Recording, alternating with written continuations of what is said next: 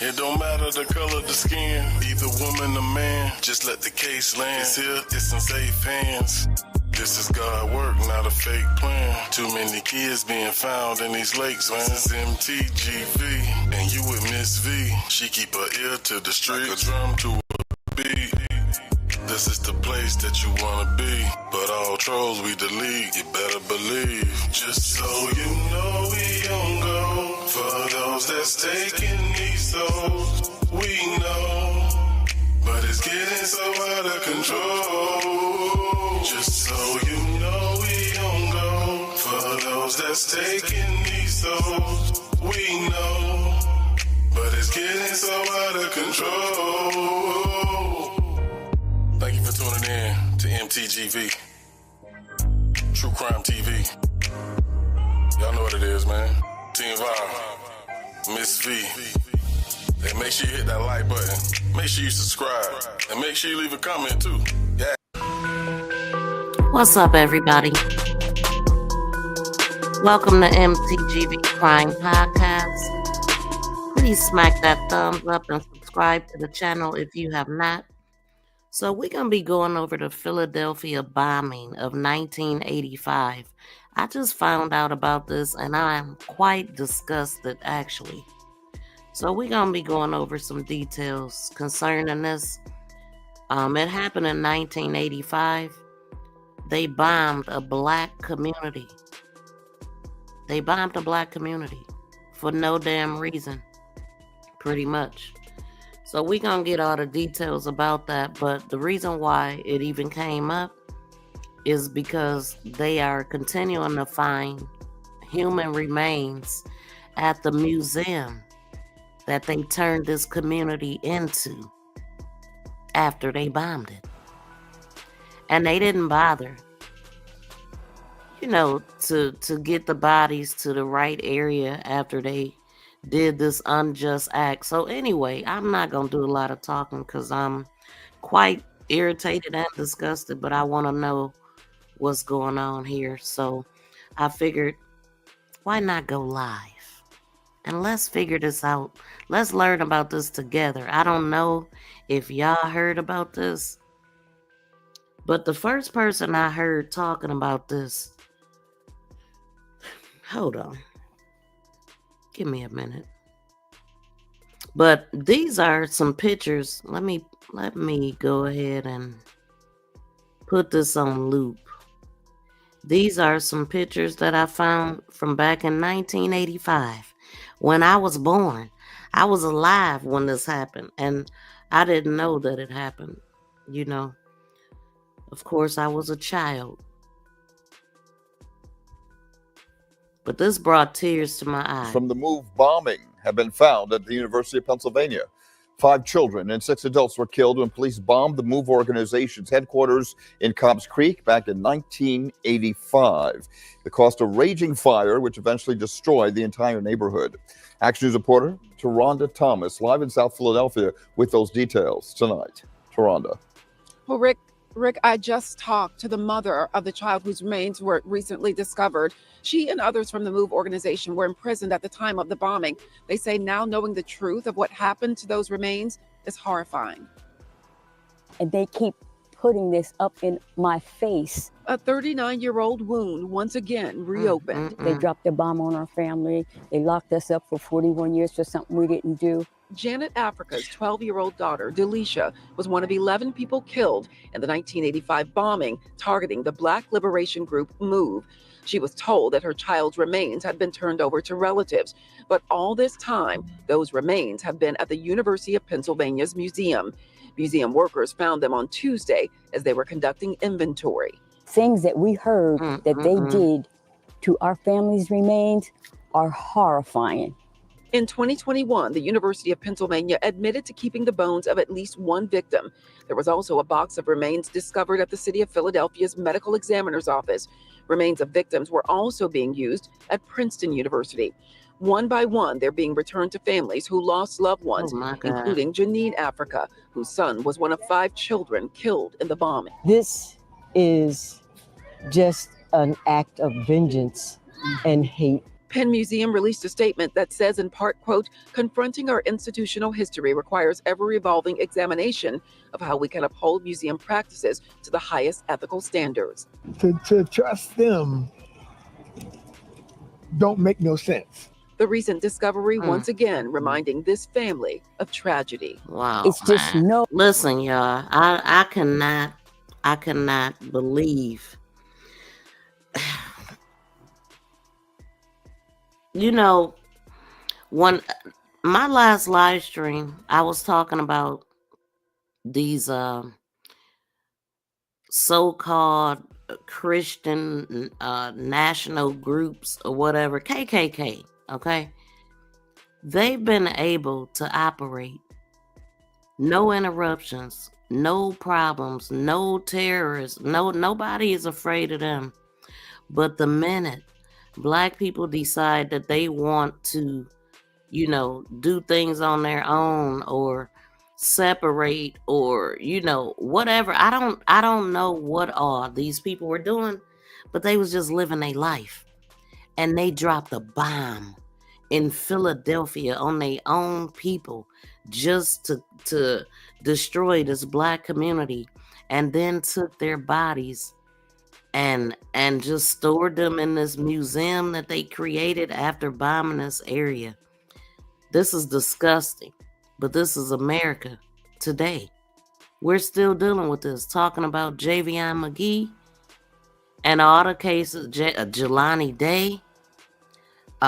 We got Devin Jeter. I mean, he just came up missing. We don't have proof of what happened to him, but Jelani and Javion is cover-ups. And this is nothing new. It's not like this stuff didn't just happen back in slavery. It's still happening today. And 1985, this is freaking disgusting. Grand Rising by you and Talina. Thank y'all so much for coming in. I have never heard of this. So we gonna listen. And then I found out about this through Dr. Rashad Ritchie. So I'm gonna definitely be pulling up what he had to say about it and vibing that way. No way that they could drop that low to do that to children's remains. The family says they don't want an apology or money. Instead, they are pushing for the release of Mumia Abu Jamal. He is a journalist and activist who they say was wrongfully convicted of murder. They say having him released would provide some measure of justice after all that's happened. And this is crazy, man. And why? Why were they under attack? So I guess the real thing to do is the family that we're talking about, last name is Africa. Let me turn this down. I don't know if y'all can hear me good or not. So I guess I need to study exactly what it is that they were trying to do. But we get accused of all kind of stuff. And the minute you try to do something, this is what happens. I'm disgusted. We're gonna let this stuff play. But this article right here this video is new. This was just about a couple weeks ago posted. South Philadelphia, Toronto Thomas, Channel 6 Action News. All right, Toronto, thank you for that report.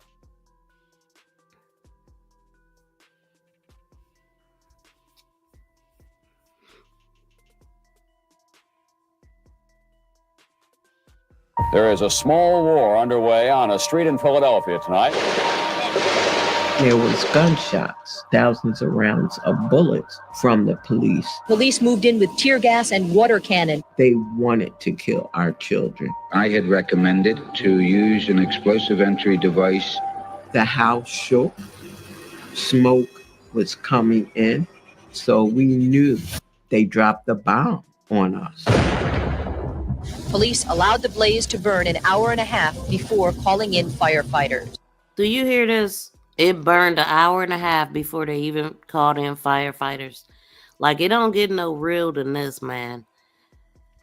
I don't care what they said. There was no justification for what they did. I believe every single word that she just said. And burn up 2 blocks. Explain that. I never imagined that the government would drop a bomb on a row house in Philadelphia. It's an embarrassment to the city of Philadelphia. My name is Ramona Africa, and I was there when the police dropped a bomb on me and my family May 13th of 1985 and killed 11 of my family members. Wow. I was there. It ain't no better person to tell this story. And this is the family that they were attacking, so I don't have to research too far. Let's go.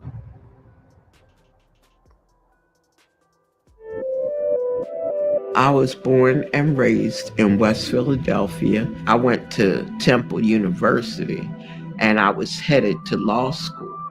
But after I met MOVE, I wanted to be a revolutionary. MOVE is a revolutionary organization founded by John Africa that believes in revolution, not in fighting and bloodshed, but true revolution. I joined MOVE in 1979. I was listening to what was happening with MOVE and could not believe that the cops were attacking MOVE the way. So this is what I want to know, like exactly what is MOVE, what is it that they were doing, and why were they under attack? I'm sure that it was nothing like what these hate groups are doing, and they get accused of that. So we gonna learn together, but I do have to stop it along the way. They were. Until today, there was a house in Philadelphia filled with people who for years confounded everybody. They called themselves MOVE and never said what that meant. They tried to live in the city as if it were the forest, ignoring modern plumbing, trash collection, or rat control. They offended the neighbors first and then the city, which ordered them out last year. Today, the city went to... Okay, so we heard what they just said. None of that included unaliving nobody, murders, killing, nothing, none of the stuff that they did. So all of the, and then that's heightened, I'm sure. So anything that they don't know about, they want to destroy, right? To move them. As firemen crawled forward with a water hose, shots rang out. Come on, man. Live in the city as if it were the forest, ignore people who for years confounded everybody. They called themselves MOVE and never said what that meant. They tried to live in the city as if it were the forest, ignoring modern plumbing, trash collection, or rat control. They offended the... Ignoring trash collection or rat control, and they offended their neighbors. What does that even mean? So pay attention to how the news was used against us. And how it still don't always work for us. Press conferences, getting information about our loved ones that's been unjustly unalived, and all of the other reasons why we need to see what's going on. These are the people that control the media. The neighbors first and then the city, which ordered them out last year. Today, the city went to move. So the city ordered them out last year. Move them. As firemen crawled forward with a water hose, shots rang out.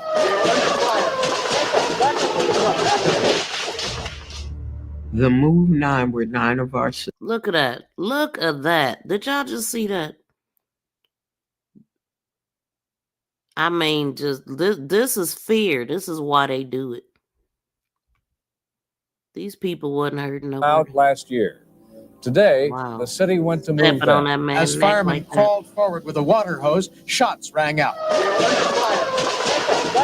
Notice how the firemen, too, was just as barbaric as the cops.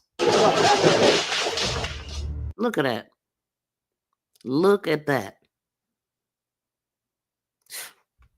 The MOVE 9 were 9 of our sisters and brothers who were arrested unlawfully for the murder of a police officer, and come to find out another cop did it. Is that what we're going to learn? Given a 30 to 100-year sentence. Last December, 9 MOVE members went on trial for the death of Officer Ramp. Everybody knew that MOVE did not kill a cop because MOVE was in the basement. Officer James Ramp was standing up on street level, and the media said he was shot on a downward angle. So there's no way that MOVE could have shot him. So they blamed it on somebody else, and I'm assuming it happened at that moment. I don't know. Let's wear their hair in dreadlocks because they reject combs as symbols of industrialization, which they're What? They wear their hair in dreadlocks because they reject combs and modern civilization. Is that what he just said? And is that what they think about them now? Locks. This is what they think of them. They wear their hair in dreadlocks because they reject combs as symbols of industrialization. Who told this bastard that? Oh my God, this... Which their back-to-nature philosophy opposes. Their basic goal is to overthrow the present system of government, which they consider to be corrupt. People thought MOVE was... Wait a minute. This is the lies they tell. They wear their hair in dreadlocks because they reject combs as symbols of industrialization, which... I ain't never heard that in my life.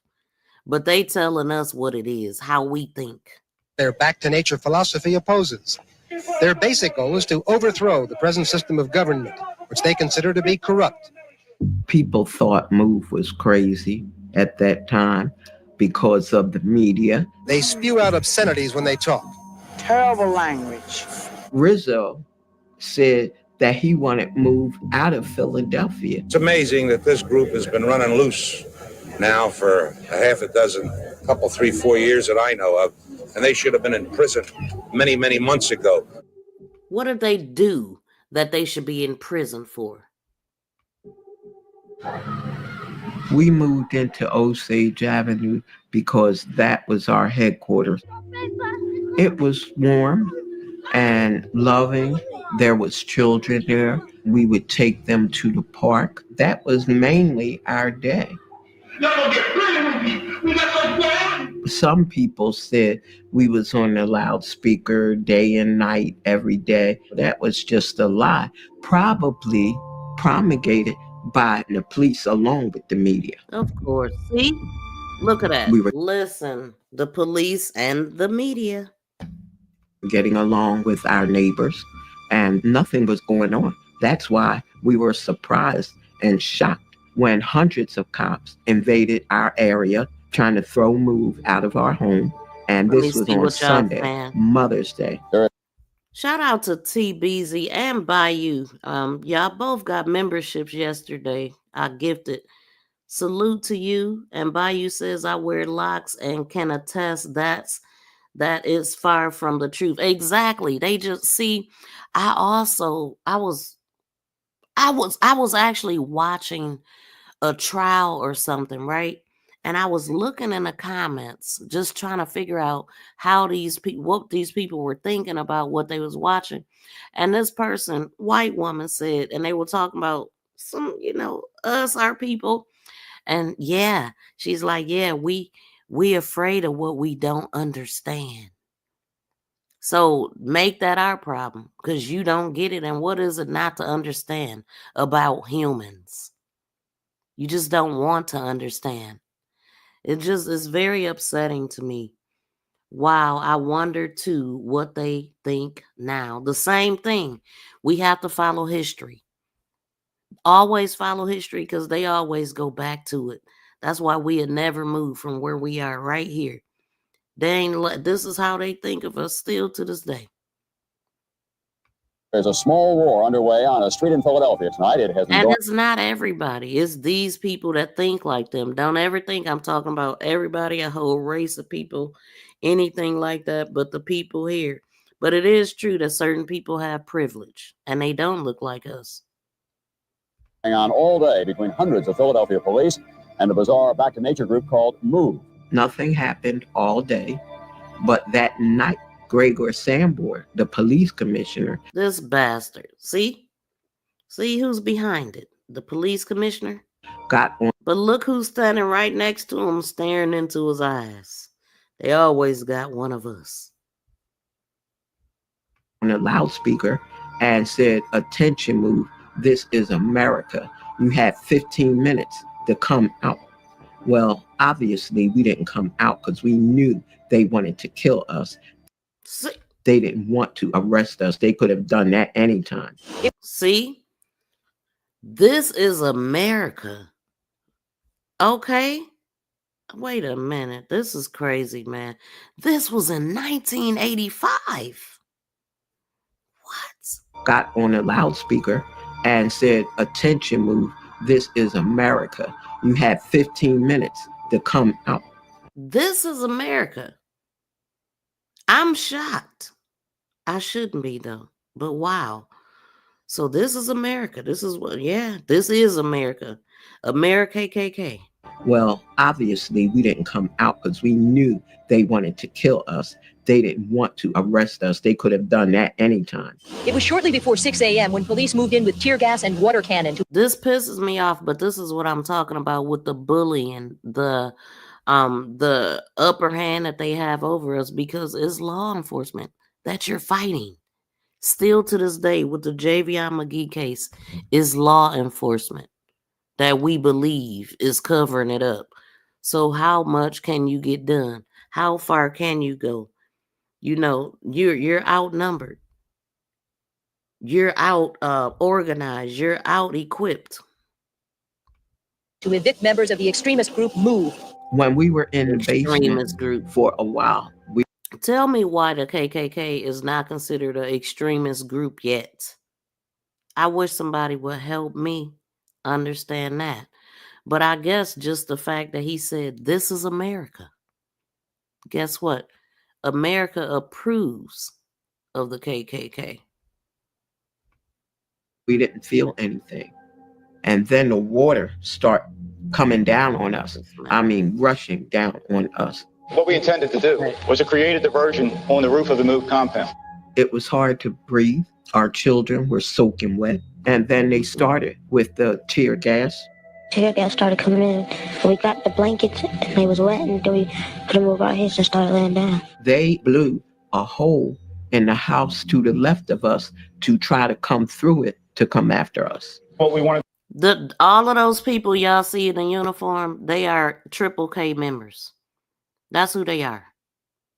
Thugs, gang members, organized gangs. The biggest RICO gang I've ever heard of, for sure. I'd even say they're terrorists. Exactly, they are. This is terrorism. What do these people do to break the law? No, I mean, that bull crap they just said, whose life did they... Man, we already know what it is. Let's just watch it as it is. I mean, just... them to do was to come out of the front of 6221. Let's watch it and learn and realize how it's still happening today. I mean, that's the only thing I could say, because there's no sense in me even saying anything, because we know what it is. We know what they had, what they're saying. These people didn't harm anybody. They didn't take nobody's life. Osage and surrender. We tried to get out after that. We tried to bring the kids out, and we shot back into the house. A gun battle erupted. They shot over 10,000 bullets. So that was their intent, to kill everybody in that house. I don't think that they should kill the people and their babies. They should find another solution. After that, that's when the silence was. It was a long interval of silence, and we didn't know what they were doing. We felt comfortable for a minute. And then the bomb was dropped. Man. The house shook. It shook. And then we start feeling the heat and the smoke, which we knew wasn't tear gas. We knew there was a fire in the house. We heard the crackling of the trees that was in back of Osage. The night skies over West Philadelphia, bright with flames. As many as 60 buildings may be on fire. I was told, and I saw newspaper issues about people yelling to the firefighters to put the fire out. Why wasn't they putting the fire out? They dropped a bomb on a house to take care of one move family. One move out, they done burn up 2 blocks. Explain that. It was all in the newspaper that Man. Sanborn told the fire commissioner to let the fire burn. The fire. Where these bastards at? Because it ain't no, there is no, what do I want to say? Murder is murder. And it is no, I cannot even think. I'm so pissed off right now. But y'all know what I'm talking about. It murder can still, they can still be charged for this. This happened in 85. Is he still alive? Can they arrest his parents for having him? Look, I don't know, but I'm outraged right now. And everybody should be. They just found the body of one of these children at a museum. And so what I'm assuming is that they took this property and turned it into a damn museum, which means that they never even picked up all the bodies. But then I think they had, I don't know. It sounded like they were storing them. They had them and was keeping them too. But I don't know. Fire burned for an hour and a half before police called in firefighters. Tonight, it is unknown exactly how many MOVE members may have escaped the blaze or how many, perhaps, were trapped inside. We all decided we was coming out, and we were bringing the children out of the house and hollering to the police, we're coming out, we're bringing the children out. And their response was gunshots. Birdie was right behind me. I decided to come out, I grabbed him. And that's how we both got out of that house, that blazing inferno. Wow, police grabbed me and arrested me and put handcuffs on my arms, even though I was burnt. And they grabbed Birdie and put him in a police van and took him away. I never saw him again. Oh my God. In the hospital, I was looking for the rest of my family to come in, and nobody came in behind me. And that's when I knew. Oh my God.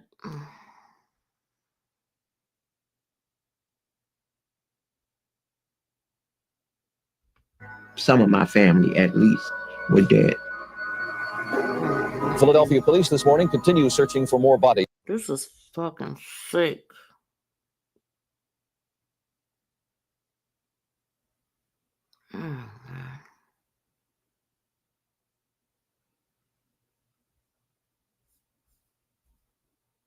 Me and arrested me. And you can see the burns on her arm. And I mean, but look who, this is what pisses me off though. Look who's arresting her though. Ain't controlling nothing. It's the people that's, it just pisses me off. It just,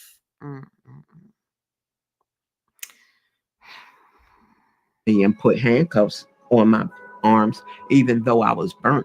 And they grabbed Birdie and put him in a police van and took what happened to him away. I never saw him again. How old was he? This is bullshit, man. That was a kid. In the hospital, I was looking for the rest of my family to come in. And you could see her arms, her lower back. These people are barbaric.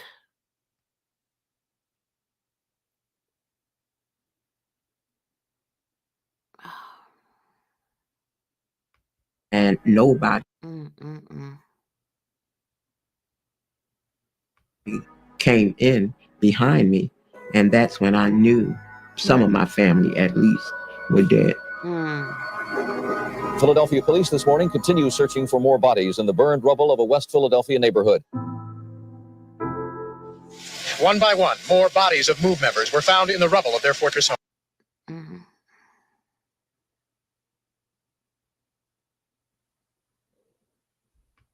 The toll now higher than most had expected. 5 children and 6 adults. Nobody was ever arrested for the murder of my family. Nobody went to jail but me. I was arrested. I was the only one put on trial for arson, conspiracy, everything that they did. Oh my God, dude. Listen, y'all. This is still happening today. This is still happening today. Just like, and I know this is different, but like the case that I was covering with Brandon Durham and how that cop came in there and fired on him unjustly. You know, this is bullshit. That's how they take us out today. You know, oh, my bad. I thought this, that, and the third. They be knowing what the hell they doing. But my point is the person, Alexandra or whatever, the person that was in there causing the havoc, the person that actually had the weapon, they getting charged for everything for what the cop did, you know, and they put that in law. Like if somebody get unalive through a robbery and you a part of it, you get charged for it if the cop have to take them out. So they do, well, in this case, basically whatever it is they do, they won't get charged. So I could see, like, is this what they mean? Make America great again, come back to this stuff where people won't even question it. You can bomb a whole family and take out the whole neighborhood, the whole community, just because you don't approve of what they're doing with their life. This is America, he says, which means it's our way or no damn way. This is just disgusting, man. They charged me with. The jury found me guilty. I was sentenced to 16 months to 7 years. She lost her whole damn family and had to go to prison behind what these people did, and she's still standing. Well, at least in this video, I don't know where she is now. Wow. How much are we to bear? Look at how he looking at her. Damn. Wow. Nobody was ever arrested for the murder of my family. Nobody went to jail but me. I was arrested. I was the only one put on trial for arson, conspiracy, everything that they did, they charged me with.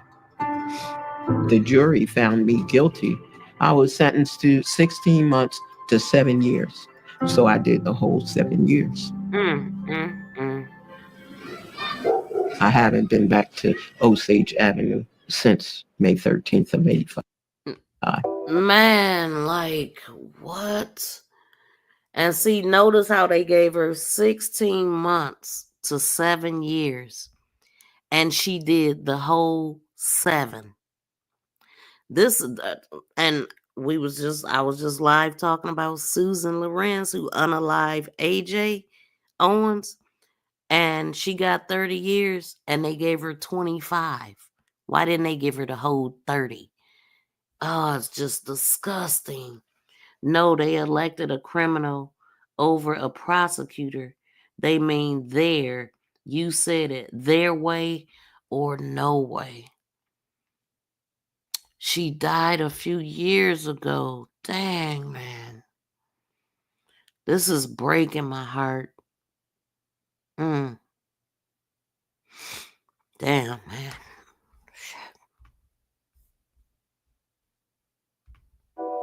It was 61 or so houses burnt. It was damaged to the core.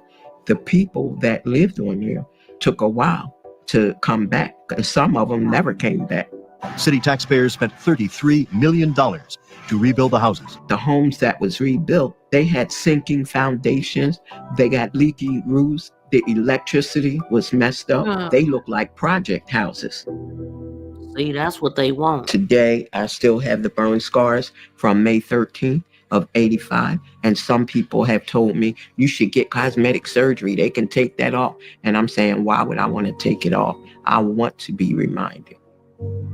Our significance today is the consistent example of MOVE. Keep fighting no matter what, because people could look at MOVE and say, I don't want to be in jail for 30 or 40 years. I don't want to die. I don't want to have a bomb dropped on me. But the thing is, you can die any day of the week in this country being killed by police. People ought to take the lesson from MOVE and stand up for what is right. As long as we can fight, we're going to fight. Listen, and this ain't no different than the NFAC. And I mean, I know a lot of people say what they say about that, but if that was to be, if it was a real movement, then we see what happened to the leader of that movement, lifted up a weapon, and then they accuse him of pointing a gun at somebody that was on the roof that he didn't even know about. This is just sick.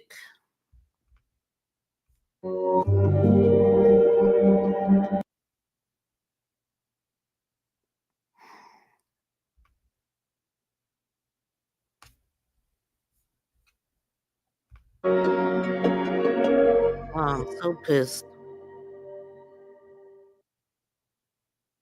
Sanborn Company, they just got the command. Before dawn, a special unit of police positioned themselves to serve warrants on MOVE members. The police at our door, they're saying, get out, you have to evacuate. We're going to have a police action here on your block. Just take a change of clothes. We're going to protect your belongings. You'll be back in 24 hours. If you don't leave, you're going to be arrested. I mean, we had a community of all kinds of people that we all supported each other. We all intermingled. We shared our thoughts, our concerns. See, now this is more what I want, and this is what I imagine. They was just doing them, and they wasn't hurting nobody. And we just had a good time with each other because each one of us was trying to have something. When I say have something, I mean, we wanted to raise our stand. Now look at the striking difference between this and the story I covered yesterday, where this whole podcast group, the white national Christians or whatever, they're buying a whole freaking town, right? And the people of the community was just coming out saying that they were scared and didn't know what was going on, blah, blah, blah. But nobody says anything about that. That's okay. But they can't have a little town and do their thing.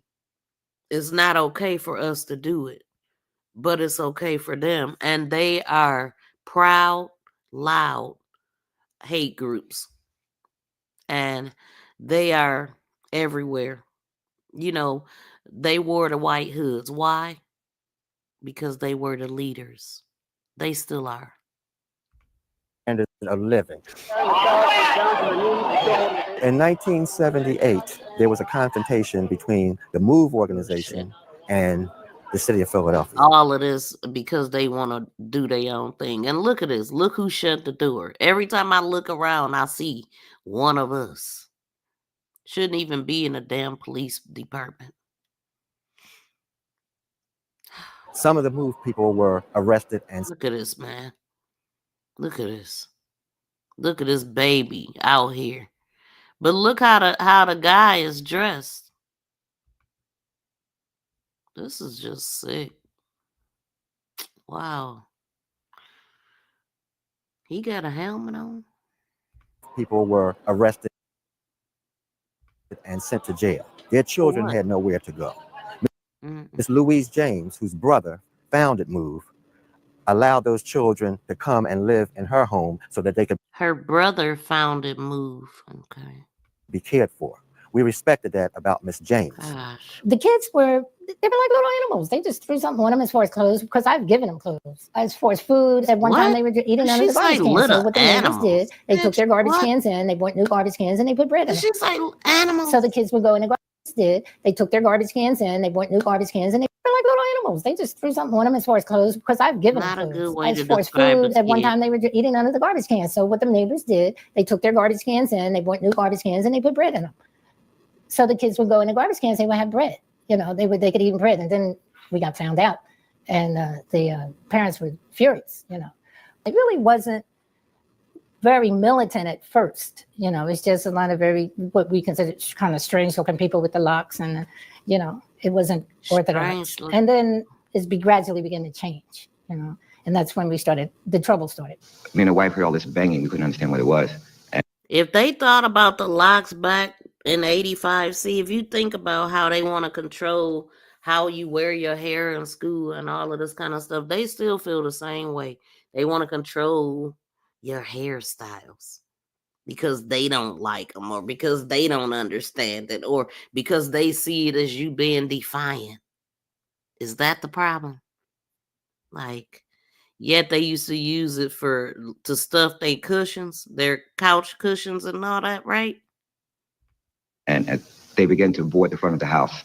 Our hair? From that day on, it was like night and day. The first big problem we had was the raw meat that they kept outside. It was a big, you can imagine a big tin of raw, bloody meat sitting outside of your house. The loudspeakers went up in the spring of '84. All of a sudden, they became very combative.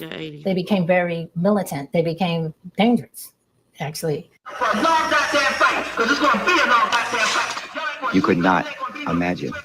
It's one thing to be 2 blocks away and hear it, but to live right next door, full blast in our bedroom. Then we had to contend with things inside our house, you know, bugs that you couldn't do anything about them. I mean, they just totally, the bugs took over our house, you know. My children woke up in the middle of the night from bug bites, crying from things biting them in their beds. So and they would threaten to kill people. How much they pay these people? I mean, seriously, like, this is what they're saying was going on, huh? I don't believe it. And they would name people by name. And my family was named as part of those people that they threatened to kill. We had tried all the other methods, exterminating methods, called people in, and we decided to put sulfur bombs down. I had to leave the house for a day and put sulfur bombs down. Being a good neighbor, I went to move people. I spoke to Conrad first. I want to know how many people did they unalive? How many? None, right? So that nothing justified what they did to these people. And for her to say that they was like little animals and they would keep bread in a garbage for them, like, man, what? So this is just First about it. He went completely berserk. You know, the bugs are our brothers and sisters. If you exterminate the bugs, you exterminate us. But they told me if I set those bombs off, that when the revolution started, our doors would be the first ones would be kicked in some kind of way. Our family would be first to go. And I remember we had a picture window. I saw the book fly across the window, and my husband was flying across the window, and you know, he was physically attacked by these people having a philosophical conversation. It was not uncommon that fights broke out, and you know, one time guns were pulled, and my kids were down the street. It was very scary. I didn't know where my kids were. I couldn't go out of the house. It was like living in a war zone. It was horrible. They wanted to make social change, but their methods were destructive. And so it ended up having a destructive result. How would this So I guess she agreed with the all bombing. kinds of I guess she people. was okay with that, right? And that's the problem right there. I don't care what they say though. These people didn't deserve what happened, and we had this division to this day, and it's really sad. It's crazy. Like they not saying that it affect them too. Like they bombed the whole area. People that didn't have, just to get a family of people. That mean they didn't care about none of y'all. Door, full blast in our bedroom. Then we had to contend with things inside our house, you know, bugs that Bombs down. I had to leave the house for a day and put sulfur bombs down. Being a good neighbor, I went to move people. I spoke to Conrad first about it. He went completely berserk. You know, the bugs are our brothers and sisters. If you exterminate the bugs, you exterminate us. But they told me if I set those bombs off, that when the revolution started, our doors would be the first ones would be kicked in some kind of way. Our family would be first to go. I remember we had a picture window. I saw the book fly across, the book fly across the window, and my husband was flying across the window, and he was physically attacked by by these people having a philosophical conversation. It was not uncommon that fights broke out, and one time guns were pulled, and my kids were down the street. It was very scary. I didn't know where my kids were. I couldn't go out of the house. It was like living in a war zone. It was horrible. They wanted to make social change, but their method. Let me guess. These cops, the firefighters, and all of them, they rushed in to save y'all. Is that what they was doing?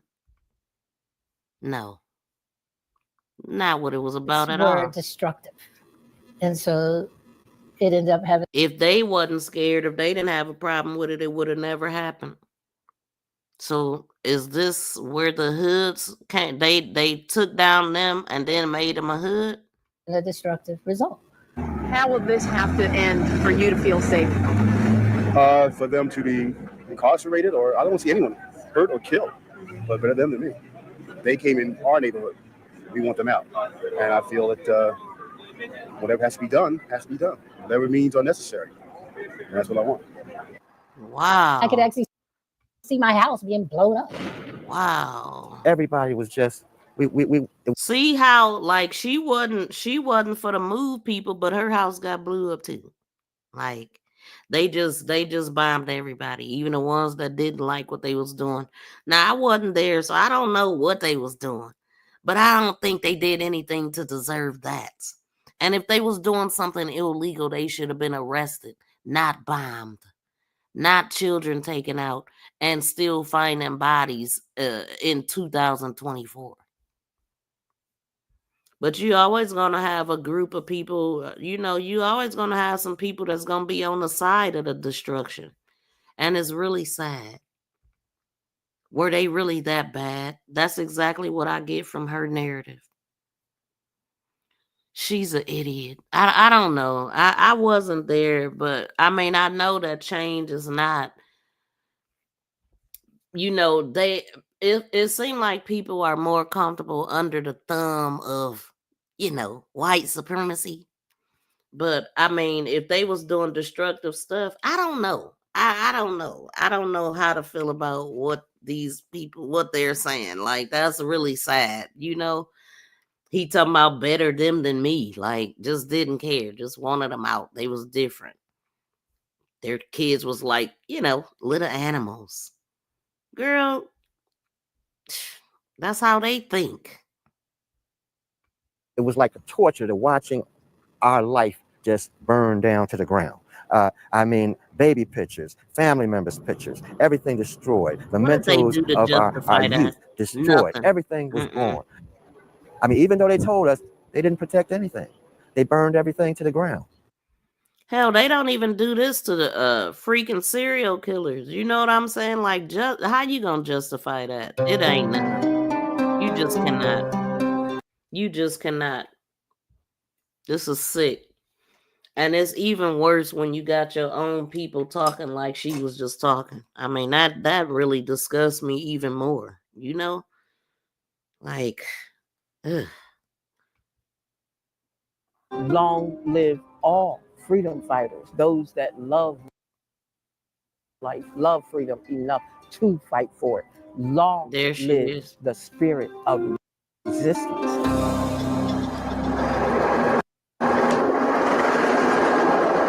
5:27 p.m. State police helicopter drops it. There is the explosion. Man, get out of here. Picture of the water cannons pouring high-pressured streams of water. Now, we heard what the people said, the black folks said, what they didn't like about these people. Ain't nothing justifying it. This is like a freaking war zone. Look at these people, the media right there with them. Like, y'all, this is the problem we got. This is our problem. Look at them.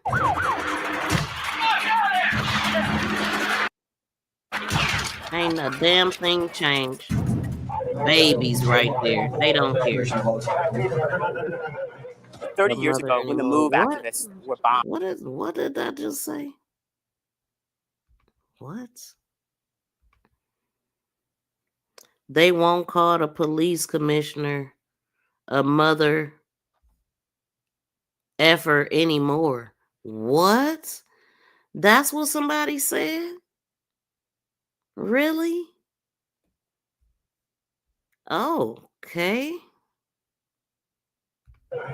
30 years ago, when the MOVE activists were bombed here in Philadelphia, the ways in which this country was terrorizing Black communities, I'd love to say that things are totally different from then to now. But in so many ways, the attacks on our movement continue to persist. You made the decision to drop a damn bomb on my house. You ruined my life. At the bunker, they decided physically, to let the bunker burn. They knew they was gonna burn down the whole neighborhood. Who gave their people that power? I know one thing. If it would ever happen in a white neighborhood, they would have snuffed it out right in the beginning. After they had dropped the bomb, we realized that we had to get our children, our animals, and ourselves out of there. And when we got to the doorway, they opened fire on us. This was not a plan to simply take MOVE people into custody. This was a plan to kill off the MOVE organization. Tonight, after police removed Ramona Africa. Sick. Look at this devastation. Look at this. From the house on Osage Street. She was taken to Misericordia Hospital in West Philadelphia, where she refused treatment for second-degree burns. Then police took her to police headquarters, where homicide detectives are questioning her right now. Did she really refuse treatment? And they just sitting up there smashing on her arm that's burned. Ramona Africa. I still didn't know that, everyone else had been killed. Not one single official involved in the planning or murder of my family has ever been charged with anything, imprisoned for anything, held accountable in any way. The only person to go to prison as a result of the events of May 13th, 1985 is me. What really pisses me off now, y'all said that this woman passed away, and now it could be some time that they would actually maybe do something for her, but she's gone. She suffered without her family, unjust. And this lady sat there. I mean, she stood on her square the whole time, and she told her story. But these are the type of things that we have to deal with. For freedom? Yeah, you can be free, but you're going to do this. You're going to deal with this. This is crazy, man. And it's still happening. I spent 7 years in prison. 7 damn years. For what? Riot and conspiracy. Man, get out of here. What? A decade later, federal jury found police used excessive force during the incident. You fucking think? You think? Ramona Africa was convicted of riot and conspiracy after the bomb. I'm just nauseated right now. The way that the story was told by the mainstream media, the story of those activists, of their work. Today, I believe with camera phones, people are able to move that content directly to the public and give the public the ability to have a conversation. Black folks are the base of the Democratic Party and have consistently been the drivers for any success the Democratic Party had. The moment we are in around police brutality and police misconduct and the work to create a more accountable system and structure, candidates are accountable to our community before and after the vote. There is hope. Seeing young people today stepping up, refusing to accept being murdered in the street by cops, it's long overdue. The problem here is they're trigger happy. They don't care what color you are. So just know, I mean, later. Yeah, you can stand up and be shot, and then they can walk away claiming self-defense or claiming, oh, I didn't know a reason. Oh, I'm just disgusted. Wow, man. I wanna play Dr. Rashad Ritchie because this is the video that I seen that I learned this from, and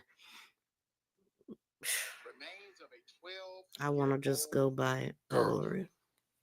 Killed in the 85 sick. Remains of a 12-year-old girl killed in the 85 Philly bombing, found at a museum, even though law enforcement proclaimed boldly all bodies have been accounted for. Let me remind you of that tragedy. Here it is. Mike Africa Jr. lost his playmates, his home, and his innocence on this street 36 years ago. It was Mother's Day, 1985. The day Philadelphia police dropped a bomb on 3 blocks. Dang, I didn't even pay attention that they said it was Mother's Day.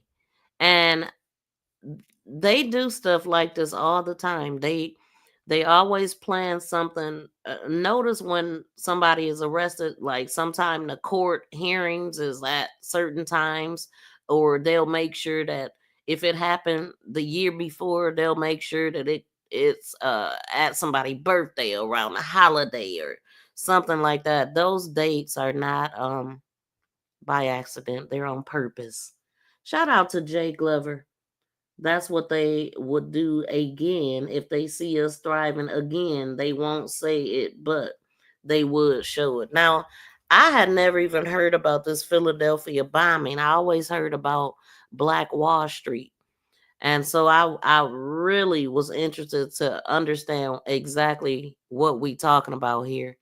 And so we finding still bodies from this at the museum. So let's listen to this. This is crazy. Home to a group of counterculture activists known as the MOVE organization.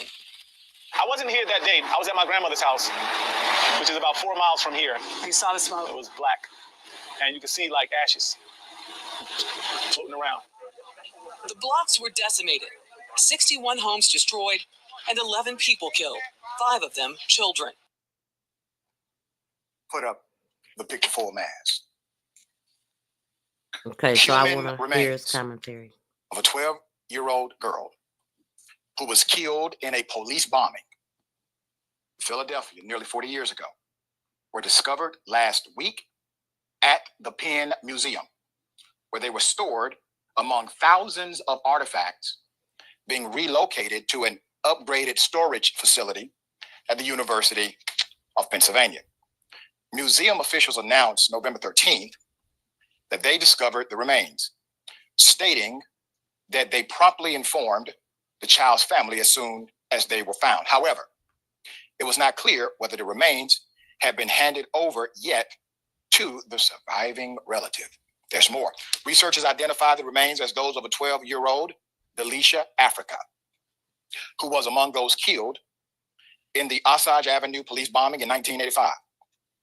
An event widely condemned as one of the most extreme acts of government violence in the history of Philadelphia, which remains a source of pain and anger for the survivors and their families.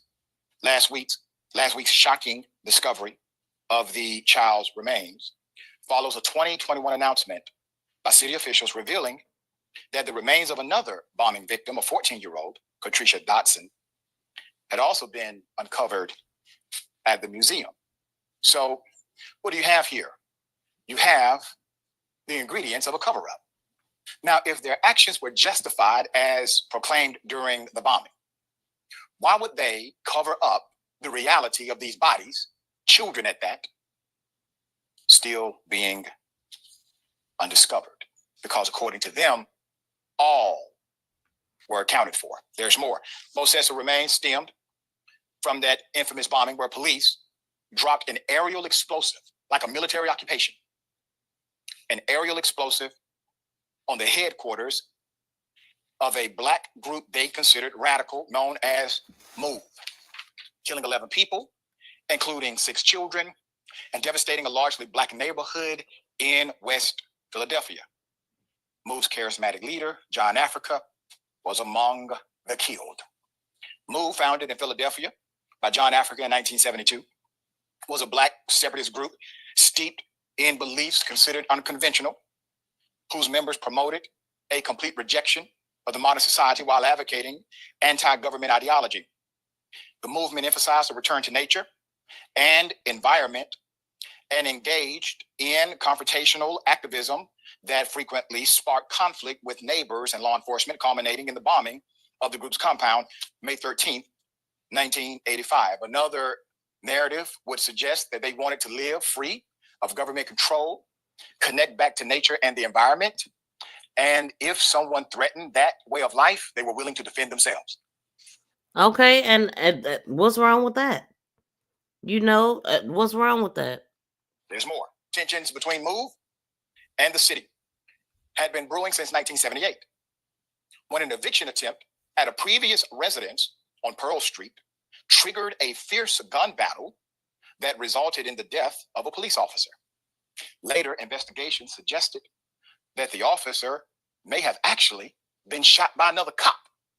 See? Shot by a fellow officer accidentally during the chaos, but multiple MOVE members were still sentenced to long prison terms, even though they did not commit the killing.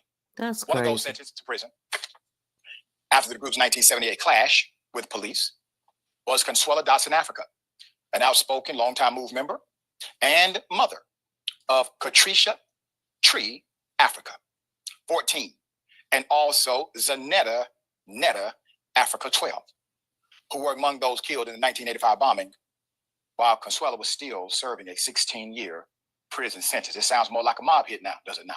There's more. 2 years after the 1978 shootout, the MOVE members moved into the ill-fated row house, where complaints quickly surfaced about the family living in poor conditions, with trash accumulating around the building, frequent clashes with neighbors, noisy political messages being broadcast through bullhorns at all times of the day. These concerns by neighbors led to a concerted effort to evict the group totally. In 1985, police obtained arrest warrants for 4 members of the organization, charging them with various offenses, including parole violations, contempt of court, illegal possession of firearms, and making terroristic threats, setting the stage for a violent standoff. Before taking action, police evacuated residents from the area, assuring they will be allowed to return to their homes after 24 hours. Now, I want you to understand context, okay? There are 4 people with arrest warrants. None of these arrest warrants are violent in nature. None of these arrest warrants are because someone committed burglary. 4 people with arrest warrants. That is who they were going after. 4 people with arrest warrants. Or somebody killed someone, or somebody robbed somebody. These are not considered to be violent offenses. You have an alleged threat, terroristic threat. You have possible possession of a firearm unlawfully, and you have a contempt of court, typically not going to court on your designated court date. All right. Now, they decided to get arrest warrants for those 4 individuals. But in the process of that, they had approval to bomb by way of dropping a bomb on the community, everyone. I want you to think of this. As many times as other organizations that are absolutely terroristic in nature, like the KKK, they have engaged in this kind of extreme violence in the United States of America, where actual violence was committed against Black people. How many times has the police gotten approval to drop a bomb on the organization? That's what I want to know. That's what I'm saying, because their way of thinking is not our way of thinking, right? But can we just go bomb their whole existence? This is absolutely ridiculous that this happened in 1985. And it's absolutely ridiculous in 2024. We talking about remains being found. Not one time. Not once. There's more. And they continue to be protected. How many of y'all in y'all city have y'all ever had the KKK rally in your city? What does that look like in your city? Where are they at? Are they usually downtown around the police department, or the police usually somewhere protecting them? What is it that they're saying that makes them not a threat? Like, what is it that they're doing that can set them apart that we can't do? Because every time we try to do something like that, it's considered all of these big words they come up with, right? But when they do it, it's just fine. So what's the difference? Can somebody tell me that? What are they doing that we're not doing? The blast. A day-long standoff occurred. What loophole are they going by? You know what I'm saying? Or is it, no, I'm so serious. I really want that to be explained. You never heard about this. This is crazy. Me either, D. And welcome to my channel. I just found out about this yesterday. It brought tears to my eyes, and I wanted to know what was going on. So we're going to pull up another video too. So stick around. When police tried to raid the group's compound in an attempt to make the arrest. But the members refused to surrender, prompting the city's fire department to target the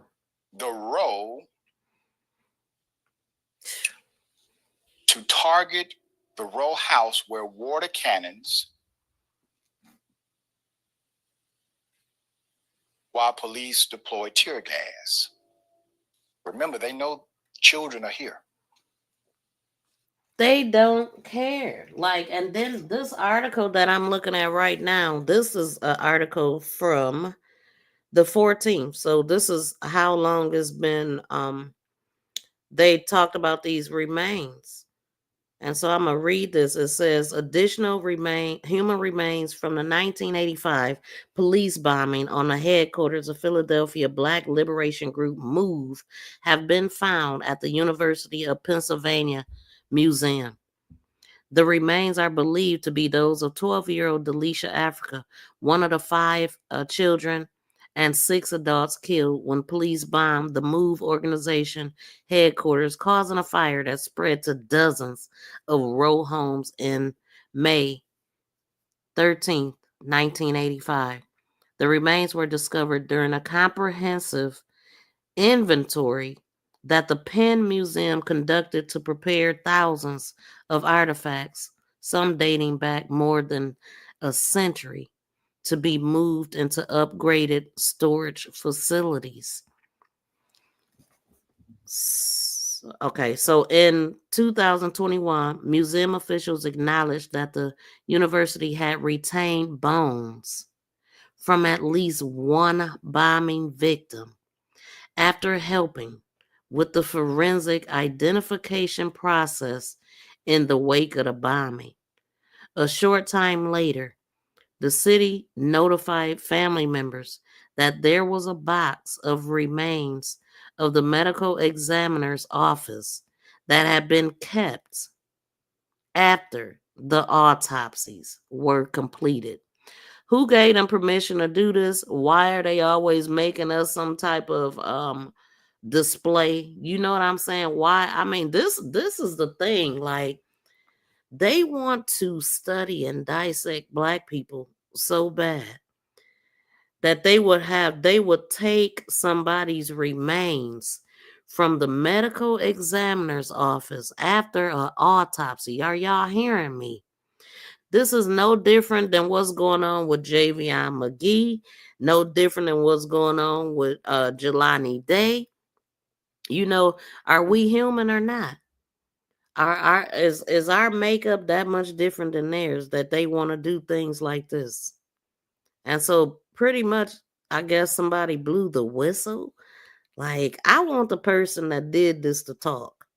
They were discovered during a comprehensive inventory at the Penn Museum. How the hell did they get there? What person took them there?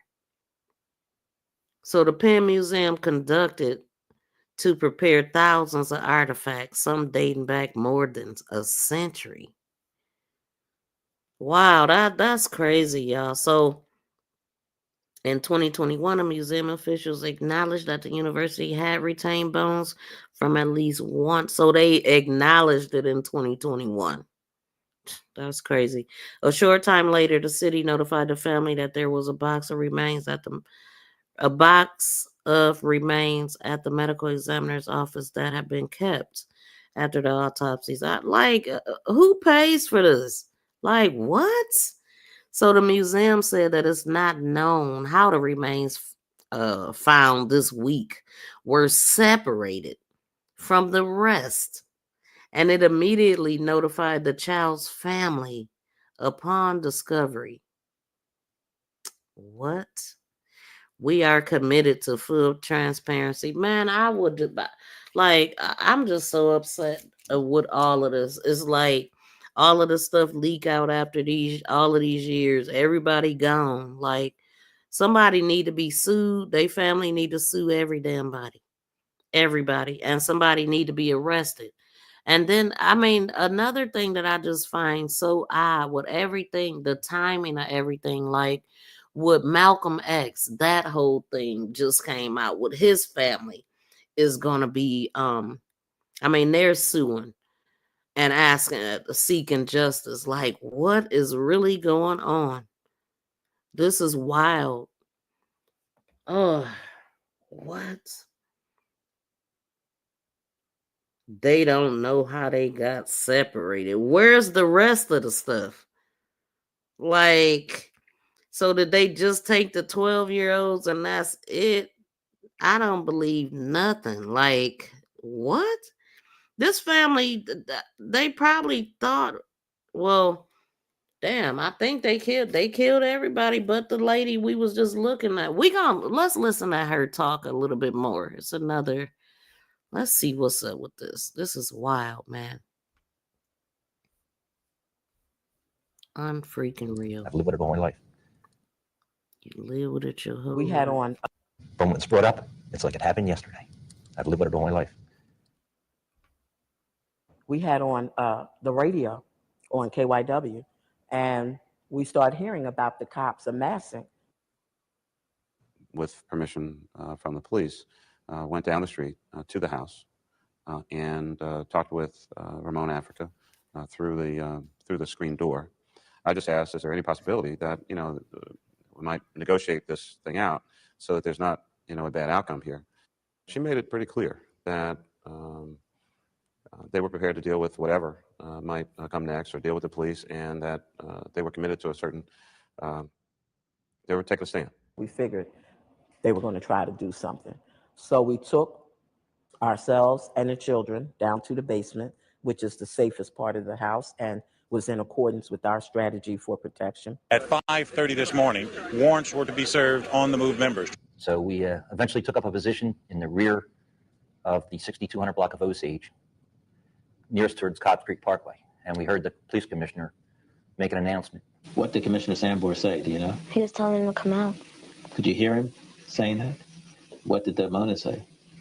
Yeah, she was just arguing and stuff. What we intended to do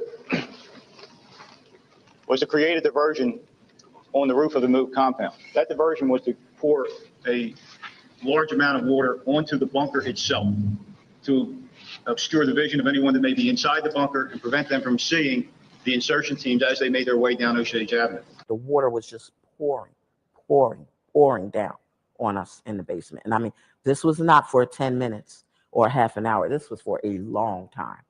We started down the alley. We got down the alley approximately 15 or 20 feet, and the shooting started. And then we hit tear gas, which at that time wasn't supposed to be in the plan. So we had to stop and put our gas mask on. It sounded like a lot of firing coming in front of us. I mean, it was shots being squeezed off, and it was rapid shooting. We couldn't wait to get down that alley and make that turn into the house because we had no clue where it was coming from. He should be arrested. We were going to go into the house still next to living? MOVE. Members of the bomb squad would reach a hole into the basement and onto the second floor of 6223. The purpose was to breach a hole, put a pepper fogger through the wall, leaving the first floor for an avenue of escape for the MOVE people. What we wanted them to do was to come out of the front of 6221 Osage and surrender. The police next door had a 50 caliber machine gun. Surrender. People, when I called the office and I said, listen, they're using a 50 caliber machine gun. They said, you're crazy. I said, no, I'm not crazy. I have fired them and I know what they sound like. And I also know that when it goes off, it shakes the floor in the house that I'm in. At one time, as a result of an explosion in the back bedroom of the house that we were in, that was our explosion. We breached part of the wall. Officer Miller got the pepper fogger and started.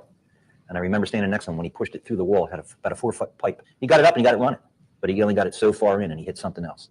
And the conclusion that we drew at that time, that they had walls inside the walls. We had strategies to help protect us. You know, we know how these people come. We realized that this was not what we anticipated. They didn't blow 3-inch holes in the party walls. They blew off the whole front of our house. And then we took a position in the front bedroom of 6223. Move would be on to our left. This man is still alive. The tear gas started coming in. We got the blankets and they was wet, and we had them in the bucket and they was wet, and then we put them over our heads and started laying down. So there was a short law, very short law. Man.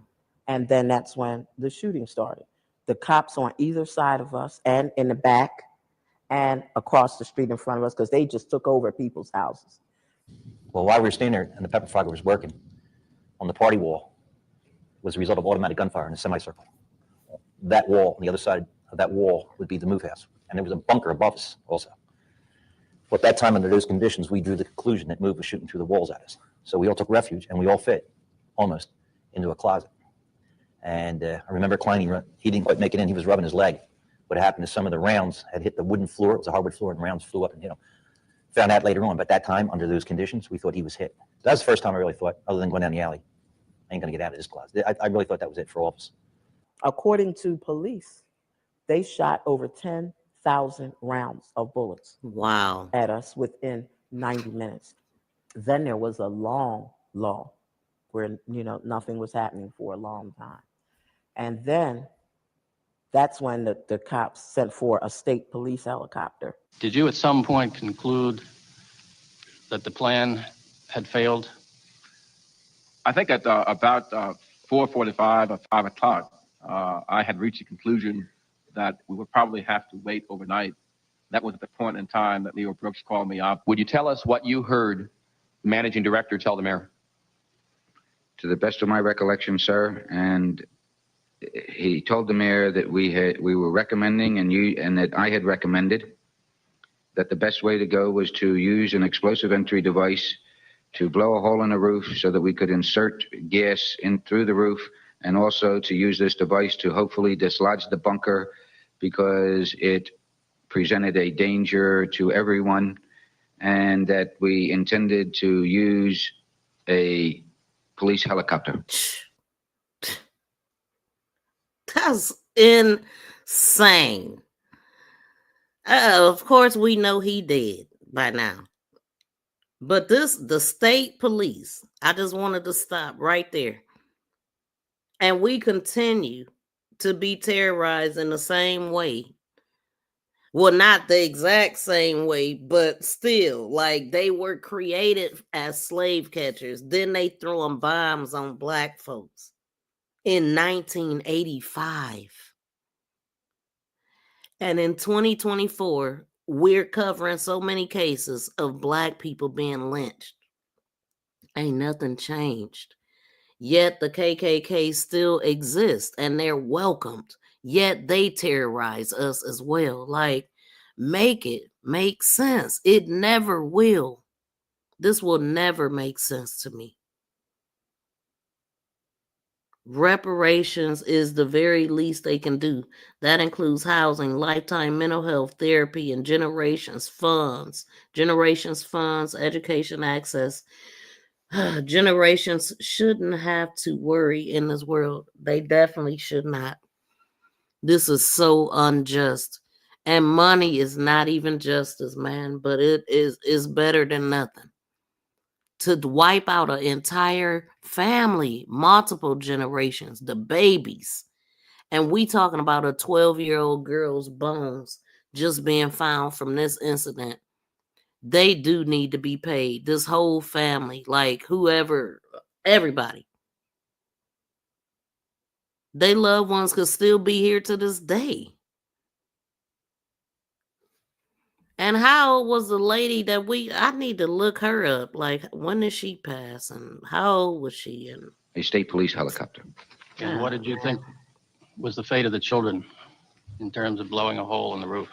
My understanding was that it would work and it would therefore be safe for the children. I did not have any notion how the hell would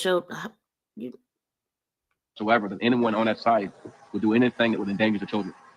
Oh, they knew where the kids was at. They knew exactly where they was throwing that, huh? You see how they just so casually, here you go. War on your own country just to get a few black people that's doing their own thing. This is how much of a threat we are. This is sick. And then to see somebody in the comments, yeah, we're afraid of stuff we don't know. They were simply just talking about a black person. Well, we're afraid of people that we just don't know. We don't understand. That's what she said. Afraid of what they don't understand. Sick. Did you have any information or belief that there was any gasoline stored on the roof of 6221 Osage Avenue?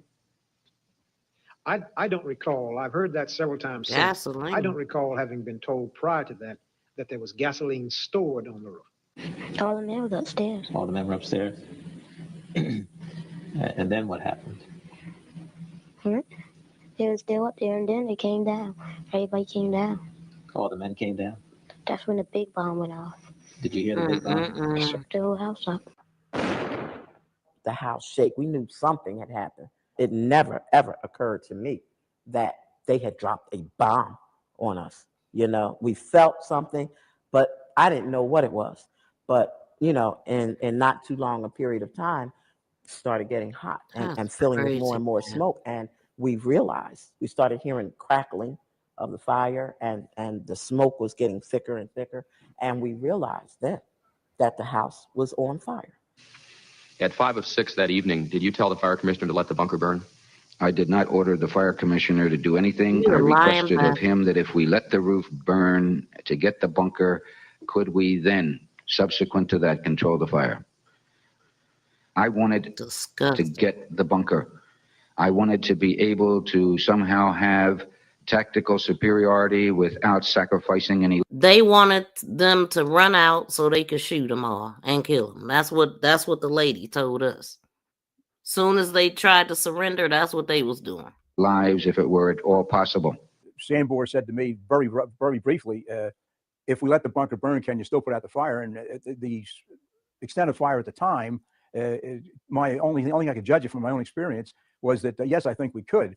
However, there was no way to be really sure, because if it had already breached the roof, we had to. Yeah, is that where that song came from? The roof is on fire. Let that MF burn. Spread that we couldn't handle because we could not access the property, and consequently the fire started to spread. Wow. Through the cockloft, across the adjoining alleys, across the street, down the block. Very predictable, but we could still not access it. We didn't have access to the Osage Avenue or its environs until somewhere around 10 o'clock in the evening. That's the closest I've ever been to a large fire. The heat would pop the glass. You hear pop. Well, in the beginning, until that was explained or anything else, you couldn't interpret. Is that a gunshot or is it not? You don't know. So now the homes on Pine Street are starting to catch. And the move house and the house we were in is rolling. What I mean by rolling, the fire's coming out of the windows and rolling up. And I'm just thinking to myself, there's no way anybody can come out of that. All that smoke and stuff was coming in. That's when the fire was getting heavy and all that stuff was coming in. We heard over the 150 radio that they're coming out. The adults were hollering out that we were coming out. We were bringing the children out. They started hollering. They said, the kid's coming out. I observed a male, a tall, I thought he was tall, shirtless male come out of the, I didn't see him come out of the house, but I saw him come out of that area from the back of the move compound. You say that Rad tried to take Tommaso out? Mm-hmm. How was he trying to take Tommaso out? He opened the thing and had Tommaso was taking him out, and then they started shooting again, and then they brought him back in. And what was he carrying? He had a rifle in his hand. From about how far were you from him, would you say, sir? I would say that's approximately 75 to 100 yards in that area there. A yard, 100 yards? Yes. Okay. Could you observe what type of rifle it was? Not from seeing the rifle, all right, but from the report of the rifle, I could. All right. Did you then hear the report of the rifle after you saw it? Yes. Did you see a muzzle flash? No. Okay. What did you hear? I believe it to be 4 quick shots from a 22 caliber rifle. And the instant that we could be seen trying to come out, the cops immediately started shooting at us. You could hear the bullets hitting all around us, forcing us back into the burning building. This happened a number of times, at least twice. I believe her. Started getting so bad in there with the fire spreading quickly, and the smoke, that you're faced with a situation where, you're either going to be burned alive or possibly shot to death. So we tried to get out again. And then out of the smoke, the first person I saw was Ramona. I got out, I got Birdie out, and everybody was right behind me trying to come out. Well, I saw Ramona come over the fence. She had started to walk down, stop, and she would wave with her hand like this. And then on the driveway, I see, who was later identified as Birdie, come out of the fire. And he literally came through the smoke and the fire. There was a board on fire there, and he hopped over that, and he started coming down. At one time, Ramona reaches over the fence and tried to pick Birdie up. And they slipped, and they left back, and he fell backwards. And I remember he didn't get a chance to put his hands down to break his fall. Tommy Meller's right there, Mike Tercey's right with us. Certain time he didn't get up. So I had a shotgun. I said, Tommy, here, take my shotgun. I said, I'm going to go get the kid. At one point, did I start out to get Birdie? And that's the first time I realized Officer Tercey was behind me. He grabbed my left shoulder. He said, don't go after Jim, it's a trap. I took my Silver's revolver out. That's all I had at the time. I had a .357 Magnum. And I would turn around and keep looking at Tommy. I was right in the middle of the driveway looking down, covering both Jimmy and Officer Tercey and Birdie and Ramona. Birdie eventually gets up. Now he's starting to walk. We're trying to say to him, son, come over here, come over here. We're trying to get him to come to us. So I ran out and I scooped him underneath his left arm. I'll never forget it. The first thing he said to me is, don't shoot me, don't shoot me. I was locked in on Officer Miller's face. My back's towards move. I'm praying that I'm not going to see a change of expression. And I made like a left to go out to Osage. Then started to say to me that I'm hungry. I want something to eat. I'm hungry. That's the part I have a hard time with, what this kid went through. I'm hungry. After we went through all that, I'm hungry. Officer Berghire, after the bomb was dropped, let's say 5:27 that afternoon, did you fire any weapon that day? Sir, I never fired my weapon the entire day.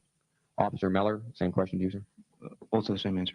So for me to explain things to certain people, that's my contact. And then later on I found out there was other kids in there. And in essence, I was a brick wall away. So it's something. Now, honestly, do I think about move every day? No. But when it's brought up, it's like it happened yesterday. Yeah, and who in jail behind it? Nobody. Look at this crap.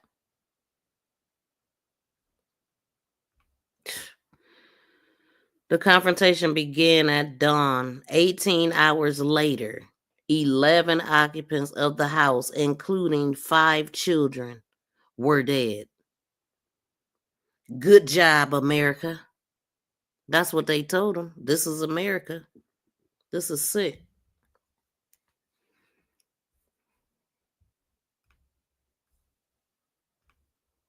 Absolutely disgusting. I'm glad the lights are up. So Jay Glover said when he get his channel up, he got a lot to say. I bet. Why would you have your gun drawn in the first place? Oh yeah, they came with what they wanted to. Now remember the video, what was I talking about?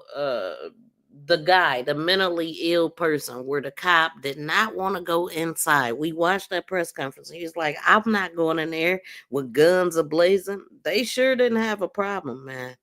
They sure didn't have a problem. The lengths that they will go to shut us down is ridiculous.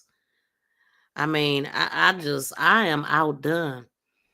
And just some of the stuff that I'm looking at here with I was trying to figure out what was going on with these bones.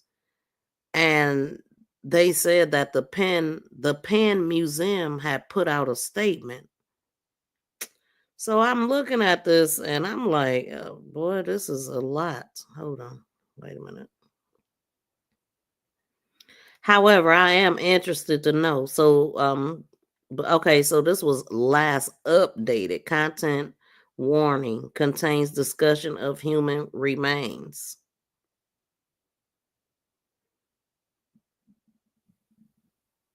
Hold on, let me get to.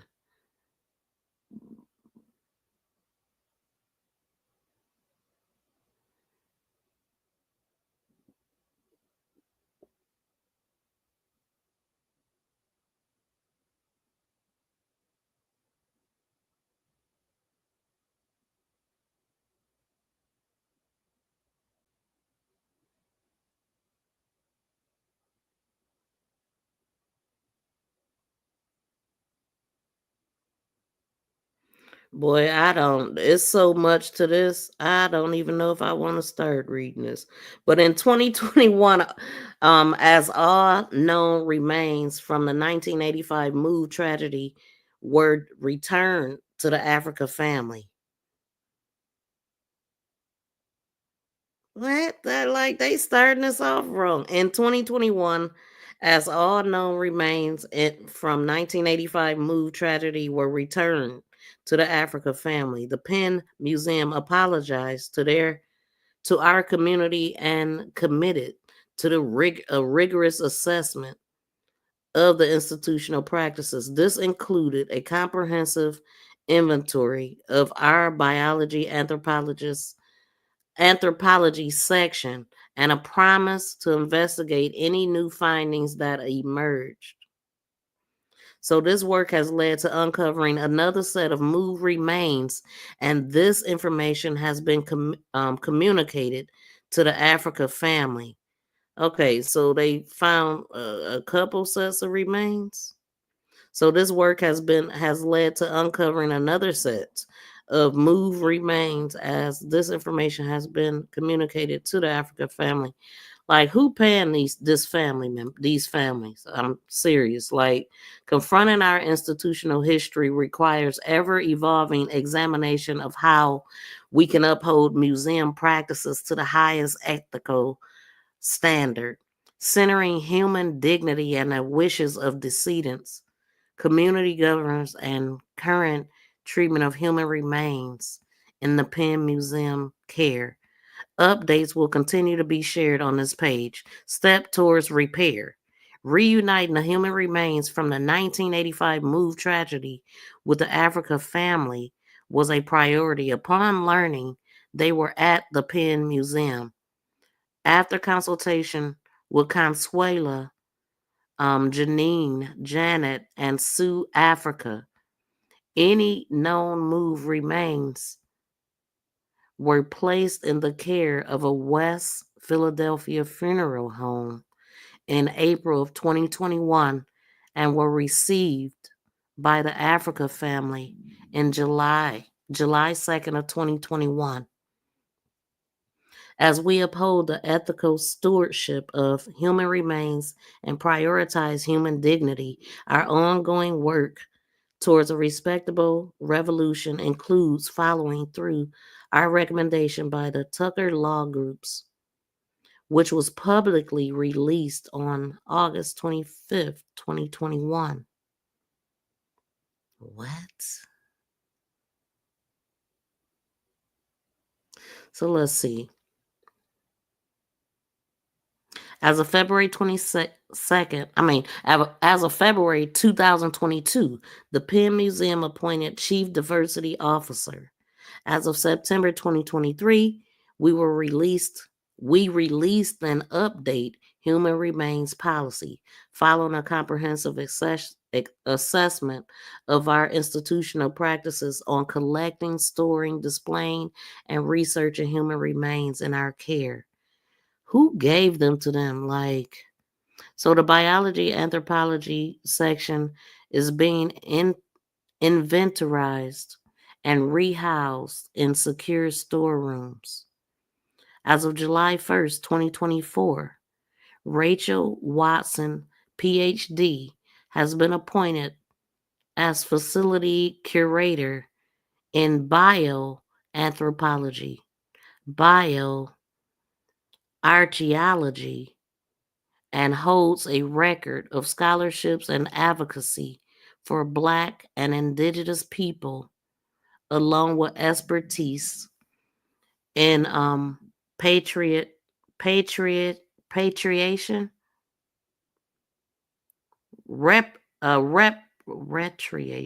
retriation, I don't know. Shoot, I don't even think I ever heard this word. Request, and that analysis of human remains. This new role at the museum was created in conjunction with Penn School of Arts and Sciences. Boy. Hawaii is getting too ridiculous here. Don't buy land here unless you really got money like that. I'm up early, multitasking, but I'm here. Grand Rising. Yeah, y'all are up early. I might move to Africa, really. That's my next step in life. Man, you gotta be about that life if you move to Africa, okay? Because Africa is lacking in a lot of things, and you will miss here going to Africa. I actually met some people that had moved to Africa and they since moved back, but the life was hard there. A lot of hustle and bustle, a lot of you got to know somebody that you can trust there too. And the electricity and the internet and all of that stuff is always going out. The water is not always working. So you got to be about that life if you move to Africa, from my understanding. You know what I mean? Like, you really want to have some people that'll help you out and help you learn what's going on there. But nothing about Africa is attractive to me, personally. Jake Glover, before you relocate to Africa, make sure you pray, do your research on the state, okay? Yeah, you better do some strong research. Strong research. So on June 9th, 2022, the city of Philadelphia, whose medical examiner's office hired a Penn anthropologist in 1986 to identify. Why did they start on June 9, 2022? The city of Philadelphia, whose medical examiner's office hired a Penn anthropologist in 1986 to identify move remains labeled B1, released a report on this year-long investigation. That's crazy. What was they looking for? What are they investigating? A 12-year-old that they unalive. What are they actually looking for?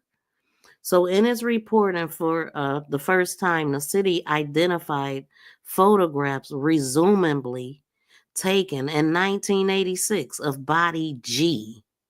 The identifier who used by the medical examiner's office to reference a second set of bone fragments believed to belong to Delicia, Africa. Why? I'm so confused. And how many of our bones are they taking from the funeral home or the medical examiner's office and all this to examine without people's knowledge? How often is this happening, I wonder? What exactly are they looking for, I wonder? So, that's crazy. I would never understand. So anyway, they said it belonged to Delicia. Upon receiving these photographs, the University of Pennsylvania requested that the Tucker Law Group reassess whether film studies purporting to be a B1 taken at the museum in 2018 were consistent with B1 remains in possession of the medical examiner's office without these people's knowledge or permission. We must add that. So on September 16th of 2022, the Tucker Law Group released a supplementary report stating that the independent expert has determined the x-rays taken at the museum in 2018 are not the same person identified by the city as body G. Tucker Law Group also reaffirmed its conclusion that the remains of body G were not in possession of the museum. What the hell? Who is body G? As of November 12th, 2024, because they identifying the one from MOVE as B1, right? As of November 12, 2024, an ongoing comprehensive inventory of our biological anthropology section has led to uncovering another set of remains that match records for those of Delisha, Africa. This information has been communicated to the Africa family. As we promised the Africa family and our community in 2021, we have acted with speed and transparency in returning the remains, and we will continue to do so with all human remains in our care. We also committed to transparency with respect to any new evidence that may emerge. I'm just still confused. Like this just don't make sense to me. Like none of it. Like why do they have it is what I'm saying. Period. Why they got to explain everything and what are they testing? What the hell? Like is this why they took these people out so they could investigate their bones and figure out all like what? We have the investigative report. We have fully cooperated with all investigations, and our goal has always been to learn the facts, do what's right, and take steps towards repair. So on August 25th, 2021, the university and a museum released the findings of an independent investigative report on the handlings of the partial remains authored by Tucker Law Group. Tucker Law Group relied on interviews with more than 40 people, including members of MOVE, current and former museum employees, Penn facility students, and alumni, elected officials, anthropologists, and community members, in addition to the Tucker Law Group, which I'm going to say TLG. That's what they got. In addition to the law group, TLG reviewed archival records, the 1986 MOVE Commission report, the 1988 MOVE Grand Jury report, reports from Philadelphia Police Department and the City Medical Examiner's Office, codes of ethics from multiple professional organizations, and the laws in both Philadelphia. I mean, why I keep saying Philadelphia? Pennsylvania and New Jersey regarding the treatment of human remains.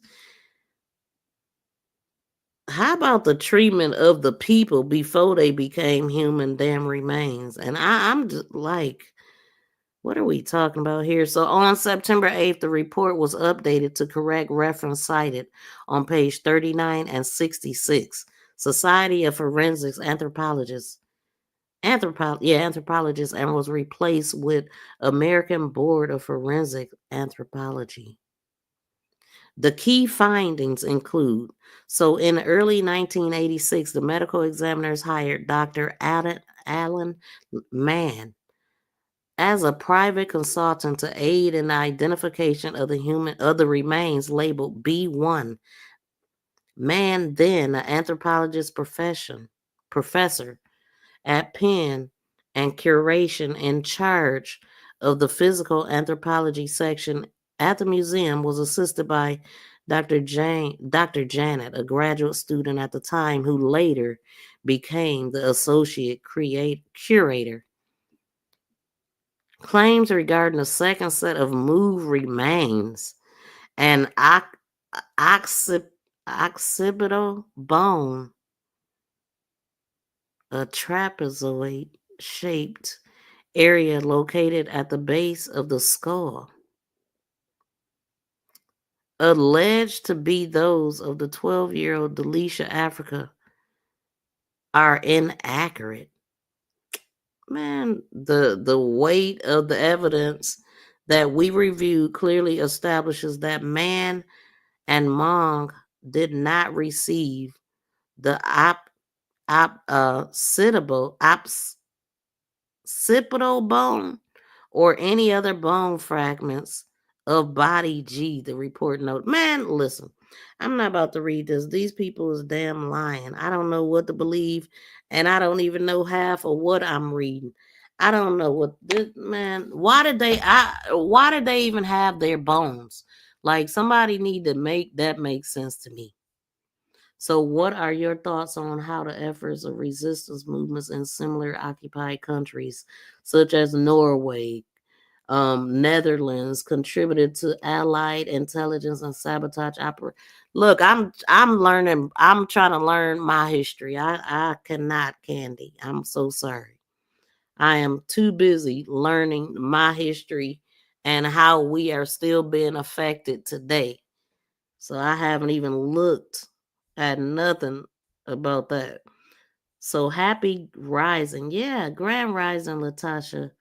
Miss V, facts, know a couple that moved over there and came back to the U.S. Yeah, Africa. You got to be about that life. I don't like the way it look. I don't like nothing about Africa attracts me. So not the area that I seen them living in don't attract me. And I've heard that there's nice places in Africa. I've heard it's beautiful, but I'm yet to see that personally. Before you relocate to Africa, make sure you pray. Okay. So but yeah, so I don't know half of what the heck I'm reading here. This is crazy. I just know that it ain't right, and these people know that it's not. They know that it's not right, making all these excuses for what they did to this family, and nobody arrested, nobody, nothing. Like, let's finish listening to Dr. Rashad Ritchie. It's absolutely disgusting.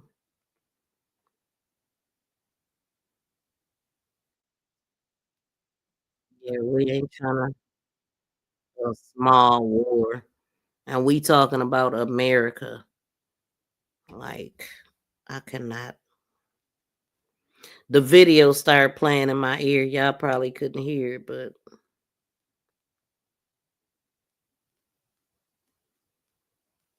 like, wow.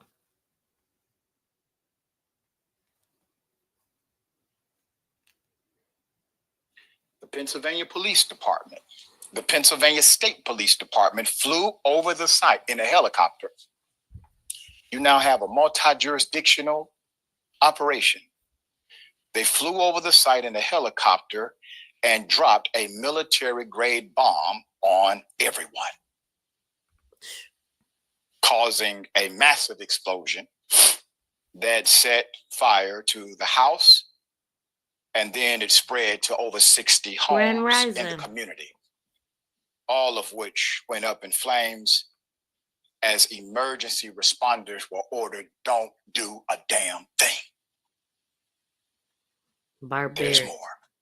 The inferno reportedly sent temperatures inside the row house soaring to nearly 2,000 degrees Fahrenheit. According to city reports, only 2 MOVE members survived. Ramona Africa and 13-year-old Birdie. Hundreds of residents were left homeless. So Birdie was 13. After the blaze was put out, the medical examiner's office failed to immediately secure the scene, allowing emergency officials to bring in cranes to sift through the debris, resulting in the destruction of crucial evidence and further damage to the victims' remains. The remains were then transferred among various city pathologists, outside experts, anthropologists from the University of Pennsylvania, all of whom disagreed on their identification. A commission was then appointed to investigate, leading to a 1986 report that condemned the bombing as unconscionable. The probe revealed that city officials tried to justify the bombing by citing repeated public nuisance complaints from neighbors for minor issues like sanitation vermin disturbing the peace. This is all on record. Mm-hmm. However, the commission found these concerns were clearly insufficient to warrant such an extreme response, such as the decision to bomb occupied homes.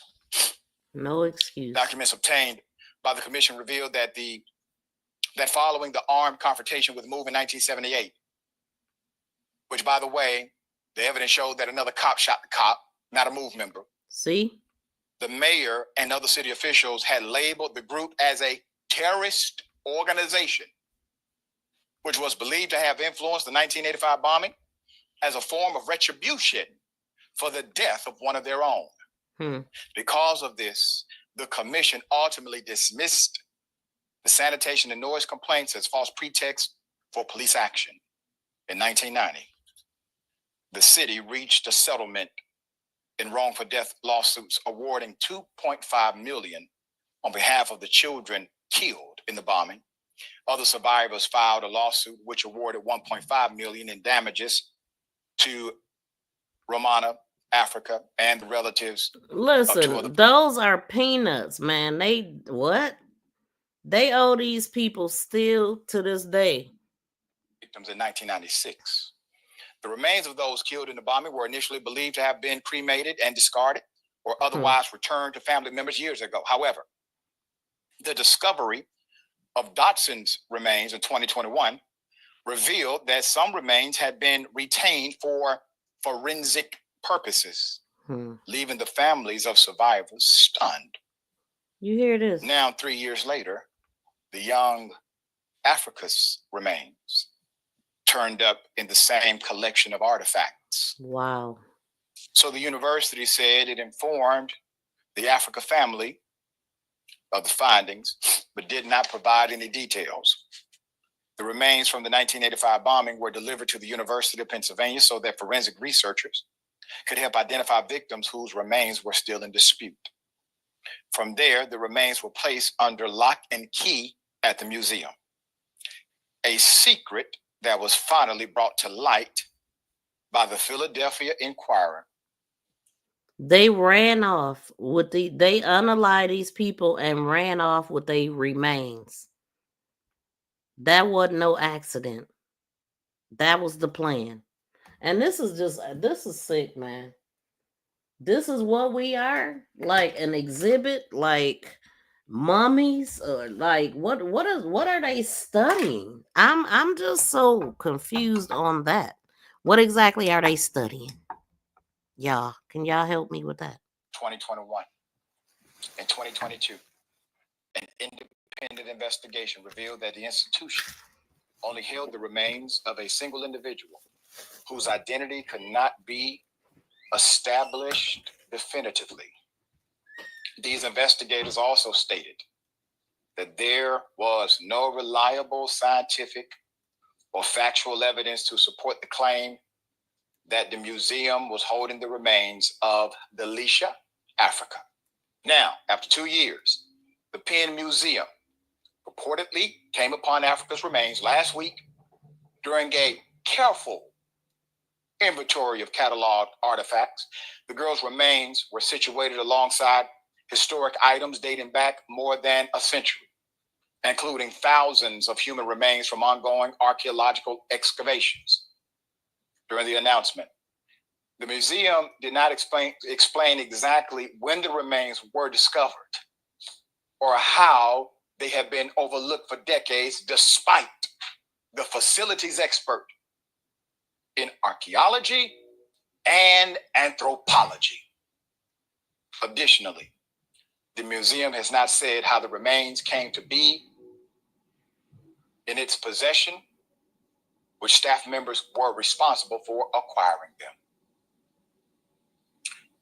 No details were provided on the condition of the remains or how they were confirmed to be consistent with the identity of Delisha Africa. It's because they tested the remains. It is because they likely knew for many years when the accusation came that those remains were there. It is because likely The scientists who were in charge engaged in the cover-up. Why? Because they didn't want to lose grant funding, or they did not want to lose their reputation in the scientific community. Whatever it may be, it's not worth what they did. Now, this is how you can find out the rest of the information. Sue them. Yep. Sue them, put them under oath. Those individuals who engage in this cover-up, in my opinion, they may lie, but those lab techs will not. Those custodians will not. Those who had to follow orders from those scientists in those universities will tell you the truth. File a lawsuit. All right, sharing thoughts here. Man, I mean, what else are they to do at this point? I feel like everybody people should get rounded up and arrested, but that'll never happen. But they definitely deserve to be paid. This is just disgusting, man. What are y'all thinking about this? So for me, it's like it's a lot to take in. I'm just learning about this. I had no idea that this ever happened. And I'm going to be looking into more information, just trying to gain a little bit more understanding. I mean, I definitely understand the corruption, the cover up, the unjust attack against these just black folks just trying to live a life.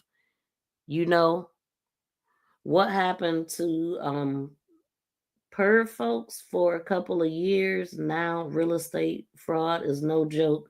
I love my African brothers and sisters who love me, but it's the truth. Oh, y'all talking about something else. I'm like, wait a minute, what? Okay. Let me make sure. Oh, what happened to our pure folks for a couple of years? I'm not sure. But yes, I always pray. What are y'all thinking about this though? Like, I mean, did y'all know about this bombing in 85? Am I the only one that's just finding out about this? It's crazy. You know, people talk about Black Wall Street all day, but I had not heard this. And I wonder, what are their families saying today? Like the ones that are alive, like the woman that was speaking here, they said she passed away. I'm not sure exactly when she passed. And then when I look up like the Philly 1985 bombing, like the most current articles are from 2 weeks ago.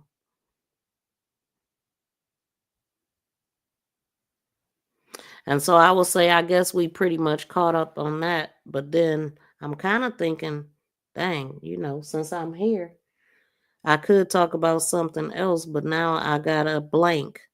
That's crazy because I know it's always something going on. So give me a second. There's some other stuff I've been looking at. Anything y'all want me to look up in particular? Jay Glover, Latasha, y'all, if y'all still here. Is it anything y'all want to know about? I vaguely heard about the 80s bombing, but I didn't have the details. Man, like when I tell you, when I listened at this earlier, I wanted to go live and talk about it, but I end up going to sleep. And it just brought tears to my eyes, like, wow, you know, and then just watching it since we've been here, how they had the other people who gave their perspective on what they think, which was other Black folks that have been complaining about them. And it's just like, but then, I mean, the whole nature thing, I've heard about that. See, I wasn't raised like that. I was raised Christian, you know, Baptist church and all that stuff. So, shoot, we didn't even learn about Malcolm X in my household. It was Martin Luther King. And a lot of stuff, y'all, that I mean, a lot of stuff I'm learning since I got on the internet. Like since I've gotten on here, I've learned a lot of things that I never knew coming up. And so I mean I'm very happy to be here, and I'm very intrigued with a lot of the things that I'm learning. And I'm hurt by a lot of things that I've learned too. I mean, being on this app had me questioning God, finding out the things that I report right now. I was really hurt by some of the things that I was learning. And I cried, cried and talked to God and just wanted to know why. Like why us? Why do we have to deal with this stuff? And I still don't get it. Shout out to Frugal Mama. Welcome in. Grand Rising. I still don't understand why, but I didn't even know to wonder about this kind of stuff. Like, in life, you be in your own bubble, you be around your family and your friends that you chose, and y'all just live your life in your bubble. I didn't know about all of this stuff coming on here. Yes, I've learned so much from the internet about our history, especially finding out that we are the chosen people. And I wondered that. I asked God about that. Like, because it's like, oh, you will get your blessings in heaven. And my question was like, why we gotta die to get our blessings? We want it right now. Miss V, I've cried when I read about Sade Robinson case. Oh my God. Oh, that I'm glad you brought that up. That's what I can talk about because there's a little bit of an update, but not really. I was saying dude went to court. I do believe, but it was just something real brief I thought I seen. But now as I'm looking here, but yeah, that case, he stalked her out. Why did he choose her? Why? Clearly he wasn't. I wondered, like, does he date black women or did he just want to take one out? But just as far as what we was talking about here is like, these are the type of things that you have no control over. Like how law enforcement respond to you, how everybody treat us. And it's just feeling like, with the Javion McGee case, just where we are with that and how his family got to continue to fight, fight for answers. The truth. And actually with Javion's family, they haven't started their fight yet, to be honest. They have, but okay, I'm looking now, Jake Liver. But then where's this article at? You should send me the screenshot. Wait a minute. Let me click on it this time.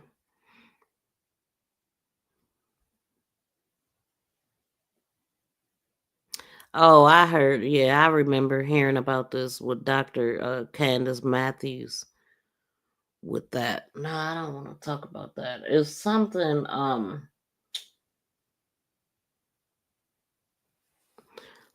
that I want to talk about in relation to, let me see. You know what? Jelani Day.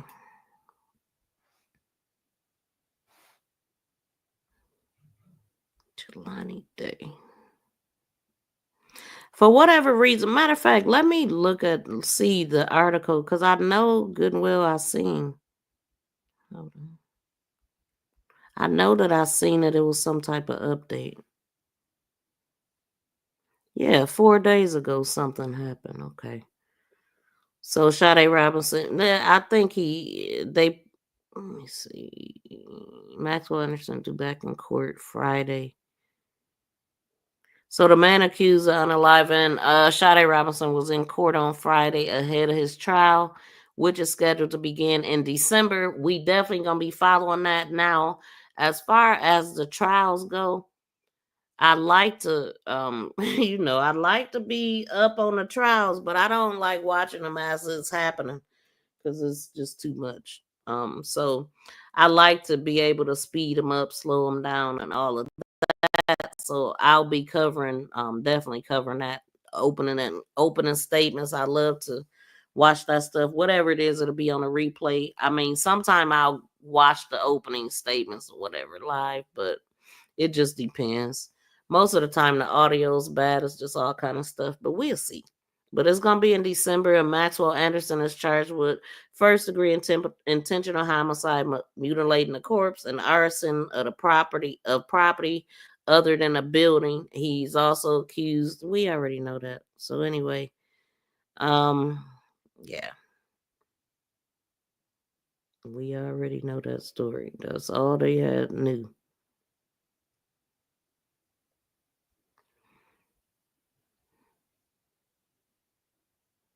Yeah, he totally set her up, man. It's so sad.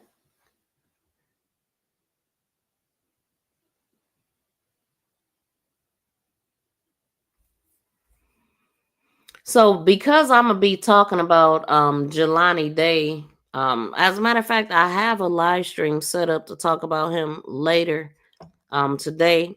Like after I end this live stream, that one is gonna pop up. So I do want to pull up some videos about Gilani right quick. The things that are directly in connection to what we're gonna be talking about later. And so it's just a lot of information to like remember with the case.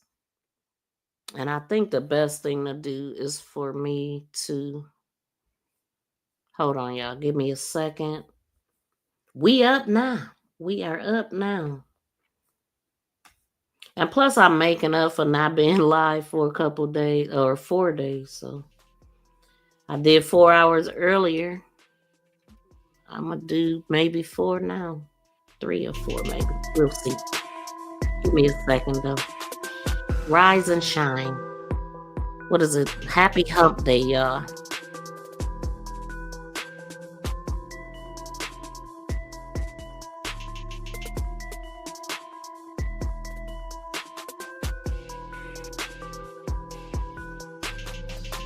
Please subscribe and press that notification bell and thumbs up. Please subscribe.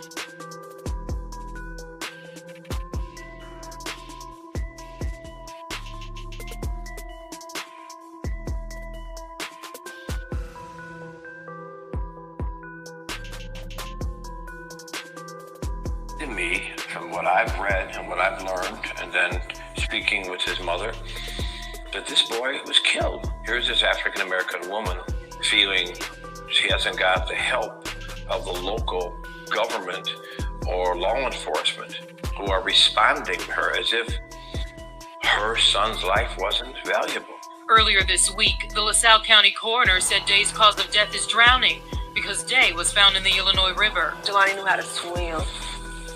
Doesn't even make sense. Day's mom tells the I-Team she wanted a third autopsy done to understand how her son died and to be sure that the body found in the river is in fact Gilani. So Father Flager hired local private investigator and forensics expert Sergio Saratella and his team to help this mom get answers. The first thing we did when we examined the body was look for external signs of trauma. So I'm looking for lacerations, incisions, broken bones, gunshot wounds. Saratella says while his team did not find any obvious signs of external trauma to the body, he says it's impossible to say there was no harm done at this point. The fact is, Mother Nature dealt us a very difficult hand. The remains were in water for 11 days, and the river washed away a great deal of forensic evidence. The heat, the water, which accelerated decomposition, and the environment really made forensic investigation very difficult in this case. Saratella says he has not reviewed the LaSalle County coroner's autopsy, and he prefers it that way so that he can have an objective review of the case. But he says even if the cause of death is drowning, that doesn't tell us how Day drowned or if someone was responsible. The other thing that I did was obtain DNA samples, and that's used to confirm the identification of the remains. Saratella says there's one piece of evidence his team is still searching for that could be a game changer in this case. Jelani Day's phone. With respect to his location, his movement, who he was communicating with, the content of those communications, I really think that if we can find his phone, digital forensics will advance this investigation in a major way. Now, Saratella tells me he hopes to have DNA results in the next few weeks and will review them to Jelani's mother as soon as they come in. Now, local police departments involved in the case tell the I-Team they are doing everything in their power to help solve this case. Hey, if you like that video, be sure to subscribe to our... The family of an ISU student who was found dead over 2 years. And Gabby was a vlogger. Every search party that happened. First tonight, Wednesday marked 1 year since 25-year-old Illinois State University. When Bolden Day is sharing the mistakes she says investigators have admitted to making in Jelani's case, the disparities in treatment when it comes to cases of missing people of color, and the nationwide changes she's pushing for. To not know where your child is a pain that I can't even describe for you. Carmen Bolden Day wrestles with the reality that she will never see her 25-year-old son, Jelani Day, ever again after he disappeared last August and was mysteriously found dead in the Illinois River. Nobody can convince me Jelani did this to himself. Another level of pain hits as 1 year later, Carmen is no closer to finding out what happened to the Illinois State University graduate student. It's the same set of eyes doing the same set of things, so I'm going to get the same results. She blames investigators, saying they've overlooked critical surveillance footage that she found, delayed following up on leads, and didn't dedicate enough manpower for her son's investigation. A whole month passed. They didn't conduct a search party. Every search party that happened, I did that when they found the car, and we stood in that parking lot that night or that early morning. And I asked them, well, what are we going to do next? Are we going to look in the water? Where are we going to go? And Detective Paul Jones from Bloomington told me, Carmen, we don't believe that Jelani's in Peru. But that is exactly where Jelani's body was ultimately found. He works for the Attorney General's office. And he said to me, Carmen, we've made mistakes. The police agency made mistakes. What can we tell you besides that we're sorry that we made mistakes? The LaSalle County Sheriff's Office, Peru Police Department, LaSalle Police Department, Bloomington Police Department, Illinois State Police, LaSalle County Coroner's Office, the FBI, and Illinois Attorney General's Office have all had a hand in Jelani Day's investigation as part of the Jelani Day Task Force. Justice for Jelani Day. These are the words of his mother, Carmen Bolden Day. Posted 1 day ago. The FBI is not leading anything involving the death of my son. I have not been contacted by the FBI. That reward is a smokescreen.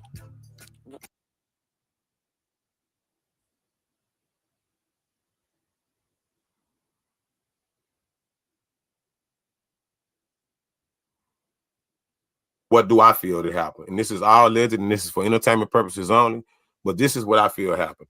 I feel that he had words with somebody at that dispensary, one of the females and one of the males, which this is why I heard, and it doesn't make sense for people out there to lie. They said that Mike, the guy that was on my show, Mike, and this is the guy that was controlling the comments. He kept telling Brandon what to say and what not to say. And one time Brandon said something and he went, he went E-R-R. That's what he put in the comments. Like, dog, why'd you have to say that? And then Brandon directly changed it up his words. And the reason why I say that, I'm going back to the hood now because I'm from the hood. So I'm going back to the hood.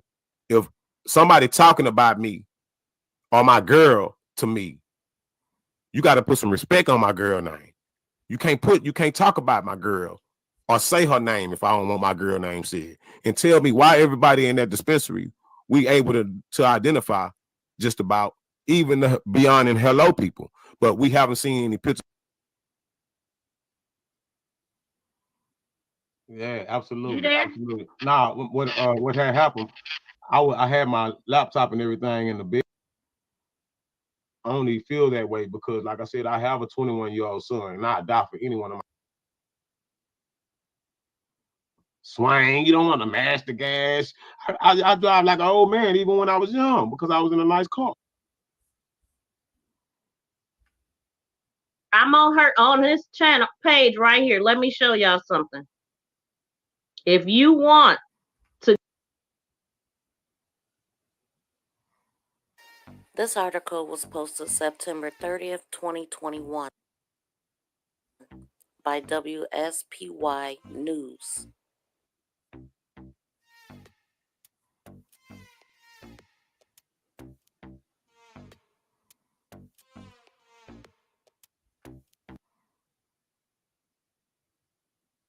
This clothing was found is a mile away up the river from where the body was found. And my thing is, if the police, when they did the search with the Illinois Search and Rescue, why would they?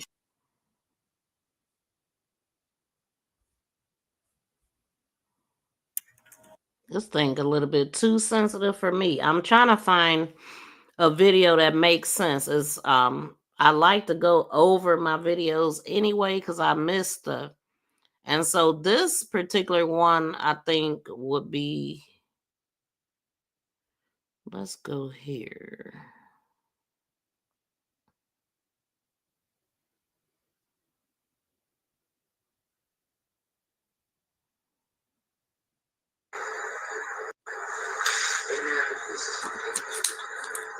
They refuse to talk to me on camera.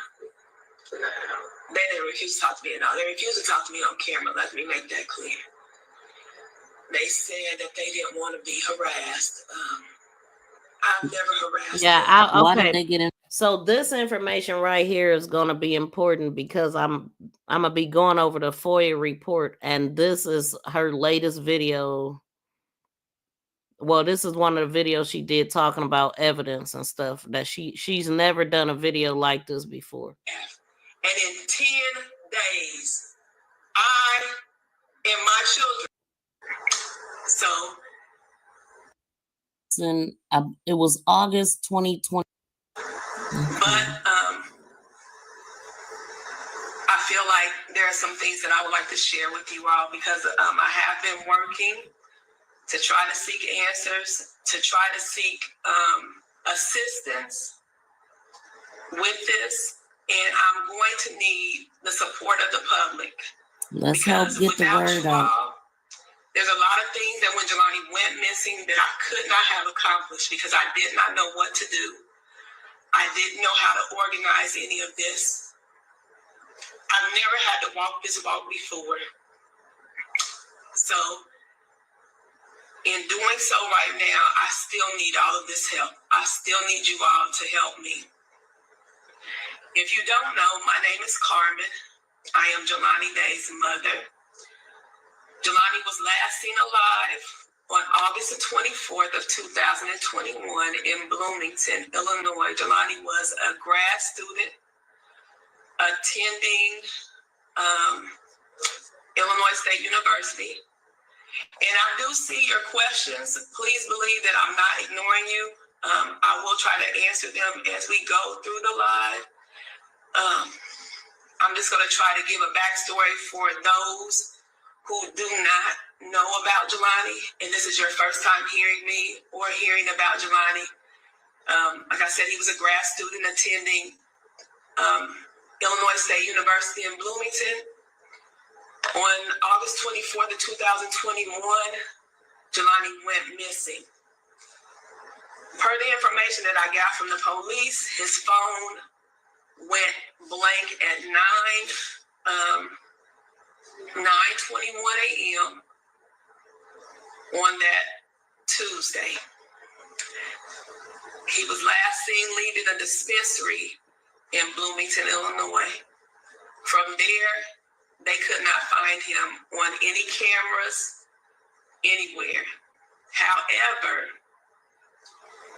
I found Jelani's car on a camera in Bloomington, Illinois, at a dollar store that allowed me to sit in the store and watch the cameras. I've given that information to the police.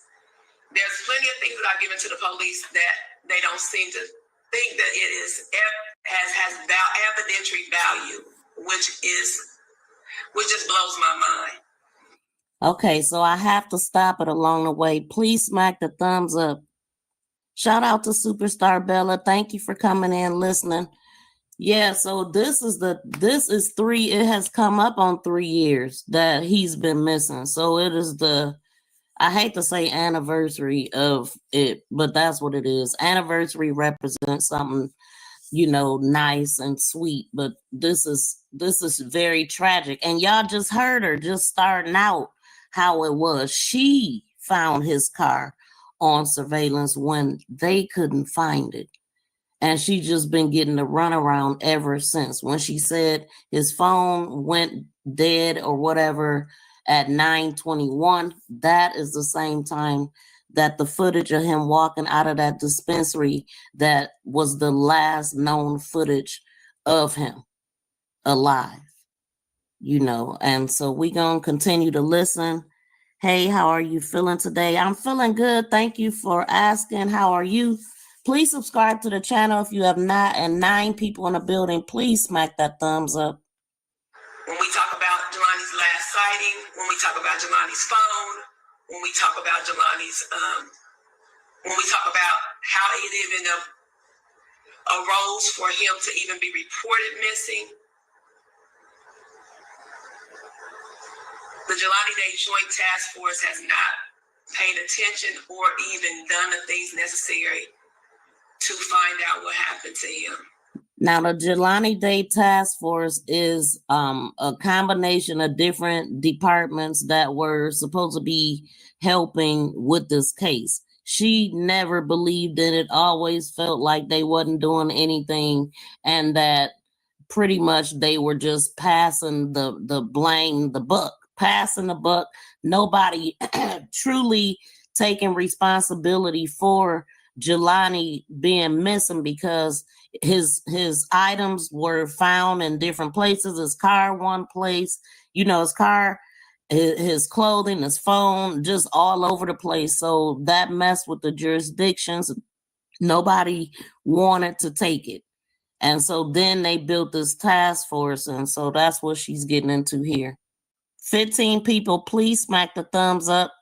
Subscribe to the channel. You have to understand that when Jelani went missing, instead of looking for my son, they were more concerned about his character and what kind of person that he was. So, as we all know, the first 48 hours are the most vital hours of anything to find evidence. Those hours were wasted. I was told that Miss Day, we've asked so many people about your son and we can't find anything bad about Jelani. And my response to them was, instead of finding something bad about you, were trying to find something bad about him instead of looking for him.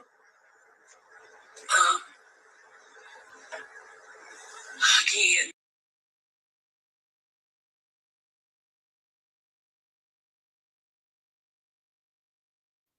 So Jay Glover, that's a good question. The security actually hangs out at the dispensary. I mean, they work there. They're stationed there.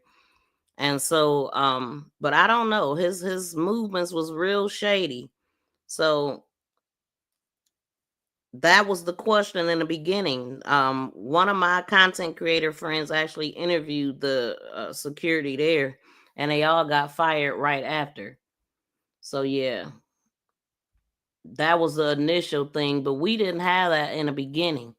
And so I want to remind everybody that the FOIA report that I've been going over was released by somebody that's trying to debunk everything that she's saying right here.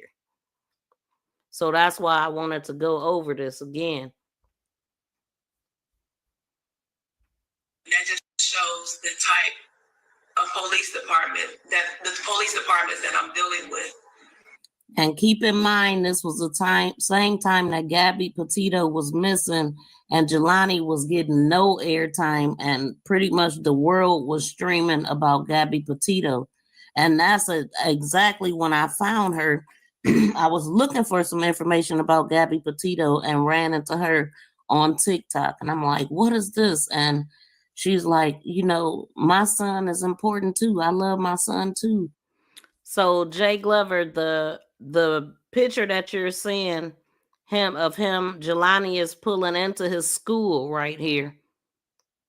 And then I kind of just put it together. You know what I'm saying? And this was him leaving. So I just put it all in one frame. Just him coming in, him leaving. But then the stuff in between, he was walking through the building and let me see. I think I don't have that in here. So the time lapse, like after Jelani walked out of the dispensary, he was never seen again alive. He was missing for he was missing for 11 days, and they found, well, actually you will say 30 because he wasn't identified. Like they found the body in 11 days, but they didn't identify it for 30. So his mom was still like, well, because they don't know who the body is, I still need them to look for my son, And then when it came down to identifying the body, it was, we don't have any testing agent to test the DNA. That's what it was, because they needed to identify the body because it was so messed up from being out in the element.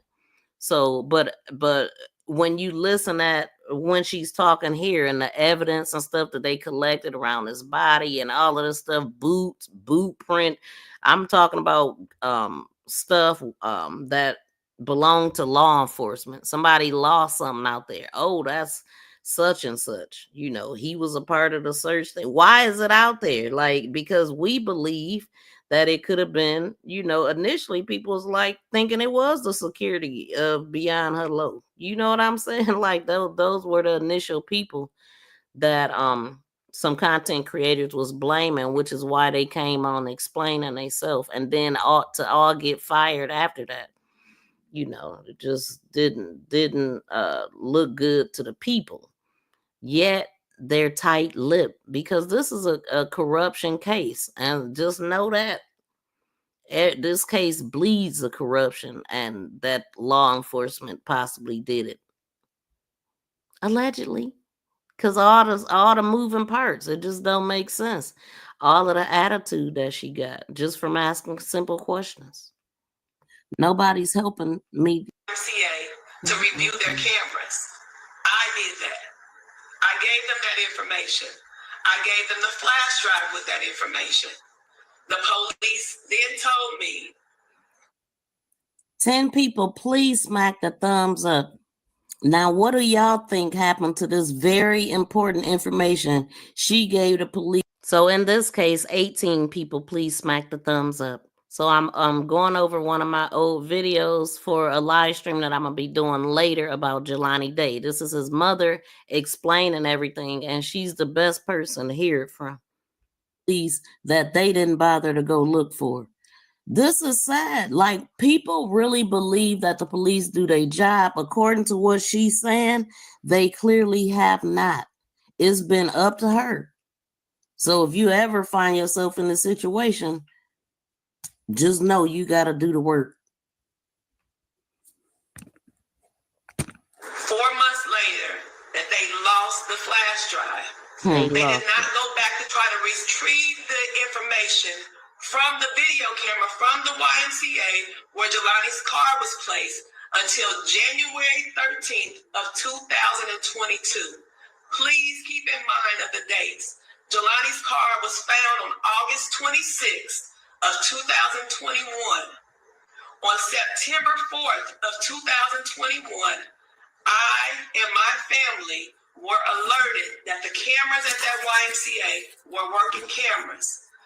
The director of the YMCA allowed us to view the cameras. On the date that Jelani's car would have been parked in that wooded area, there's a vehicle leaving that YMCA. That's crazy. In the middle of the night. Good morning, Rihanna. This information. We gave them the video with the vehicle on there. They claim to have lost this information. How do you lose something that important? Good question, Ray. That's crazy. When I asked them to go and retrieve the information, I was told in February of 2022 that they did not try to go back to retrieve the information that I found on September 24th of 2021 until January 13th of 2022. That is 4 months after we actually found that those cameras was working, that we actually discovered that there was a car that should have been looked at, that there was a license plate that should have been investigated. That was 4 months. So Jelani had a meeting at his school. He went to the school first, and he was supposed to. He went to the school, logged into his computer, did all of that stuff. He was supposed to have a meeting, I believe, at 1 with his the director or whatever, 1 or 12 or something, and he had a class too. But he was supposed to get some medical stuff done, something about a TB test and all of this stuff. So he logged in, and they got him logging in. That's the recent stuff that I've been going over. Showing the video footage of him at the college that morning, walking through, going to Starbucks, sitting there. You know, he was at a desk talking to somebody, punching in his code, and and also in that footage, I can tell that it's glitches in it where they took stuff out because it pauses. Like when he was sitting in Starbucks, he was waiting on his coffee, and he was still, right? It should have been moving, because I was like, why? I mean, he would have been playing on his phone or doing something at that time, but that was kind of taken out of the footage. And then again, the FOIA report was released by somebody that is debunking Carmen there, and everything just seems staged, even reading the FOIA report. I mean, because they didn't have answers. It just don't feel right. See, I follow the parents, and I believe every word that this woman is saying, and because she don't have a reason to lie, and the way that she tells the stories and how she's careful about what she say and not want to put words in her mouth, they're trying to make her out to be something that she's not. Been rude to her when she asks questions, and that she's been fought along the way, period. So all of those elements bleed corruption. They all act the same when it's a cover-up. They don't want you to ask questions. They want you to just take it. Don't ask them nothing. Just take our word, even though it don't make sense. everything is alleged. Everybody is innocent until proven guilty in a court of law. But somebody played, the judge, jury, and executioner on Jelani, and he had did nothing wrong. So when it's time to investigate, oh, we can't find nothing bad on him. What are you looking for something bad for? The man was a straight A student. Like these people, when I was reading the FOIA report, just how they tried to taint his character. Oh, he's late. He did this, that, and the third. I told him if he didn't get this done, he wasn't gonna be able to do that. And it's just like, but then you told his mother that he was doing fine. So it's like the people that was helping her in the beginning, which was the director, and then another student, they was working together. And soon as she asked questions, everybody want to act like, oh, she's they making them feel like they're in interrogation. Oh, she's making me feel like she think I got something to do with it. And so as I'm reading these FOIA reports, I'm reading interviews with this type of verbiage in it. Like, really? So y'all was so concerned about Jelani, and soon as his mother asked y'all questions about y'all relationship and whatever the question she want to ask, she didn't think about them immediately. Then they run. The white girls who found his clothes, the bored white girls, as they described them. They told Carmen, the law enforcement told Carmen when Jelani clothes was found, it had cockabugs all over it and they were wet and all of this. And the white girls told her they was balled up in between some rocks. They wasn't wet and didn't have bugs on them. But then they wouldn't talk to her because she's like, I need people to hear you. Like she wants somebody that will just say what she's saying. You see what I'm saying? But she can't get none of these witnesses to come forward and say anything. So she's talking about some of that stuff here. So this is very important leading up to what we are going to be talking about for the people that don't know this case. But if you want to catch up, I will say, yeah, you could catch up right here. And then watch the video, just the playlist period. Because I've been following this case since 2021. So that was me and my children working, trying to find out. Now, what she was saying is that she found they told her that they went to the YMCA to collect footage, or was told that they didn't have footage. They end up going, her and her kids was on their investigative stuff, and they was looking for footage and that footage in some places that would allow them. And the YMCA absolutely did have footage. Now, not only did they have footage, but they had a car pulling in at the same time that Jelani car would have been pulling in or was pulling in, something like that. Some key evidence. She got the footage from the YMCA, gave it to the law enforcement, and they lost it. So, yeah. Clues or people. Jelani's car was sighted in Peru, Illinois. There were people that reported Jelani's car sighted in Peru, Illinois. Mm. And again, the police tell me that these people are of no evidentiary value. How is that? I mean, why shoot down any evidence? This is crazy. Like, this case could have been solved, but nobody's really working on it. It's like it totally feels like corruption. Please hit the thumbs up, y'all. It's free. I only got 4 thumbs up from what I can see on my end, and it's 14 people in the building. Please. So this is a recording, even though I still want y'all to hit the thumbs up if y'all have not, but the numbers are different from this recording. But Jay Glover, so was he using a phone in a parking lot? You talking about Gilani or the guard? If you talking about Gilani, his phone, the moment he walked out of this dispensary, his phone was powered off and lost from that point on. And what I was pointing out here is this guy right here, because he ain't got a dang on thing in his hand that I see. And I asked other people, could they see it? Because he was like, when Jelani walked out, he kind of did a circle. And because I really wasn't planning on doing this, I might not have the recording of that. Well, I do got a recording, so let me see what it shows. This man ain't got nothing in his hand.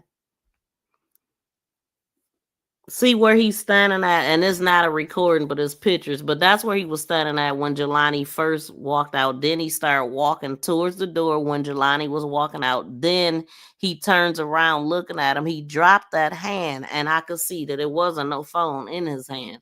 So I'm like, what is he doing? You know what I'm saying? It was just eye movement to me. You know, so as far as, because you can see they wear tactical gear too. They got walkie-talkies, they got boots on, they got everything that a law enforcement will have. And so some of these things was lost out there, and I just felt like his actions were shady. So anyway, nothing makes sense that Jelani was at his school. He logged into his computer, I think they said at 6:50 or something, and then after that he leaves, and they're assuming he went home and changed his clothes. We really don't know. His mother didn't recognize the clothes he had on, even was like, what's up with my child, when she seen those clothes. And so nobody knows why Jelani went to school and didn't do, you know, and end up leaving. What made him leave? Where did he go? Who did he talk to? You know, and so he goes here. He goes in there and buy a blunt, you know, a pre-roll, right? And then he leaves like 10 minutes later. Right after he pulls out the parking lot, his phone is powered off. They find his phone on the side of the road a year later or something. I mean, something ridiculous. You know what I'm saying? The phone extractions, they act like they didn't get nothing from his phone. I read some of the phone extractions too.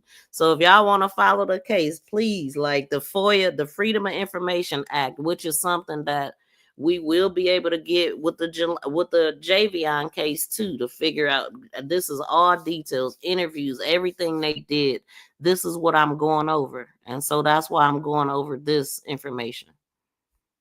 That's why I'm letting his mother talk, because the person that released this Freedom of Information Act is releasing bits and pieces of it to debunk what she's saying.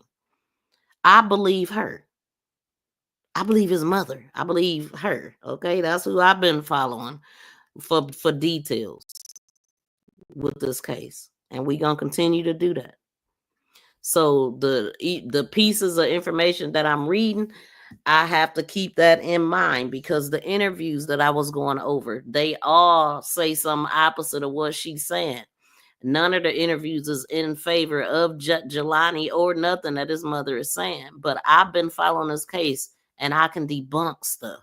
And I know, like, I mean, I've been following it. So smack that thumbs up and subscribe to the channel.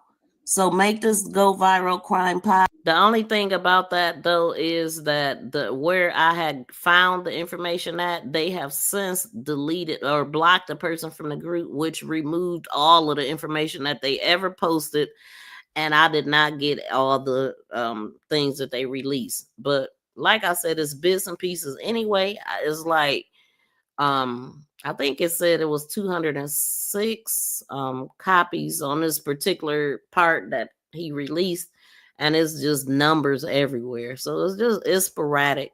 The only way I'm gonna get the full thing, I guess, is to either connect with her. But I you know, she's real private, and like, I mean, I've been watching her. So I mean, I wish she would do it. I wish she would release it and go live like she did here. This is my first time ever seeing her do this, and it was her first time, I believe. Like, and any other time she's been talking has been through interviews or whatever. So I was happy to see this, and we gathered as much details as we can from this, because we support you know, justice for Jelani, no doubt. And we support his family. You know, law enforcement, you gotta be blind, crazy, and stupid not to see what's going on here. There's no reason for her treatment, the way that she was treated. There's no explanation for that but a cover up. But they did get lawyers. They claim they got the lawyers because they were scared. What they were scared of, I do not know. When they took me to how they went about finding Jelani. So she just said that they did want to talk to her, so the police lied. That's what I just heard her say. They did want to talk to her, but they got lawyers because they were afraid. Shout out to everybody in the building. Shout out to Young Riaz. Welcome in. Good morning to Precious Pieces. Good morning.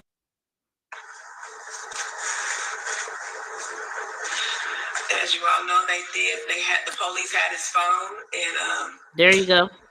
The phone was given to the FBI, so I was told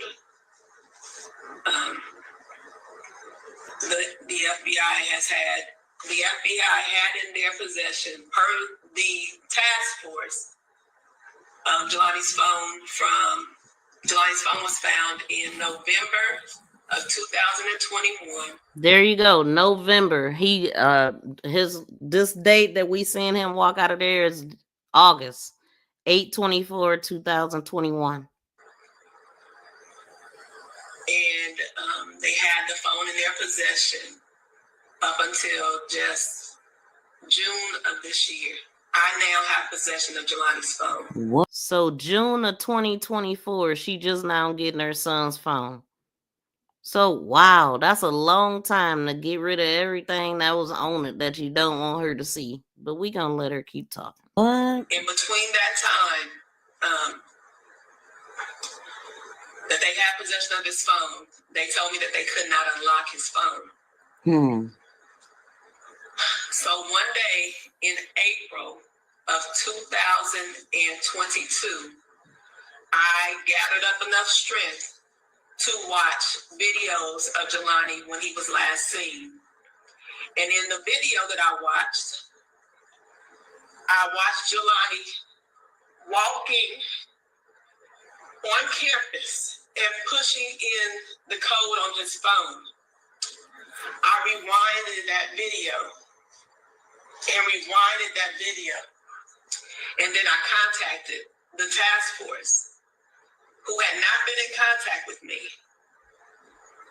who had not been doing anything. And I asked them, had they watched that video?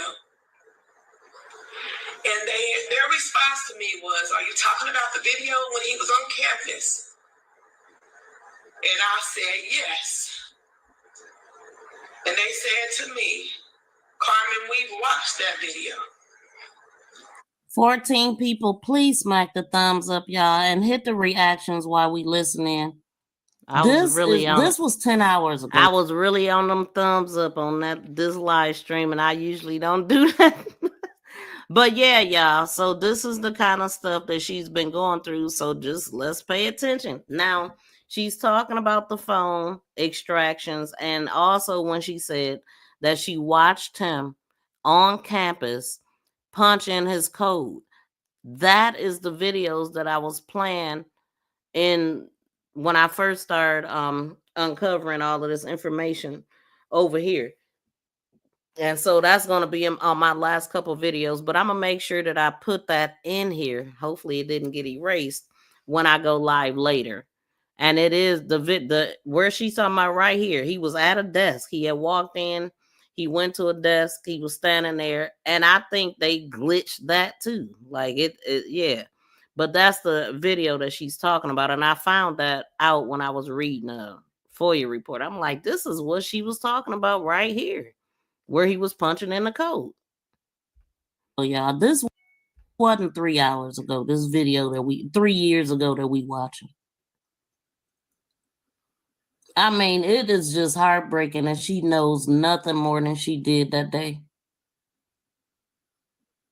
And then for her to have to ask them if they watched that video because he punched in his code while they saying they couldn't get into his phone. And the code was figured out from her actions, y'all. So she's the one solving everything that's important in the case. And I said, well, don't you see that Jelani's putting in the code to his phone? And they said, well, we see that. I said, well, can you not? I didn't have the equipment to slow. I was trying to on my phone. I was trying to find the programs to slow the video down so that I can watch Jelani punching the code. I was trying to. The thumbs up is free, y'all. Smack it, please. The video, I didn't have the capabilities of acting, of doing any of that. So I asked them, could they do it? They said, if you had asked us to do that at first, instead of turning the phone over to the FBI, we would have been done did this. What? Man, y'all hear how they talking to this woman? Why does she have to ask them to do anything? Ain't that a part of their job? What? What? The average parent don't even get involved in their child's unaliving and investigation. What? If you would have asked us to do that in the first place instead of turning it over to the FBI? Wow. So it was my fault that we hadn't unlocked the phone. In the process of doing all of this, me and my children I hope so, Ray Allen. For 10 days to figure out Jelani's code. Keep in mind, 10 days. the police, the Jelani Day Joint Task Force, the FBI had Jelani's phone for a year and a half, and in 10 days, I and my children figured out the code to Jelani's phone and were able to get his phone unlocked. I'm so happy that she's speaking out because it's details, some details we know, some we don't. Like these details of her getting a phone and meeting the girls and all of that, I did not know. So y'all please smack the thumbs up. In the process of getting his phone unlocked. TBZ, where you talking about he looked like he didn't have shoes on? You talking about Jelani or the security guard?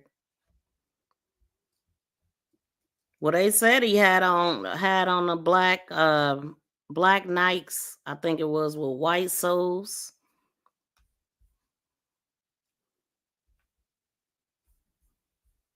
Those were the shoes that they found. I had a picture of it.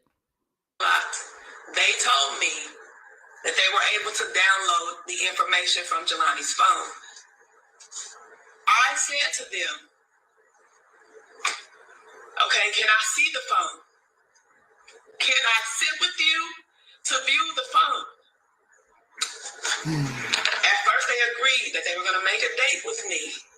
That was a car that his grandfather gave him.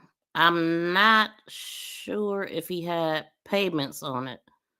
I do remember them saying he had just paid something, though. I know he just got his brakes done like August 13th or something. I learned that from reading the Freedom of Information Act. He was supposed to be getting that dent and stuff fixed on the car too. And so his grandfather had given him that. And that's something, thinking about that, because Javion's grandfather had, before he passed, he gave Javion that rope necklace that he had on. And I told y'all this case reminds me of Javion and Gilani is similar. Like, Gilani was coming back from Texas and he was on his way to Texas. You know, Jelani was on his job as far as being at the school to take care of some work that he was supposed to do. And he ends up at this dispensary, just is totally off from what he would normally do. And so one of the interviews that I read was from one of his classmates that what we had been knowing about what she had said the whole time, working with Kara and all of that, reading her interview, she said something totally different to, you know, it fit the narrative of law enforcement. So yeah, very few phone extractions right now, but Ray Allen is right though. She did say that she was going to be sending that phone off one last time. But the phone, man, look how long they had it. And they actually told her that they couldn't get in the phone, and then all of a sudden they could. And it was just a guy told her he didn't tell her something. I didn't never tell you that. I never got into the phone.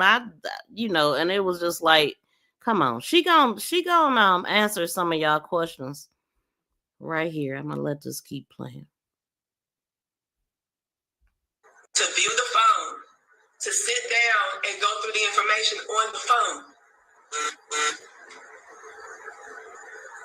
But the days kept going, and I kept asking, that's crazy. Can we make a date?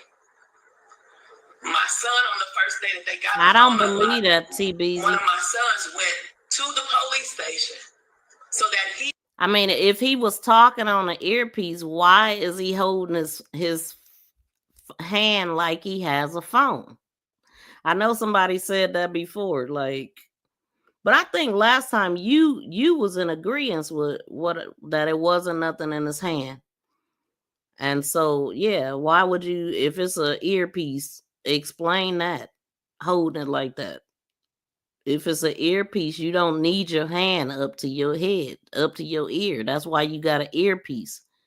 And so it just seems like it was real shady. Just even look right there. Like he acting like he's acting like he wasn't paying attention to Jelani. Coming from where he was at. And then soon as he walked, then he turns around and looking at him. But he's trying to do a little throw-off game. It just looks shady to me, you know? Let me pull this one back up. It might be a little bit closer. So that's where he started out at. Then when Jelani walks out, he walks towards, he walks away and then turns around and look, ain't nothing in his hand. Why was it up to his head?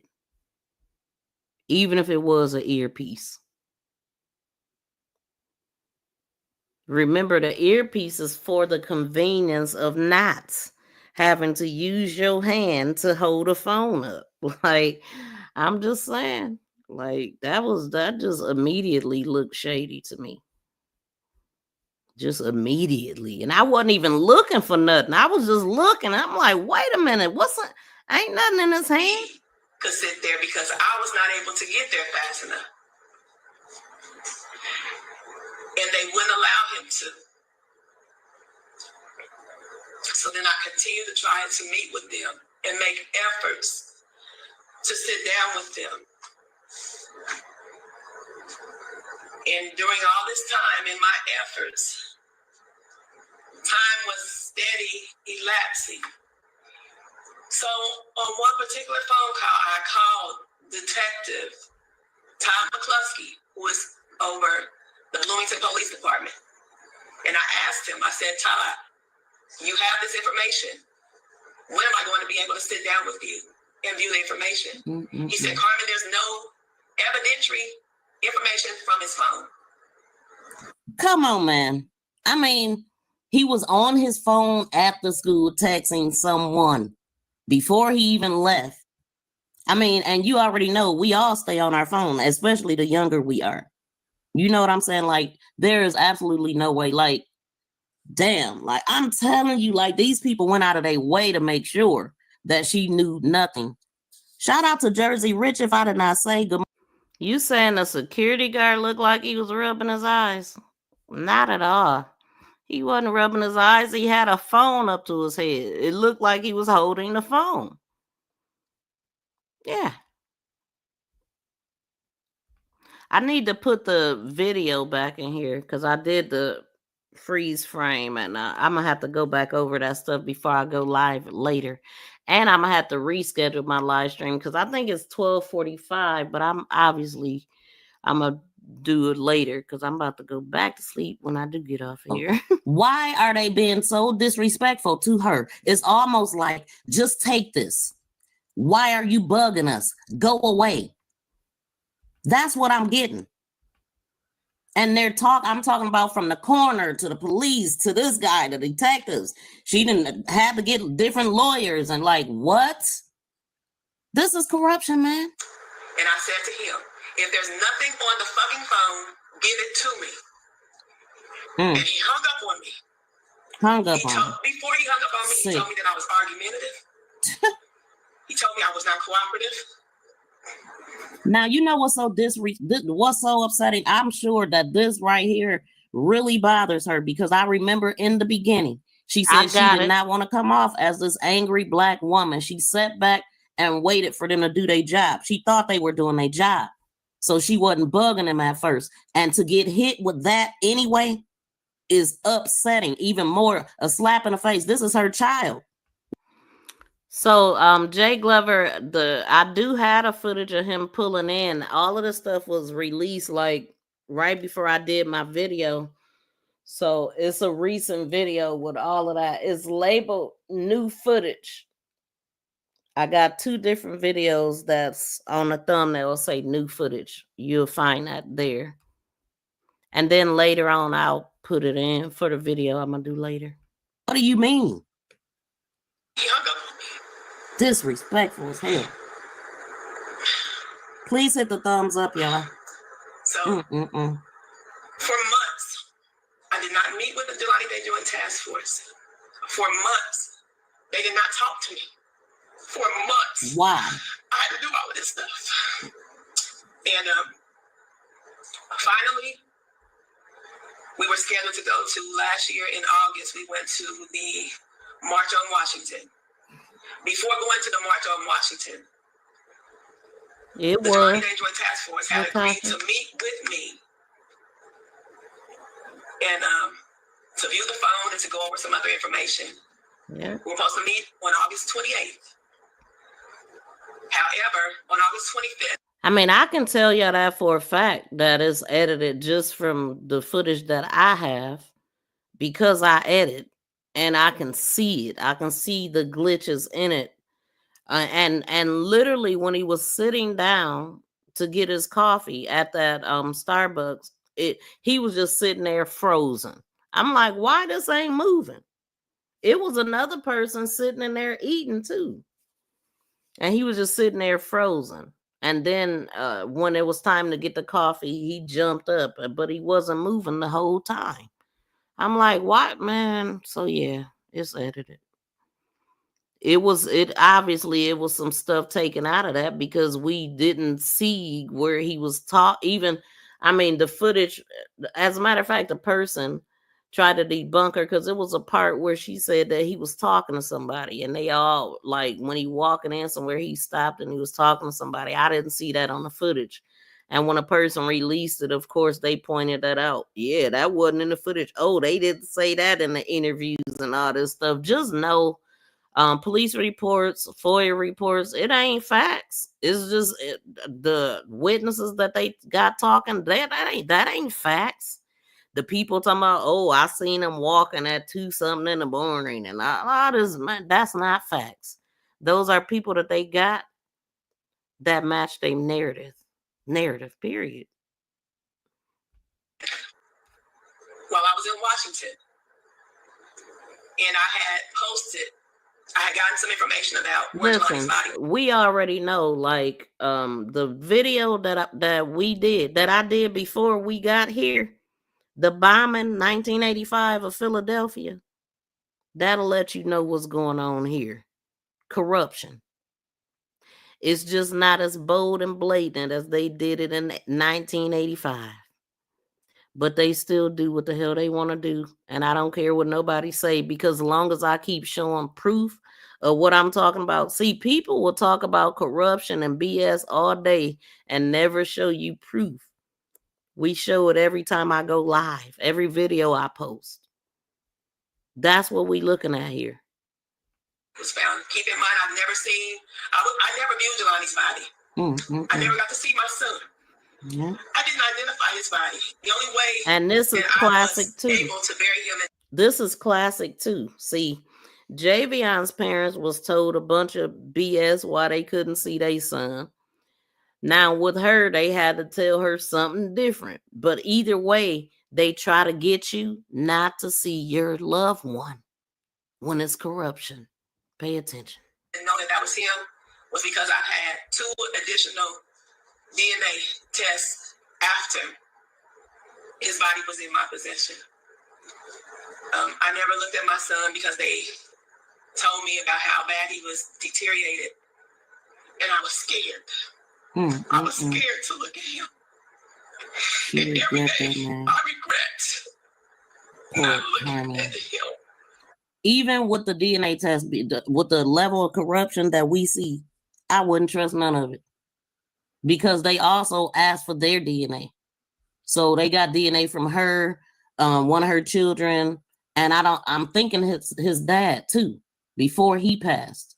And this happening to his son had everything to do with his passing because he needed a transplant. He needed a transplant of some type. He had some form of cancer, and Gilani was a match. He had leukemia. And they took his son. So they took him too.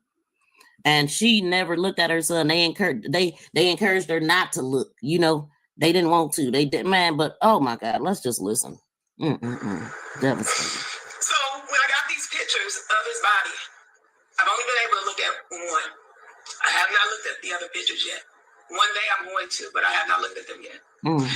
But in looking at these pictures,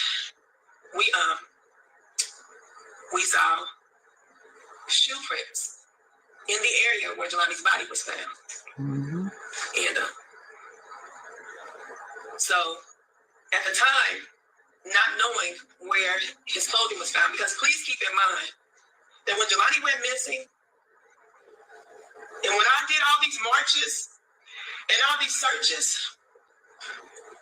I honestly cannot tell you that I focused on every detail. I missed questions I should have been asking. I missed things that I should have looked at. Of course, you didn't. I missed a lot of stuff. It's just so sad that she has to sit up here and blame herself for not noticing certain things when she was grieving and trying to understand what happened to her son. Like, first of all, trying to wrap it around your mind that your son is gone. You're telling me this. She still ain't put her eyes on him to even know that that's for real. And all of the shade that she's getting from these people confirms that it's a cover up. How do we even know she buried that was her son she buried? My heart goes out to this woman. It always has. Look at this.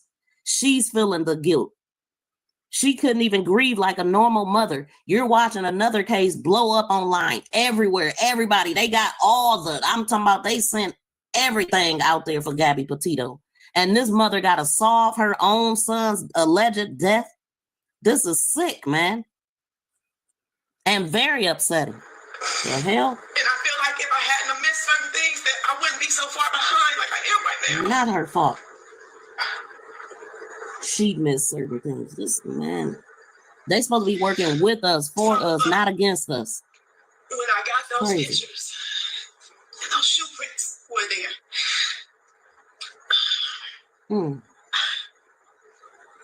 That just showed me that there was information the police had not disclosed to us. But when we put those pictures out there, the police came back and they said that those shoe prints was from an unidentified, I want to get it right, what they said, because I don't want to misquote them. And I had it down. But they were from an unidentified law enforcement person. Keep in mind, that's 2 times that I've been told when something has been found in the perimeter of Jelani's body in his car. When Jelani's car was found, and we did our first search on August 27th, there was a radio found in that wooded area. This radio belonged to somebody who was a part of the police department or fire department or some emergency team that was in that That radio should have been able to be identified. All equipment that they wear should have some type of identifiable way to lead back to them. Why wasn't that done? I don't know. Let's listen. Unidentified shoes.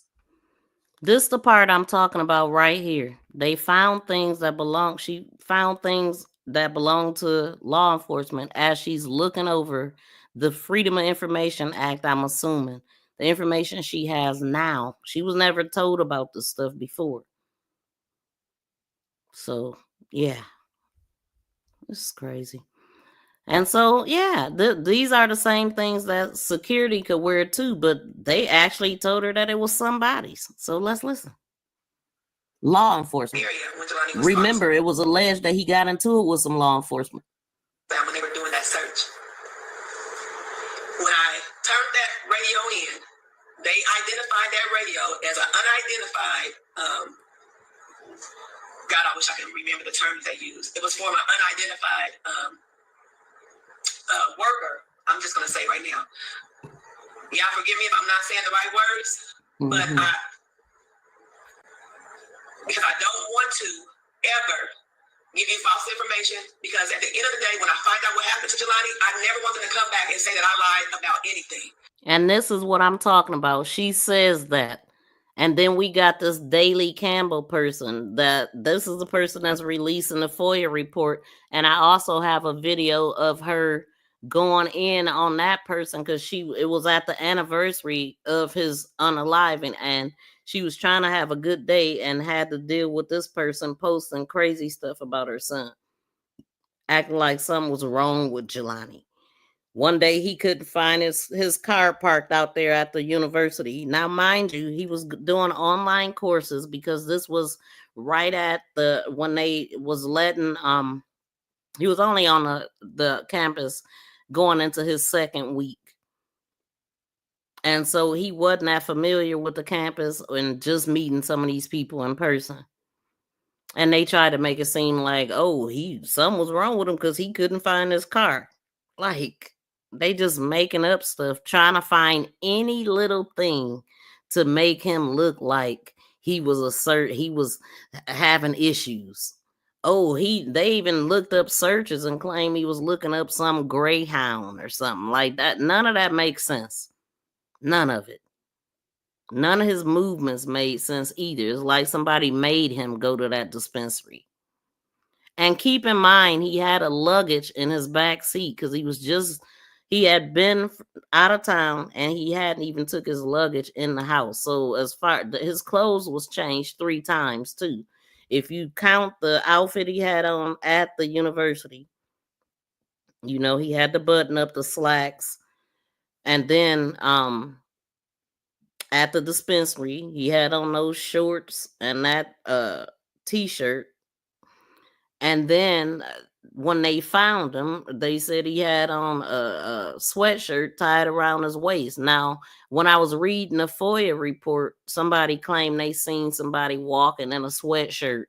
And when they was going to stop and say something to him or something, but they turned away from him and put the hood over their face. Now, the sweatshirt was found wrapped around his waist. Now, they want us to believe Jelani did all that. Then let's add the fact that she goes to where his car is at and it's not even locked in the evidence thing. It's outside in the element uncovered and all of that. They said his license plate was missing and she found it in the trunk of his car. Everything thrown about in his car, money and everything. Yeah, all that. There's nothing for me to lie about. I want to find out what happened to my son. 100%. And I want the truth told. And I got videos of all of that. I want the people that did this held responsible for it. I don't care who you are. Period. So the unidentified person, there was a radio that was found, and now these shoe prints are found, and they give me they tell me that these are from an unidentified person. Now keep in mind, when a police or they supposed to report emergency EMS person, I don't care who they are, they work for somebody. Those things, a radio, that should be accounted for. Yep. If it's missing, it should be accounted for. And it should be reported. When we found it during our search and we were told that this was from an unidentified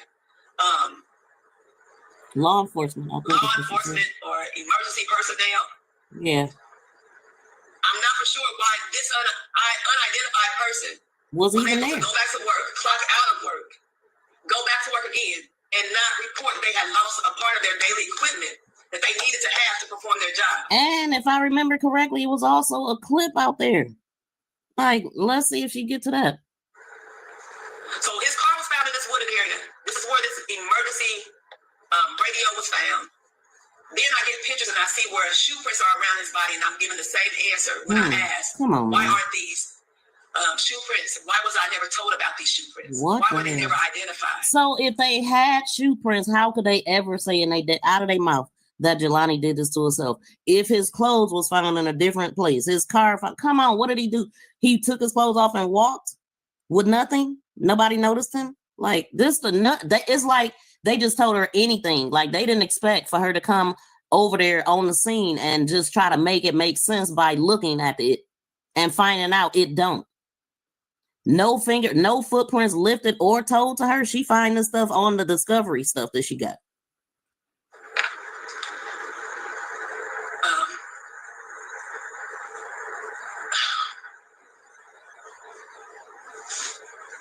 I bet her mind race all the time. I can tell she got so much in her head. I've now went back and I've seen, like I said, going through this, everything is like a blur.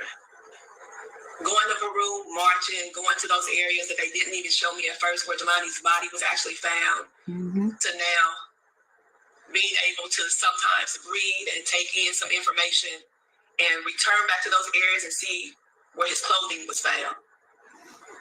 I now see the very exact place where his body floated to. I see where I'm assuming where his body went into the water. Assuming. None of it makes sense. See? And for them to even insinuate at any time that my son did this to himself at any point in time is asinine and it's ludicrous. And if any of you ever believe that Gilani did something to himself, something is wrong. Because there's no. We ain't never believed that. And they didn't expect I guess they did not expect her to go on the scene of the crime. It don't make sense. I mean, they literally did a march, y'all. If y'all haven't seen it, it's on the Rainbow Coalition. And I'm sure I know I got a video of it too. I got a playlist of Gilani with that in it. Don't make sense. That my son left Bloomington, Illinois, and drove 63 miles away to Peru, Illinois, which is noted as a sundown town, and drove inside of this town and went into this residential area, parked his car, removed his license plates, got out of his car, and walked 3 miles to this river to where his clothes was found. And per these girls, when they found his clothing was balled up. Like, you know when you take off your socks and they roll up? His clothing were balled up and stuck in between rocks. What? Why would Jelani take off his clothes Come on, man. and stick them in between rocks? His shoes were on the bank. So keep in mind, they found the body on September the 4th. These girls find his clothing on September 22nd. When they find the clothing, they tell me that this river, per the police, when the body was found, and they found the clothing, they talked about how the water elevated and how it had rained and all of that. You would think, and these currents are strong because Jelani's body ended up on the opposite side of the river from where it went in. If I'm not mistaken, if I'm quoting that right.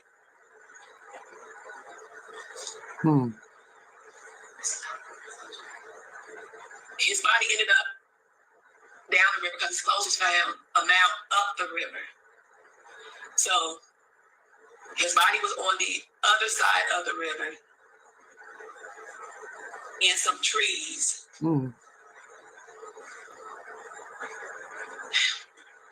So she just said that he walked to the river 3 miles, drove all these miles to Peru to park his car somewhere, walked 3 miles to the river where his clothes was found, and allegedly jumped in. Body got moved by the currents and all of this. But who took their time to fold his clothes up all small like that and put it between rocks?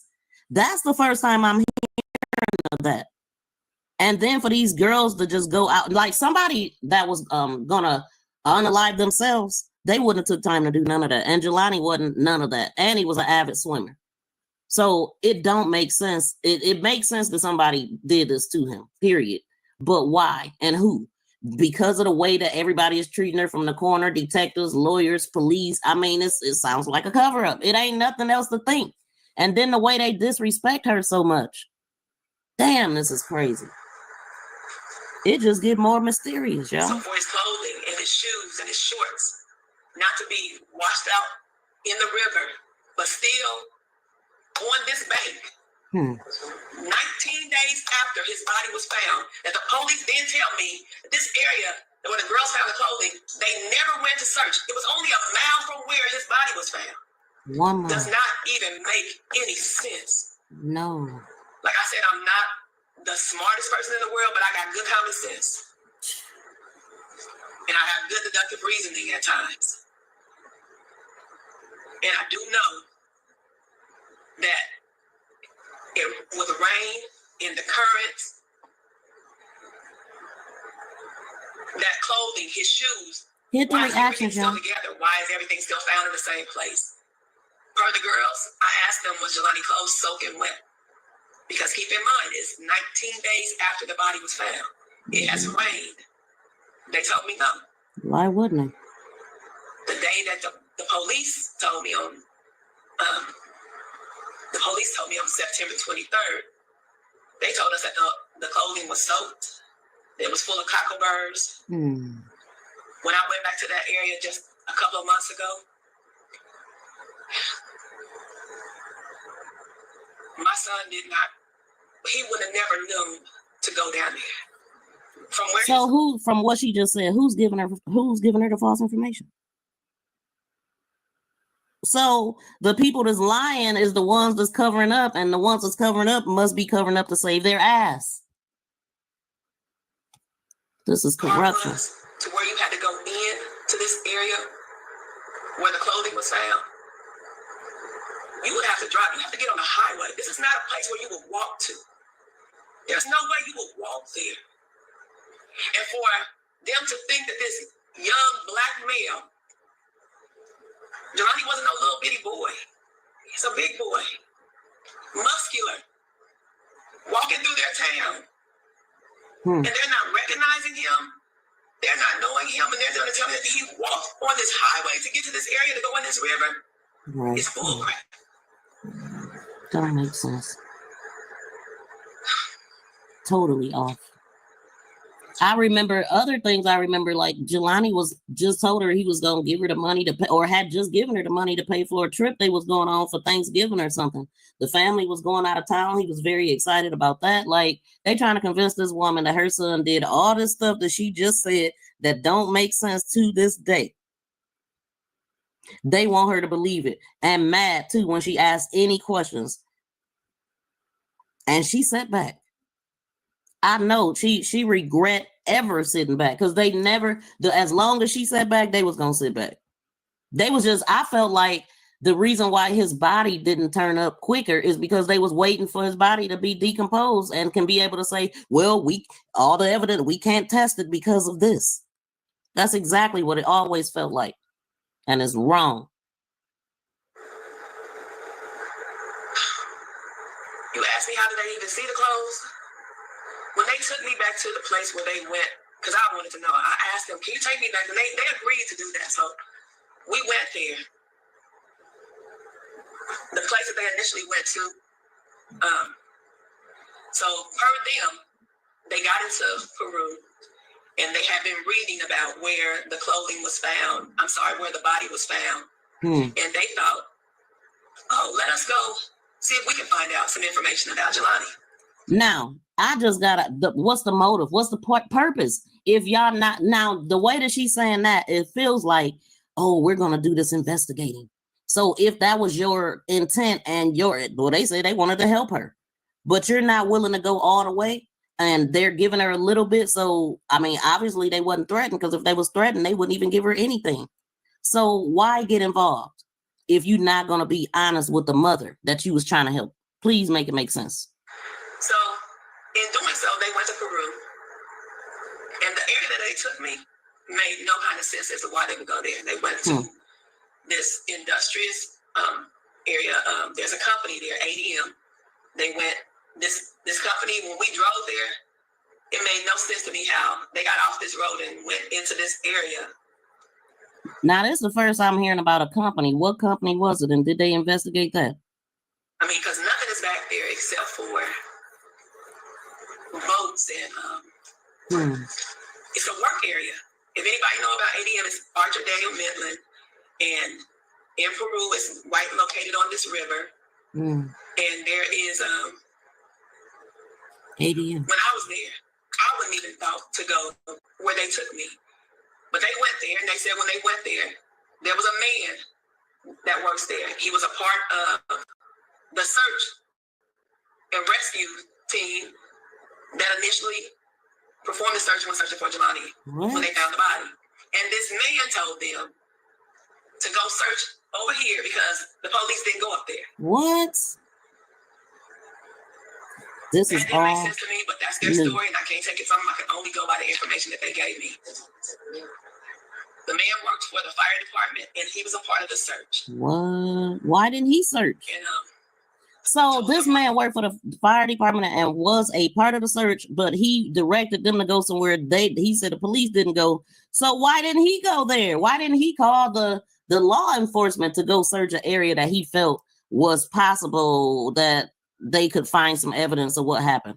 Now this is all new, y'all. Wow. 3 years later. To search it, and they went, and that's how they were able to go down. They walked their dog, and Alexandra was one. The girls' name were Alexandra and Jessica. Alex was the one that originally found the clothing. She said at first they didn't think anything of it because they seen the clothing. I feel like she need to talk to this man that sent them there. So he happened to be there, or he worked there. I thought I heard her say that man is a firefighter, but I thought she said he worked there on the grounds, because I'm gonna have to re-listen to this, but I ain't gonna put nothing back right now. This is my first time hearing this. I'm gonna definitely re-listen. But why was he there at that moment? Yeah, he need to be questioned. They found a cell phone, a Hello Kitty book backpack, and something else. As they got in their car and they drove away, they looked at a picture of Gilani when he was leaving out of the dispensary when he was last seen alive, and they said that those are the clothes that they saw. So that's when they called. They said that they called they originally called the Bloomington Police Department, who told them that they needed to call the Peru Police Department, and the Peru Police Department told them that they needed to call LaSalle. So LaSalle County ended up showing up, and they said where they were trying to tell the police where they were. The police were telling them, "Oh, we know exactly where you are." In doing so, the police came, and she said that the police went past them. So the area that the police thought that the girls were at were not even the area that the girls were actually at. What? So the girls said that they had to show the police where they were. And while doing so, they said that the police were having some very inappropriate conversations concerning Jelani. They were saying things like Jelani was suicidal, or that this is going to make national news, and they were saying different things, and their focus was on the wrong thing. Their focus wasn't on about this discovery. Their focus was on things that Why did it's like they just added another element of BS into the game. Like, these girls didn't even need to be a part of it. So it's like they were, another element of BS was added with them. And then they be lawyer up and become uncooperative after wanting to help the mother. Like, and then the police, oh, we know exactly where you are, but they ride past them not knowing. And the guy, oh, the cops didn't search here, go up there. What? It's like they led them to the clothes allegedly. And then none of this makes sense, y'all. Listen, I followed this case and I'm hearing this stuff for the first time. Some of this, details about the girls. I'm happy. I'm so happy that Carmen got strength enough about 10 hours ago or 12 hours ago, probably now, and did this live stream, because it is going to take her to just put it all out there. And hopefully it'll compel somebody that can really make some noise and really do something for her. I mean, even Ben Crump, he was around at some point. I don't know what happened. I don't know. Like, he ain't even involved, it appears. I don't think that they should have been focused on. None of that. What happened So to now him? that they have the clothing,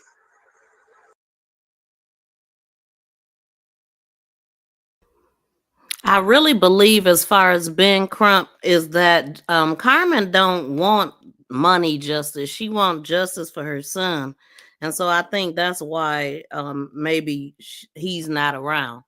Like, she's looking for real justice, somebody being locked up and tried, all of that for doing this. That's what I really believe.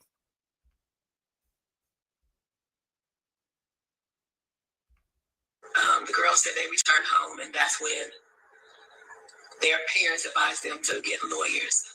For what? When I asked them, why did you feel that you needed a lawyer? If you was only there to help me, what would you need a lawyer for? And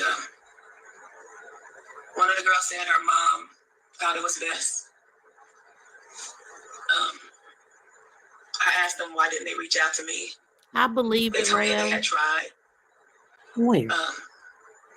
She even showed me a message that Alex showed me a message that she had sent me in Messenger or Alex, something. huh? But I don't know. I guess because I wasn't their friend, I wasn't able to view the message. So I never knew that they tried to contact me. So what did they tell their parents that made the parents think they needed a lawyer? It just sounds like, I mean, she's obviously not telling us everything, but what part of that she did tell us that made them feel like they needed a lawyer? Because you usually, I mean, it seemed like she lawyered up against Carmen. Like, it was like the police told her, oh, they don't want to talk to you, they got lawyers, but they obviously talked to the police that night and probably thereafter. So what were the lawyers for? You already gave your statement. I mean, you really didn't have a statement. You just decided to leave home from the comfort of your own town and go look for this black man that you know nothing about. Like, that don't make sense. And then lawyer up and not talk to the mother, or at least the cops say that. But alleged you reached out to her. I'm sure they could have tried a little bit harder. I don't know how many messages they. One of the things I want to do, I'm gonna pull up Dr. James Bryant. We've done this many times before, but it's a lot of new people following me. So I want to make sure that y'all know what's going on too. This is the guy that did the third autopsy. Like, he's had many. Wait, before I put that up, let me do this.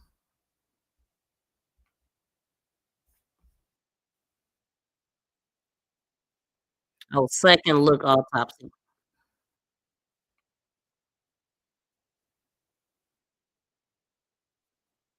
If they retain some organs, like they may retain the brain for special studies, then the first examiner sees it, but I don't see it. So that's what happened. There was part of the problem in this case was there were things missing, and I don't know why. Pathologist retained by the family. Right. I messed that up. Brother Dr. James Bryant, you're muted. Can you unmute yourself? Rainbow Push Coalition. Can you hear me now? Okay, there you go. I don't understand the Zoom stuff. Anyway, I was asked to do a second look autopsy. Second look autopsies are at a disadvantage because I'm depending on the previous person to put everything in order for me. So, for example, if they retain some organs, like they may retain the brain for special studies, then the first examiner sees it, but I don't see it. So that's what happened. There was part of the problem in this case was there were things missing, and I don't know why they were missing. So that was one of the things. And then there was destruction of the body. I could not identify the person. I mean, you're telling me it's your son, but I couldn't confirm that. There was a name tag on the body bag, but there were no name tags on him. He didn't have a toe tag, for example. And he was not recognizable. And I couldn't tell how old the person was. And there's just things. It was not a good exam. It was a second look autopsy of the worst kind.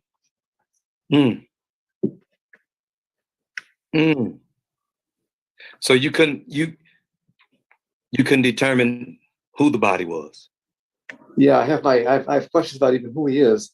I couldn't tell what race he is. I just knew that he had a man's name. His eyeballs were missing from their sockets, and it looked like when destructive testing was done. There was his jaw was sawed, and some teeth were missing, and I suspect that those were samples that were taken to help identify him or determine what was wrong with him. But I didn't do it, so I don't know. But you have never seen this kind of body before. I'm 50 years doing this kind of work. I started in 1971, and that was the first body I ever had when I was in medical school. And I've never seen one this bad. Basically destroyed. My God. I've handled air crashes. I've handled terrible truck drivers running over people, and this is the worst I've ever seen. And I'm sure it's post-mortem, not done to him while he was alive. So what does that suggest to you when you see a body like this? Okay, some of it could be decomposition. Can you hear me? Yes. Oh, okay. Something's popping up on my screen here. Where these pictures come from? Not sure. I didn't do that. It's all right. Continue. Oh, okay. Let's see, where was I? Okay. There was destructive. Some of it's destructive testing, and they may have been taking samples for whatever testing they wanted for genetics or whatever to help identify them. But I wouldn't do this. Like, for example, if you need to take a bone marrow sample on live patients, we can take bone marrow by inserting a needle in the hip bone, for example, to draw out the central soft tissue that's in the center of the bones. You get a bone marrow sample that way. I'm being told that the bone marrow sampling was they took the femur out of the.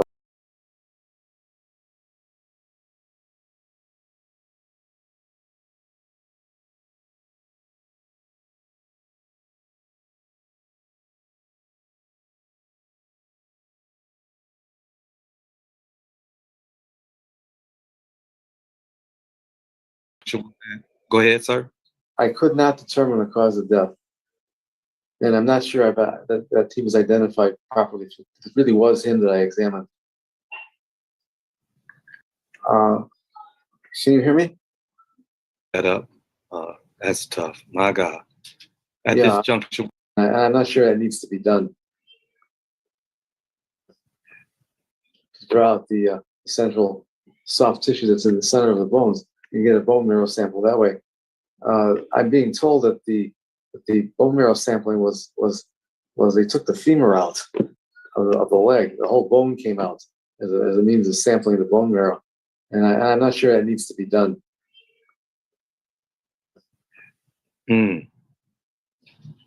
Wow. Sister Day, I'm so sorry that we had to relive that and bring that up. That's tough. My God. At this juncture, go ahead, sir. I could not determine the cause of death, and I'm not sure that he was identified properly. It really was him that I examined.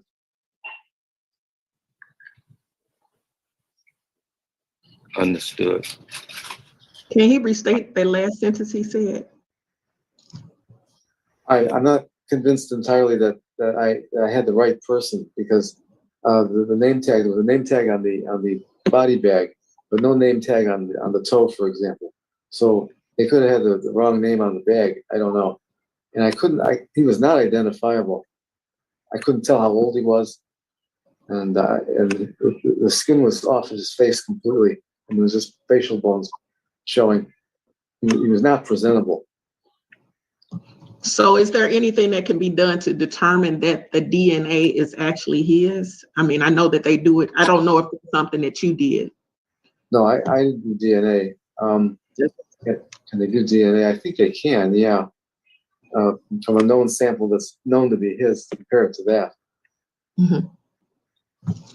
Oh, is it normal to have missing teeth and jaw to identify the person? Is that normal? Yeah, I've never done that, so I don't think it's appropriate. Is there a certain agency that you report findings like this to hold those agencies accountable for falsifying autopsy records or anything like that? Well, the coroners are in charge of the autopsy. It's their office that handles it within each county. In Cook County, it's a medical examiner, and they get first crack at all the suspicious cases. That's tough. Wow. At this juncture, we'll have Brother Cameron Barnes weigh in with the Reverend. Yeah. So this is what Carmen has had to go through. It's nothing but corruption. That's the only answer for it. Nobody, it makes sense to nobody, not even the doctor who's been working on bodies over 50 years and ain't never seen nothing as bad as Jelani. Nothing that they did was necessary.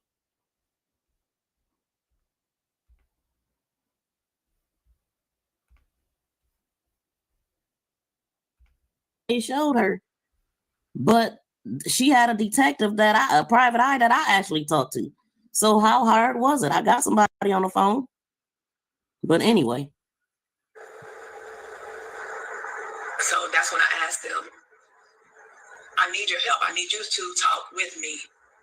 Because what I need now is the Jelani Day Joint Task Force, which includes the Peru Police, the Bloomington Police, LaSalle County, LaSalle Police, Illinois State Police, the Illinois Attorney General, and the FBI. If they are not helping me, I need the Department of Justice, which is what I've been working on. Listen, y'all, that's a whole lot of law enforcement agencies that ain't doing their job. And also the fact that they ain't helping her, allegedly, they against her. So who's gonna ever help her? These is different. Man, what? Did you hear all them names she just named? To help me. And I need for you to speak. I need for them to hear your voice. I need for them to hear your side. Because I need things to happen. Wow. I'm sorry, I see that somebody's asking about the phone. I skipped over that part. I'll go back to the phone part here in just a moment. Because I got back on the clothing again. So the girls, they refused. They don't feel like there's nothing that they can say that can help me. Well, if they was really trying to help her, if Carmen feels like they can help her, that should be good enough. Get out of here. Just complicated things is what they did. But I guess out of all of it, some clothes was produced. And allegedly, they was the last clothes he was seen in, leaving the dispensary.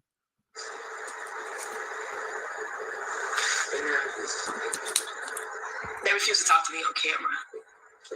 They refuse to talk to me at all. They refuse to talk to me on camera. Let me make that clear. They said that they didn't want to be harassed. I've never harassed them. Why did they get involved? All I want is to find out what happened to Jelani. See, when you involve yourself in something like that, ain't all of that stuff to be expected.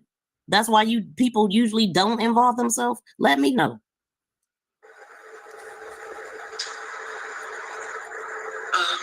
Crazy. That's all I want. This is the worst thing ever, to not only to lose him, but to every day not even know what happened to him. I have to go back and I have to think about everything that I did from the beginning, from the day that I found out the police showed up to my house and said he was missing, to me going to his school in Bloomington and sitting with Kara. Yes. Now this is the part. This Kara is the professor that everybody had their opinions about. Like, this woman is the one that sounded the alarm. She's the one that reached out to law enforcement. Some of them was her friends, and she knew information that she told Carmen. And in the beginning, if I remember correctly, you know, Carmen wasn't, like she said, it was questions in the beginning that she should have asked that she didn't, and suspicions I don't think was immediate with Kara, but hopefully she gets into that because she's the one that sounded off everything. Please subscribe to the channel and hit the thumbs up if you have not. Welcome to MTGV Crime Podcast. Thank y'all for being here.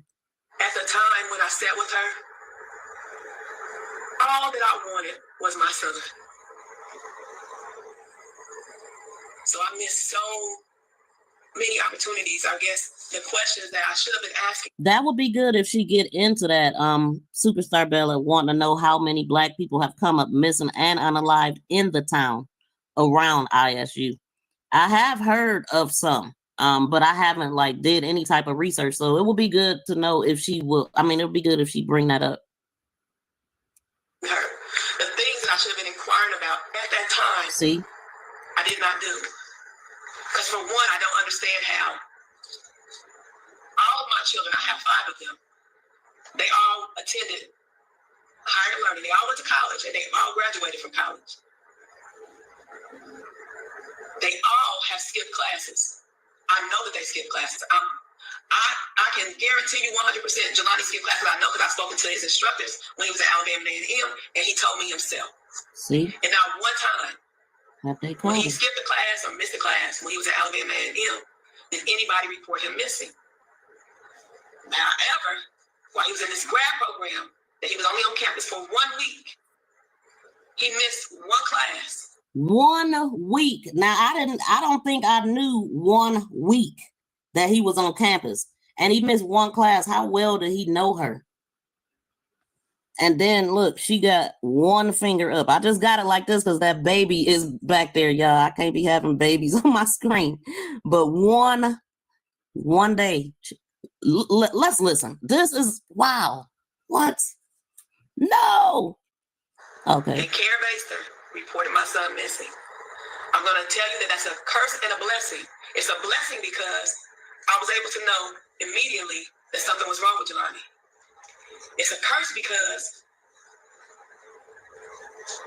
I was looking. I'm just going to tell y'all, everybody is a suspect. Yes. At this point for me, everybody is a suspect. Yeah. But Good. at that point, in So now that we day, know. at that time, back in August of 2021, She was a help. I thought that this lady was helping me. Because that night, when I got that phone call from my son and he told me that the police was at our house in Danville, Illinois, and that Jelani was missing, I immediately called my child. Jelani did not answer his phone. I immediately texted him. Jelani did not return my text. That's not like Jelani. So I see somebody say that Kara only knew him for 1 week. She didn't. She knew him. Jelani attended summer. He went to school in the summer, but he did everything online because keep in mind this is during COVID, so they were doing things online. So the class that he was in, these individuals, he met them during that summer session online. He had not physically met anybody until he went to campus And in August. Wow, he went in August. So when he went to He literally had just went there in August, 1 freaking week. So he just said she was his online professor. That's what I'm hearing. Or he met all them online. He was only on campus for 1 week. 1 week. He missed his first clinicals. When I was sitting with Kara, well, let me back up. Very I suspect. got the phone call he was missing. The young lady that was in his class, her name was Haley. Haley had called one of Jelani's, some girl that lived in Danville that she knew. They knew one of my daughters and told her that Jelani was missing. Haley, we remember hearing her According name. to the young lady who got the message to my daughter, that this girl that called her was hysterical and upset and saying that my baby was missing. So first thing that came to my mind was, why is she upset? I didn't understand why she was upset. about Jelani missing. Jelani had only missed one class. What is going on? Why are you upset? Wow, y'all. Yeah, exactly. What does she know? What was she told? So I finally got in contact with this young lady, and she's explaining to me how she met Jelani. They would talk about class or whatever. So this Haley met him where? She did not even go to class on the day that Jelani didn't go to class. But she was the one that was upset because Jelani wasn't there, because her roommate had came back and told her that Jelani didn't come to class, that he was missing. She told me that I keep wanting to call Kara professor. Kara is not a professor. She's a clinical director. Okay. The clinical director, Kara Baster, had reported Jelani missing. According to Kara, when I was able to get in touch with Kara, because Haley helped me get in touch with Kara, and according to Kara, her and Jelani had been texting the night before. Why? Jelani was going to take care of something for her. What? At that time, I did not inquire about what Jelani was taking care of for her. Right. Don't ask me why I didn't inquire about it. I'm telling you, my focus was only on Jelani. Jelani, yeah. Makes sense. When I talked to her on the phone, I talked to Haley that night, which was Wednesday night, which was August the 25th. That's the night I reported Jelani missing. I didn't speak to Kara until Thursday morning. By Thursday morning, I had known that Jelani had used his card at Starbucks, because I had contacted the bank to see if he had used his card. When I finally was able to speak to Kara, an hour after that, I let her know, can you tell me, because Kara sounded so helpful. She was so helpful. She was like, she was telling me that Jelani had missed class. She was telling me that she reported him missing. She had called Redbird Cares. She went to her chair. Told her that she was concerned because Jelani didn't show up for class. Could they send a wellness check to his apartment, to where he lived? A little bit too handy dandy. You know what I'm saying? Like, I can't wait to get to this. Where is she now with Kara? Is Kara not wanting to talk to her anymore? What's happening, Kara? They filled out a report for Redbird Cares. Redbird Cares, by 5 p.m., had not gotten back to them. So Kara had contacted Redbird Cares and wanted to know had they went to Jelani's apartment. And they told her that they had 24 hours to contact the student to do this wellness check. Because who would think that your student is missing? They only missed one class, right? Right. So I guess they have students that go through things or whatever. Because what I learned when I finally did go to Redbird Cares is that there's a process that they have to go through. So they didn't immediately go check on Jelani. When they did go, Jelani's address that was listed was not the address of the apartment that me and his dad had got him in Bloomington.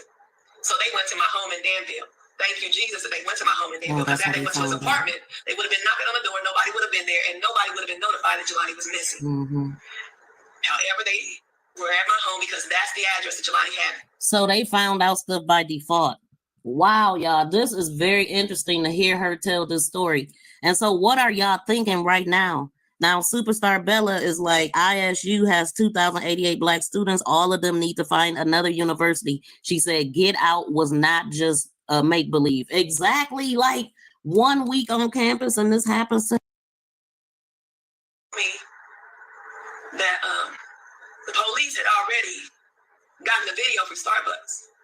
I did not think, because I never even told the police that Jelani's card was used at Starbucks. The only person I had told at that time was my family and her. So while the police had already intercepted the video from Starbucks, she then told me, and I wasn't thinking, like, and this is all my thoughts in hindsight. She told me that the police had got the video, and then she told me that she had contacted one of her friends on the police department, and that she had called, because she knows now that I had filed the missing persons report. I had filed the missing persons report, and she says that she had a friend that worked on the police department, because she had called the police department and asked them had they been doing, per her, she had called and asked had they escalated this missing persons report. And the officer that had took the report was not going to be back on duty until later on that evening. And per Kara, she told me that she was going to call her friend because she told the person on the phone, this young man is missing. This needs to be handled now. I am on this phone and I am appreciative of this because I'm Right, like, that makes sense. thank you for helping me. Thank you for wanting to get this escalated like this. And so by 1 p.m. on that Thursday, a detective had been assigned to Jelani's case. Again, I'm grateful. However, there are so many questions that I did not ask. There are so many things that I did not pay attention to because my focus was on Jelani.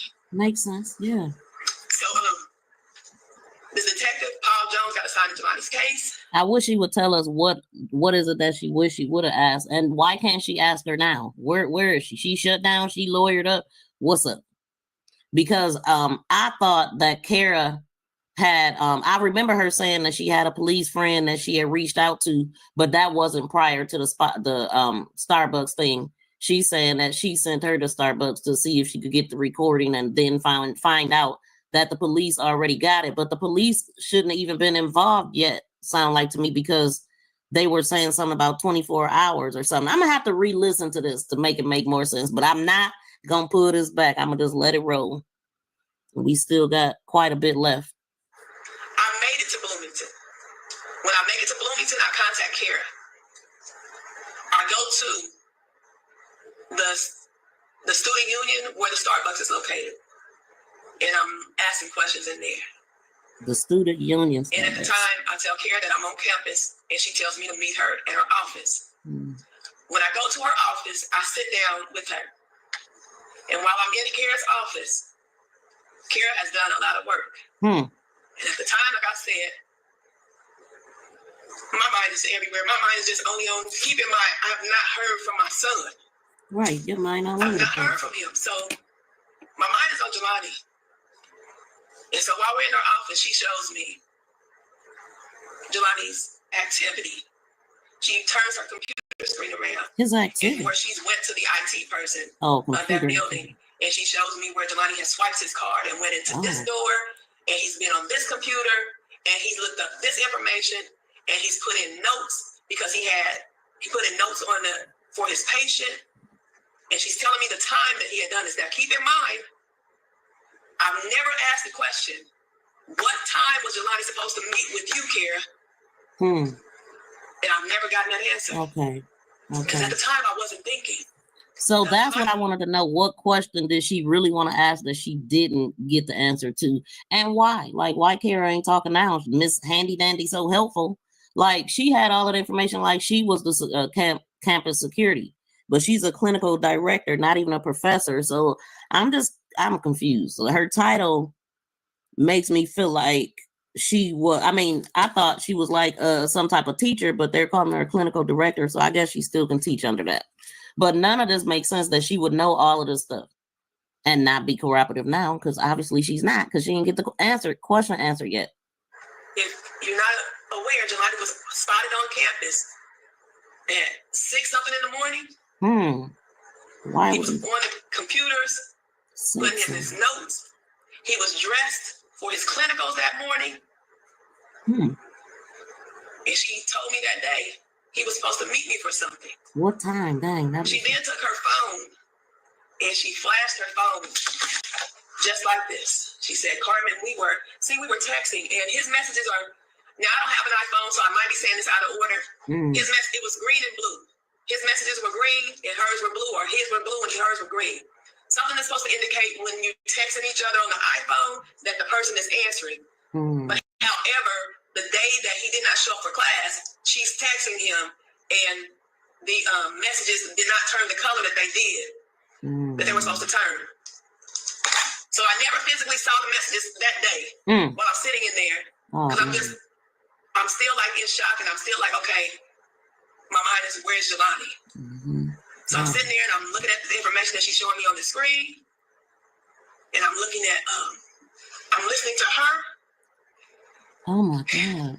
What? I didn't ask the right questions. Oh no. Oh my God. Like I get what she's saying, y'all. She only wanted to know at that point, where's my son? I need to see him. I need my eyes on him. It's like she wasn't thinking at that moment that he was unalive. She's thinking that he's alive and need to be saved still. You know what I'm saying? Because if she was thinking that he was already gone, she would have wanted to hold on to the last memories, right? That this person, his last known communication. At this time, she wasn't thinking like that. So, but she's blaming herself, and that just breaks my heart. Although I understand what she's saying, but a lot of the stuff is new, y'all. Like these details, this is new information. Wow, Kara, where's the messages now? Like, so. She's saying that Jelani was at the campus as early as 6 a.m. So yeah, that would already dress for his clinicals and all this. So why? Well, yeah, what time was she supposed to meet? And then at some point, she's showing her messages that Jelani at some point stopped responding to, is what I'm hearing. Shout out to Paul. Thank you for coming in. Yes, we are definitely talking about Jelani today. I've been checking in on her, and I've been seeing her talk leading up to this. So I was just waiting for her to drop this video. It's crazy. And I'm mad. Poor Carmen. Yeah. So she's telling me that because this is the morning. It's still morning. So I don't yet have a detective. I haven't spoken to a detective yet. It's maybe like 10 in the morning, 11 in the morning. Hey, look, Detective Kara gave her more information than the actual detective. That I can tell you. And after I get done talking to her, she's telling me about how Jelani had been on campus the day before and how he had been walking. He couldn't find his car. And some girl in the class had helped him. And they were thinking that he was, something was wrong with him. Maybe he was delirious or something. What? Because he couldn't find his car. And I'm like, maybe he forgot where he parked it. Because Jelani was delirious. Because then I come to learn that on the day that he was looking for his car, he was on the phone with his sister. And she told me, she's like, Mama, I was on the phone with him. He was fine. He just couldn't remember where he parked his car at. See how disconnected they are? Now they talking about maybe something was wrong with him, and his sister can clearly vouch for him that day. See what I'm saying? Like their way of thinking ain't our way of thinking. Like, I mean, for her to say what she just said and blow it up like that. It's been times I went to just the other dang on day. I was at the grocery store and couldn't find my car because I forgot. It is ways to find your car. They got letters and stuff and numbers that at the end of each aisle that you're supposed to look at. And some people forget to look at that. So therefore, they're looking for their vehicle. Like, what?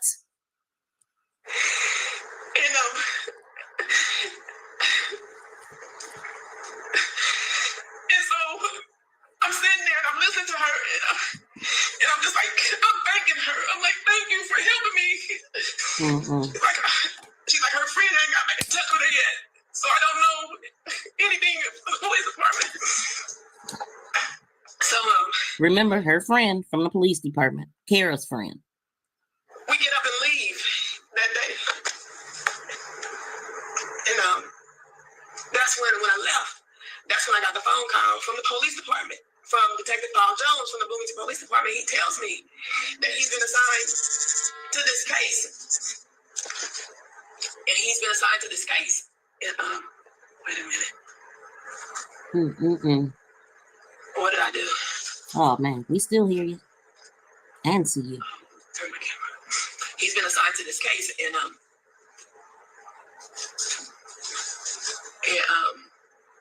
he's going to be the detective that helps me with Gilani. So I'm like, giving him all the right. She did say that, Superstar Bella, that Kara is not a professor. She's a clinical director,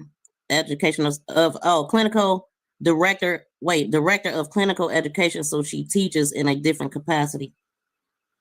Okay. Yep. So I guess, but she got a lot of stuff on her plate and a lot on her mind, and she. I will say, and he said, Carmen, I'll call you back. So okay. I've given Jelani's, before he told me he'd call me back, I've given Jelani's phone information. I'm giving Jelani everything that I could possibly think of about Jelani. And I reiterate this to him. If you need me to say that my son and telling us, but she should really write it down and really just. And I reiterate this to him. If you need me to say that my son is going to hurt himself, for you to look for him, then that's. Now I know damn well they didn't take her words and twist them and then put that on the paper like, oh, he didn't. Like, where's she going with this? What? I will say, and he said, Carmen, I'll call you back. So okay. I've given Jelani's, before he told me he'd call me back, I've given Jelani's phone information. I'm giving him Jelani everything that I could possibly think of about Jelani. And so I'm asking him, what do we need to do? In the meantime, my children, Jelani's siblings, they're doing stuff because they're trying to find their brother. I head back home because I don't know what else I'm supposed to do. I don't know where else to go. So I head back home that day. When we get back home, I'm going to meet the rest of my children, and I get a phone call from the detective. And he's asking me about Peru. I thought Peru was a country. I didn't know that Illinois had a place called Peru. And he then tells me that Peru is located somewhere northwest or southwest of Chicago, and asking me, did Jelani know anybody there? Did I know anybody there? And I'm like, no, I don't know nobody. Jelani didn't know nobody. I said, are there black people there? That was one of my questions I had. Are there black people there? I said, not unless Jelani has a frat brother there. And I'm like, well, I'm getting ready to get with his siblings. Let me ask my sons, because they would know if Jelani knew somebody there. Because Jelani doesn't know anybody in Peru. I get to my children, and I ask them. None of them have ever heard of Peru. They don't know anything about Peru. At this time, I did not know that while he has me on the phone, they are aware that Jelani's car was found in Peru, Illinois. So this is at 4:30 on that Thursday. And I'm in Champaign, Illinois. Paul Jones, I later learned, is on his way to Peru. They found his car.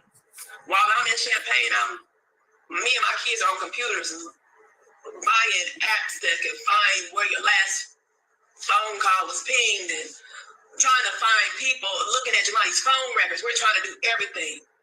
His dad is giving us the password. We're just trying to do everything that we can. And then about 8:30, 9 o'clock that night, I get a text message. And keep in mind, I don't know what is happening in Peru. But I'm get a text message, and it's from Kara. And she texts me this news article. Says that this car was found. I click on it, and I see this news article and this picture of these people in this parking lot. I mean, there's a crowd of people, and it's a headline that says that this car was found, and it's supposed to be the car of the missing ISU student. Oh, she pissed. I tell my kids, let's go. We instantly just stopped doing everything we're doing. I called first of all, before I said let's go, I read the article, and I called the Peru Police Department.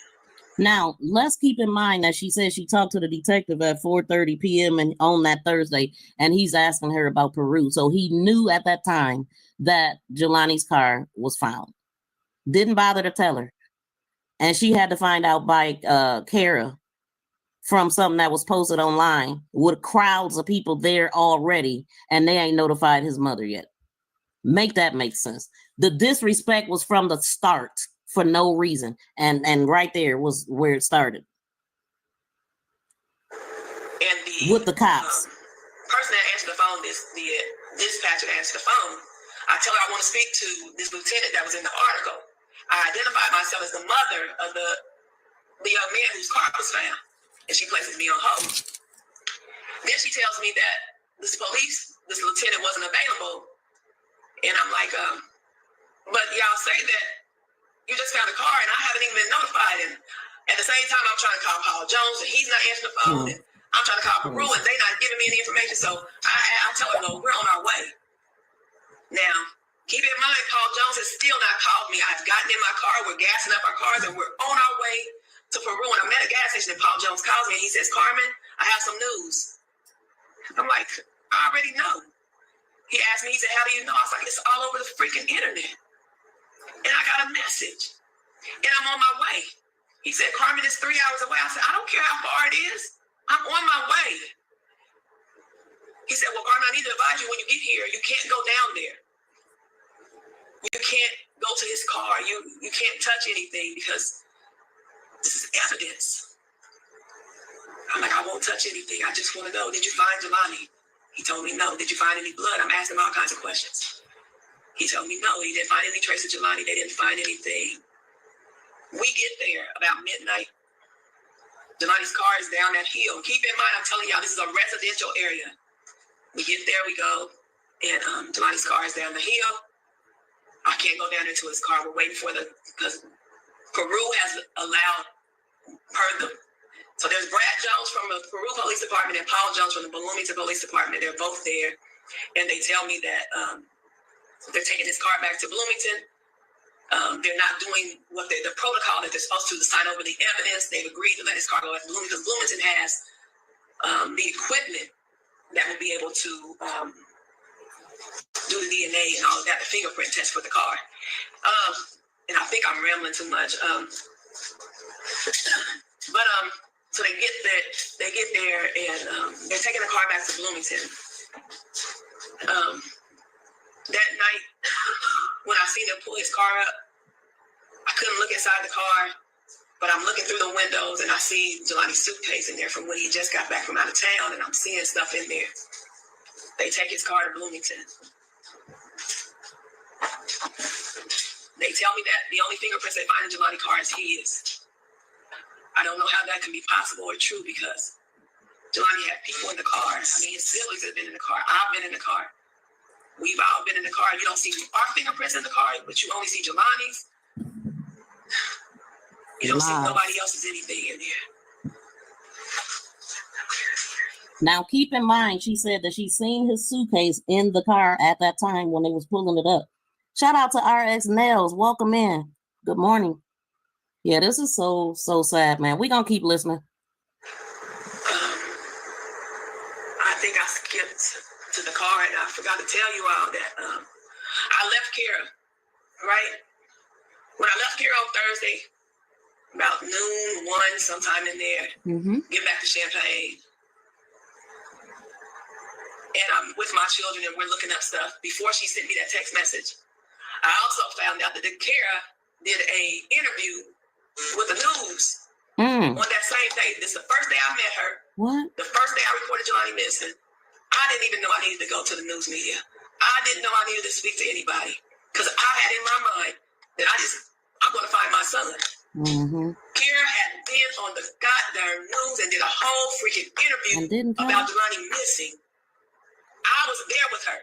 She did not even tell me that she called the media, that she planned this interview. Wait a damn minute. Now, I didn't know that. Let's continue. What? Why not? She had me there, his mother. What? But she chose to get on the news and talk about my son. I just reported him missing that day. What? I didn't even know his car was found yet. I didn't even know I needed to talk to the media. I didn't even know that I wasn't going to see Jelani no more. But this lady was already on the goddamn news talking about my child. Why? Why was Kara so concerned, y'all? Look, I cannot, oh my gosh, I did not know that she was there and did not tell her. See, that's what I'm saying. They knew to escalate it. They already knew. It's like they got a call from the person that did it. You see what I'm saying? Like they was already. What reason would y'all think that she would do this and not say anything to the mother? It can't be that you're trying to get popularity from this. It can't be that, oh, I'm trying to help her. I see she's busy thinking Jelani is okay. Let me get on the news. Nah, man. Come on. When Kara showed up to the search on that Saturday. So she came to the search on Saturday. My brother asked her questions because I was still trying to be calm and trying to work with everybody because my only concern was Jelani. And I needed everybody to help me. So she was trying to be I wasn't peaceful. trying to be mean to anybody. I wasn't trying to be rude to anybody. I wasn't trying to be forceful because I could have been so forceful. I should have been. I should have been so more inquiring. But in hindsight, like I told you all, like I'm telling y'all, only thing that I was concerned about was my child. So I didn't ask all the questions. I didn't ask what I should have asked. I didn't do what I should have did. I should have been more forceful. because maybe I would have gotten better results had I did things different. She done been on the news since when she got to the first search. But she had said that, okay, her brother asked her question. So, and then let's keep in mind too that they did, like I said, the detective didn't tell her the car was found. She found out through Kara, and then took her 3 hours to get there. And he's telling her, oh, you're not gonna be able to go down, you're not gonna be able to. It's like they just didn't want her to see none of this stuff. They tried to stop it. That's what it seemed like to me. If this was your kid, where would you be? Like, knock it off. First search, and she showed up. I mean, in Peru. She showed up to the search in Bloomington, and she also showed up to the search in Peru. By his apartment. Okay. Bloomington and Peru. After my brother questioned her, and I didn't really want him to, because my brother, I guess me being the emotional one, the people that were around me, they were thinking when I wasn't. And not to say that my brother didn't do the right thing, but I believe that he did. Because he was asking her questions and he was inquiring about her. Why was her involvement like it was, and what happened with Jelani and what she was talking to him about. And that was the last time I've seen Kara. That was the last time I seen her. That's upsetting. Why couldn't she answer those questions? I mean, surely you ain't in your feelings because they asking you these questions, because these are logical questions. Who are you and why are you so dedicated to this? Why are you doing all of this interviews? And which I just found that out that she did that at that time. I do know that it was an interview with her, but I didn't know that she overstepped Carmen and to do it and not even tell her about it. She's acting like this her son. And then as soon as somebody asks you some questions, you shut down and disappear. And I mean, has she been questioned by the police? No. Had the police been questioned by the dang on police? This is sick, man. After that, for maybe the first week after that, she did text me because she wanted to donate money to help us with whatever we were doing at that time.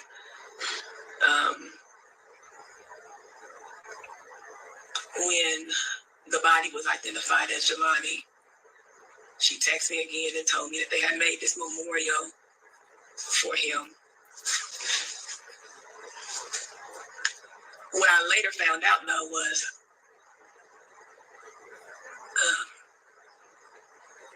after some time, I was able to think about some stuff. So I went to Bloomington back sometime in 2022.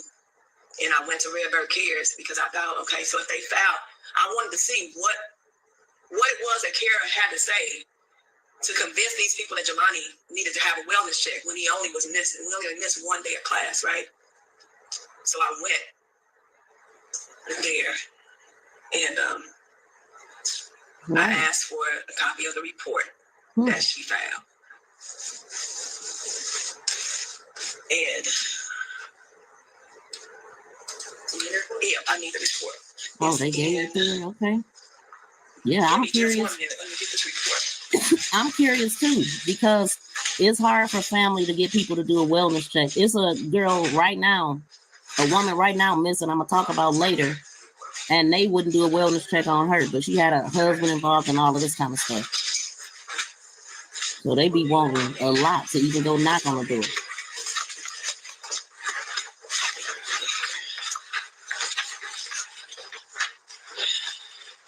Got it right here. Yep, I got it. So in this CARES report, I always wondered what could they possibly have said to alert these people that Jelani was something was wrong with him. So when I got this CARES report, I was pissed because number one, like I'm telling y'all, Jelani had only been on this campus for 1 week, yeah. A week. Prior to him going to the campus, my kids are normal kids. They like to party, but they take care of their business. And I'm just a normal mom. When they party too much or they're hanging out too much, I'm always fussing. And Jelani was one that liked to go out and hang out with his friends and have fun and hang out and kick it like normal kids do. And I'm the mom like, Jelani, did you get your homework done? Did you do this? Did you do that? And he told me, Mama, I did do it. I did do it. I was like, Jelani, your grades better show. So what do y'all think they said to get them to show up there? Hold on. What in the world? On my screen right now. Tell me that you did it. So a week before, when he was, as I told you all, he attended summer classes. He was in a full load of summer classes. His mama was fussing at him because Jelani was enjoying his summer while he was in school. And I was at work one day, and Jelani sent me his report card. I'm trying to figure, Bella, how do I keep doing that? I'm trying to figure out what did these people say? Oh my God. What did they say to get the cops to go out there? Come on. To show me that he had done what I got to make sure I don't hit too close up there. So the direction that she's going, it sounds like she used some type of partying or drinking or drugging or something to get them to go check on him. told me he was doing, and I was so proud of him because my son had maintained his GPA, and he had all A's and a B. So when I read this CARES report, this is what they said about my child. They said that Jelani Day is in the master's degree program in speech pathology, speech language pathology, and communication science and disorder. It has been reported to me that he has not been attending classes. Keep in mind, he only missed one class, and I spoke to another professor that Jelani had, and she told me Jelani attended all his classes, but this is what CARE reported about my child. Why? You have to do that. He has not been attending classes. He has been late to meetings, is out of compliance on requirements to start his work in our clinic, and has missed a meeting with his client. He has recently not responded to texts or calls from our director of clinical education and missed a clinic meeting today at noon. Jelani's father is ill, and Jelani is a match for stem cell replacement. So how do I get this? I'm ticked because I'm wanting to know, number one. So I just wanted to say shout out to everybody in the building. Please smack that thumbs up and subscribe to the channel if you have not. But I wanted to go over this because this, keep in mind, everything that she's saying right now, when we go live later, I've changed it to 5 o'clock because I'm live now for hours. But so the FOIA report, everything that I reported before this is coming from the Freedom of Information Act, the report, and that's what she's reading now. We already read that, and she also gave the testimony of or the statements of another person, which she identified as Haley. We already read that too. If you haven't checked out those videos, please do. That's what we're going over. And these reports are not facts, but it is what the police is going by. These are the narratives. These are the reviews. I mean, the interviews. This is the evidence and all of this stuff. And it still don't make sense.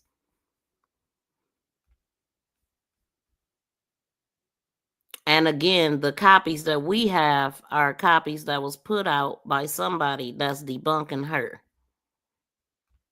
Why? Which, who would even try to debunk a parent, a grieving parent? Like, who are these people? Why she? Did you lie? Because I can show you his report card. He only been on campus for a week. Per you, he missed a meeting with you on that Tuesday, which was the 24th. And on Wednesday, he didn't come to his class.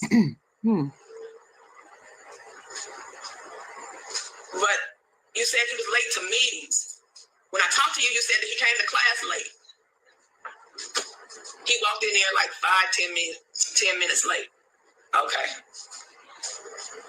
He's out of compliance with what?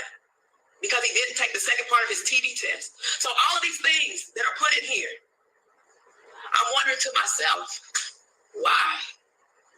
And then she had the nerve to mention his dad. So the only thing that bothered me about that is,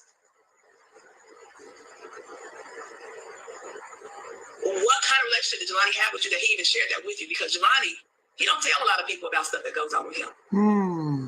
So for him to share with you something about his dad, Jelani either had to be bothered really bad one day, or it was something about you that he trusted. Very, very interesting that she would put all of that information in there. But yeah, why lie? And then get around her and act like she's the friend, the one that's so concerned, but she's actually making it look bad for Jelani on paper and helping draw the narrative as to what these people end up trying to tell her. They took all of that stuff into consideration. But to throw the father in, why? Like that, to throw the father in was kind of saying something without saying it, you know? Like, hey, he a match. You know what I'm saying? Like, why did you feel the need to throw that in? But let's continue. Shout out to Brian's in the building. And how and why did any of them know about? Yep, see, that's what she's saying right now. Like, okay, he wouldn't even share that. How does she know that? How did she find that out? I mean, but then with him signing up for school, now there would be no reason for him to say that. That's very personal. That he shared this information to you. And so there's so many questions. And I presented this stuff to the police. I presented this stuff to the Jelani Day Joint Task Force. And their response to me was, Carmen, Kara won't talk to us anymore because you had people harass her. I've never had anybody harass anybody. Anything that anybody have done, they've done it out the concern of their Now, own. y'all hear how they just accuse her of doing something? I mean, because you sent people to harass her. Like, so, I mean, Kara been reaching out to Carmen all this time prior to this, right? So they had some type of relationship over these past days. Why couldn't Kara just reach back out to her and say, what's what?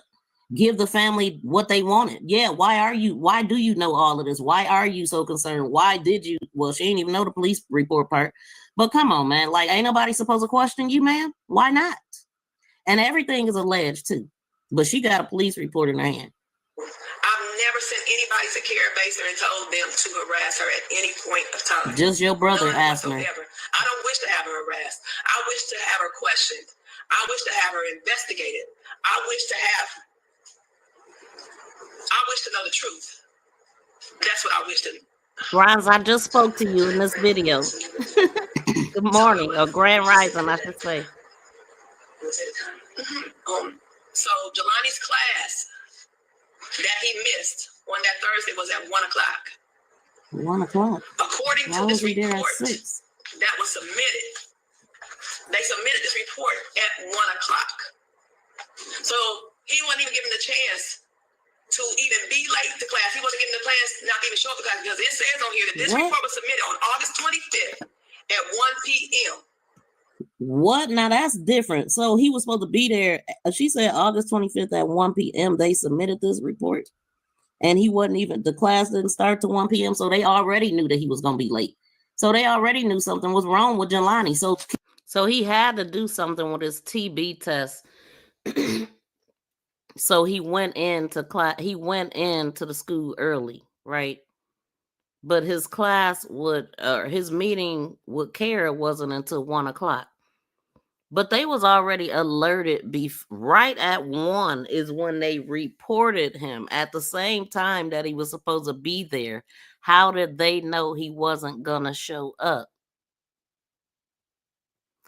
And this part that she's about to read, I think this is something that I read in the last live stream that I did about the Freedom of Information Act. Keep in mind, like, okay, so now that I got this 1 p.m. time, he was last seen at the dispensary at 9:21. That's when his phone went off. So they already knew that Gilani was in trouble. They already knew that he was going to be late. So how did they know? How did you know this information unless you got it from the people that did it? Make it make sense. 1 p.m. His class was at 1 p.m. on that day. What? So they didn't even wait for the entire class to end to say that he missed class. This report was submitted at 1 p.m. on the day that he's supposed to be in class at 1 p.m. No. They was anxious. I didn't find this out until later on, after I was sitting down and I'm researching and doing my own investigations. The evidence shows that they had everything to do with Jelani coming up missing. the people doing the reporting, the people calling the police, the people that's getting all of this information and calling their police friends and all that. It sounds like they had everything to do with it. Because I'm an evidence type person, and I know people been saying this for a long time, but for her to say that he was supposed to be in class at 1 p.m. and they submitted a report at 1 p.m. already reporting him missing. And we know that he was last seen at that dispensary at 9:21, which is the same time his phone went off. Hey, it don't make sense at all that they was that alerted and she didn't even know to be alerted. Grand Rising Guy First, thank you for coming in.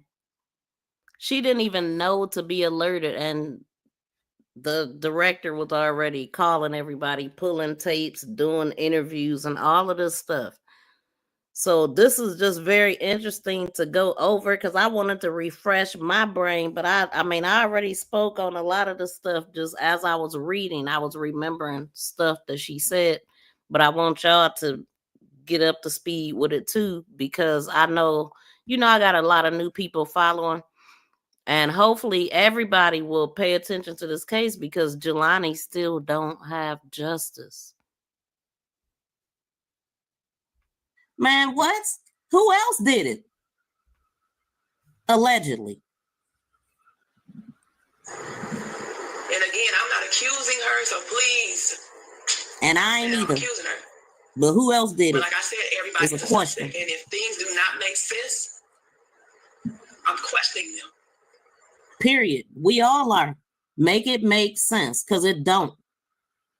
They know. The people that's supposed to be solving this, they know. That's why it's not solved yet. We've been on that. We've been feeling this corruption and cover up. That's why don't nobody want to touch it. When they know it's that, man, and you got to try to pull this stuff out of the people. They done destroy evidence and everything else according to what she told us. Oh my God, this is just sick. It's frustrating. And like your hands are tied because the people that you're supposed to trust are the people that's hiding something. Why? People hide things because they're involved, right? I mean, come on, man. I pray that this gets solved one day, but I can tell you right now, it's a cover up, and it's gonna take somebody that know to stand up and tell what's happening. That's what it's gonna take, in my opinion, because they left Jelani's body out there in the element for so long to not be able to find out certain things, to not even know if that's really him. It's just, man, I'm learning so much right now today. 3 years later, y'all, this is the same time that Gilani came up missing 3 years ago. Wow, man. And I've questioned them. August 24th, 2021 is when he came up missing.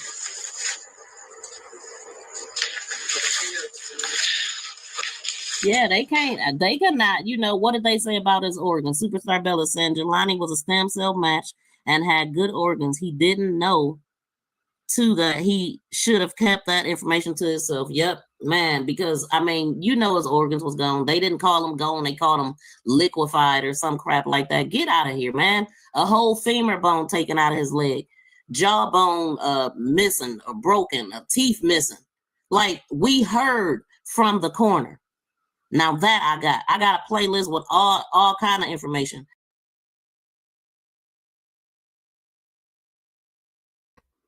Ironically, I just played that too. So if you're interested in seeing what the pathologist found, the second look pathologist, you can forward this video while I'm live. I do have it set up that way. But this is it's devastating. Like I said, it's frustrating because who do you go to? How does this ever get resolved unless somebody just on their deathbed? Like, you know what? I don't want to take this with me. We just got done watching the Philadelphia bombing that I just found out about day before yesterday.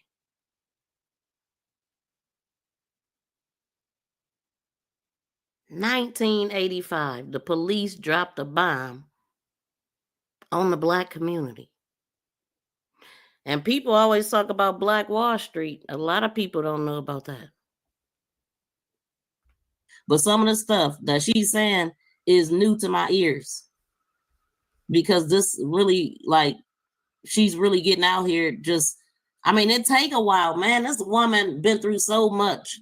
And to have the people that's supposed to solve this to be against you and talking to her crazy and blaming her for, oh, it's your fault that we didn't unlock the phone and all this stuff she just told us in this video. What? Well, Latasha, they said that Jelani was the only Black male at first, and then they said, oh, he the only Black person, period, in this program. So they was trying to set him up for failure, is what it looks like to me as well. You know, but as far as saying all of this stuff, it was for the narrative. That it was for the narrative. They sticking together, they own code. Everybody was like the Freedom of Information report that I read on Haley's part, which is who she named. And everything that I read was what she said. She said that she was very upset and she wasn't even in school that day. On the report, they made it a point to say she wasn't upset. So everything is like, just like what Javion mom was saying. And, you know, all of them, Marcus said it, Corey, like, they don't want to put too much out because they don't want to give them nothing. See, they can continue to write their narrative. That's why they keep it open. That's why they haven't closed anything yet, because they still, and the medical examiner in Javion's case was called, right? And what did they say? They waiting on a signature, waiting on them to sign off on the stuff. How much effort does that take? And, you know, and fill out the report that was redacted. So they got or had something filled out. But, you know, and all of this stalling is for a reason. We looking at everything unfold through every case that I talk about over here. This is why it's so hard. Because it's, you know, it's evil people in small you know, in big places. Like they got the top, they are the head of these departments. Ain't nobody checking behind them. And they can put whatever they want to put on paper. Because they all work for the same organization. And it's sad. Man, it's a whole lot of things. I don't have the words to even express. As far as his phone, I have possession of his phone. I had to send Jelani's phone off to a forensic investigator. Man. When I got his phone, keep in mind, like I told you earlier, I was able to provide them with the code. I figured me and my children. Now let's remember how his phone was found. Off the highway, some man in a truck dropped the bed off the truck, and they were picking it up. They were picking up the bed, loading it back onto the truck, and found the phone. Turned the phone into Walmart or one of these places to get money for the phone. And somehow the phone ended up getting picked up from the FBI or something like that. That part is a little shaky. I got videos about that too. But the ending part of it, like how the phone ended up back with the police. But people were just like we heard her say earlier that asking about the clothes that were found, were they soaking wet? I remember it raining like for a week around that time or whatever. So everybody was like, that phone should have been destroyed. But whoever had that phone, they believed it was powered on. And the person that found the phone had put a message on Facebook. And so, I mean, it wasn't because she was notified by the cops with that either, if I remember correctly. So we're going to just listen. She might bring it up. Figured out the code for Jelani's phone before they unlocked the phone. I obtained his phone because they would not allow me to get the information from his phone.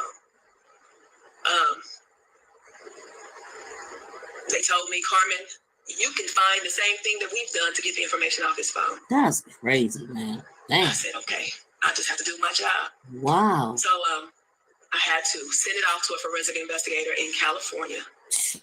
She might as well listen. She might as well open up her own agency. You know what I'm saying? Open up your own police department or detective agency or whatever, because she learning all kind of stuff. She had to send it off to the forensics folks. How can you even trust them? But hopefully, if you're sending them off, they'll do their dang on job. But is there anything on the phone now? Like, why would they give her a smoking gun?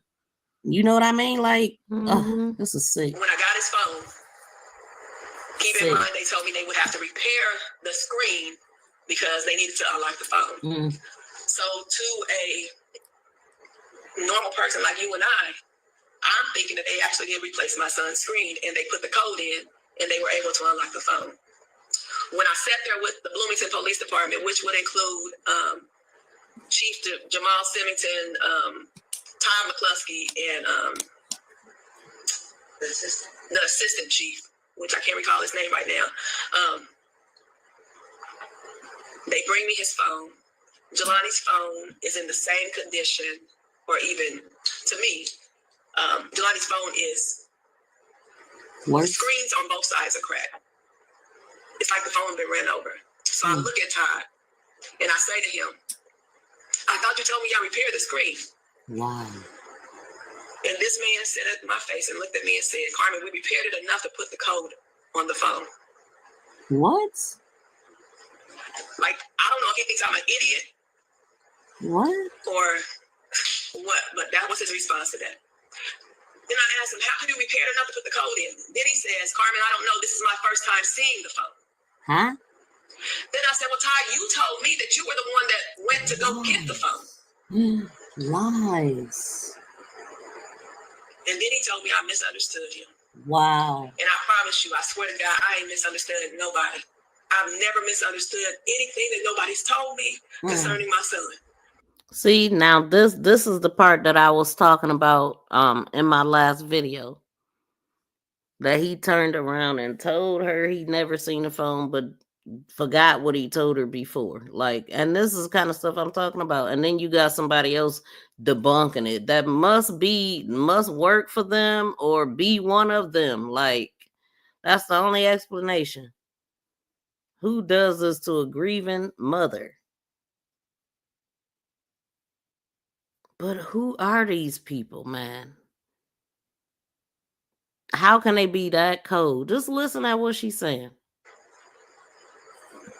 That man told me what Jelani's phone looked like. That man told me that they were repairing his phone. That man told me BFF, Grand Rising.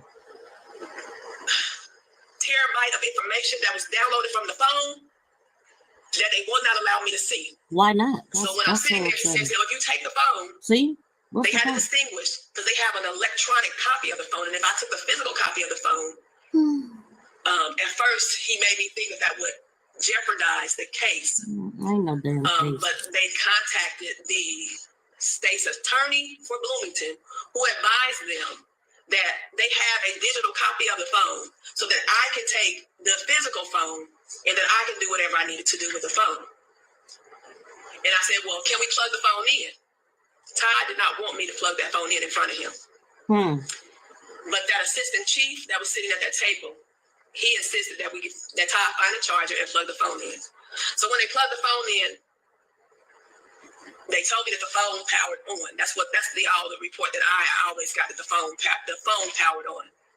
He plugged the phone in, and I couldn't tell while we sitting at that table if that phone powered on. Wow.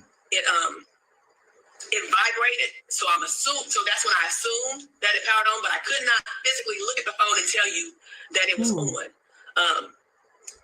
So for everybody asking about her phone, about the phone and the extractions and all of this and that, this is the condition she got the phone in. This is her meeting with them, as much as she was gonna get about the phone. You heard the resistance that she got. It's just ridiculous, man. The release for the phone, and I took the phone, and I found a forensic investigator to send the phone to. I just learned when I sent the phone off to the forensic investigator, which I had to pay for out of my pocket, which is fine. Like I told them, I would do whatever I need to do. And The forensic investigator got the phone. this and is he the could other not. the other part that I'm talking about, that they know that the average parent parents don't have this kind of money to pay for this, pay for that, get all these autopsies, and like they already know. And it's like it's they're buried and that's it. You die with this broken heart knowing that it was a cover up, but what can you do about it? Because of money.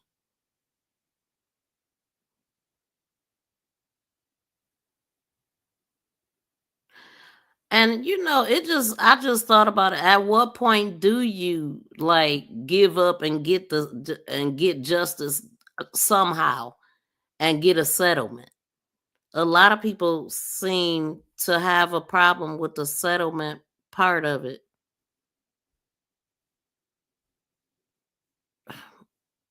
I don't know. That's tough.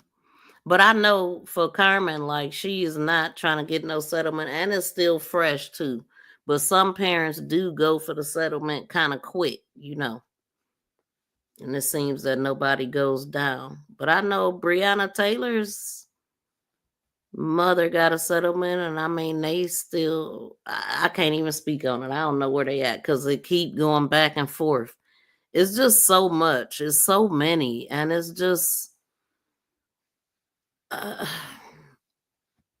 Yeah, it's like it's hopelessness, really. Look at Kendrick Johnson's parents.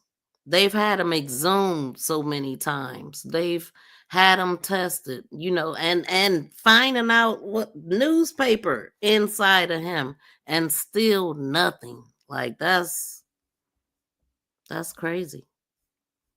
No matter the evidence uncovered, still a cover up, still nothing, because it's still them same people working to keep it from being exposed. He did not have the capabilities of retrieving the information because the inside of the phone had been smashed. What? To where he couldn't use the equipment that he needed. So he had to send it to a third party. Oh my God. And I just found out a week ago that this third party was able to retrieve information off of the phone. However, I've not received the information as of yet. Well, they got to keep the third party private, because if anybody find out, they might get to the third party. Because, I mean, if the police was able to get the information, they could give it to her. Like, I mean, they don't seem like they're doing an investigation. They're telling her to do her own. So are we even expecting a trial? Need the information, I'll be able to go through it, and I'll be able to look at the information on his phone. I was told that they can retrieve apps, they can retrieve text messages, they can retrieve phone logs, phone calls, and they can retrieve deleted information. So y'all pray with me and pray for us. I hope they do the right thing, man. Information is going to help us. Like I said, I hope these people are not crooked, because they can make money off of it. Shoot, a lot. Somebody, whoever behind, they've been covering up for 3 years, get wind of this, and I'm sure they watching her. But man, let's pray. Let us pray. But man, I don't trust nobody, and I'm sure she can't. But she can't. So she probably don't want to say that.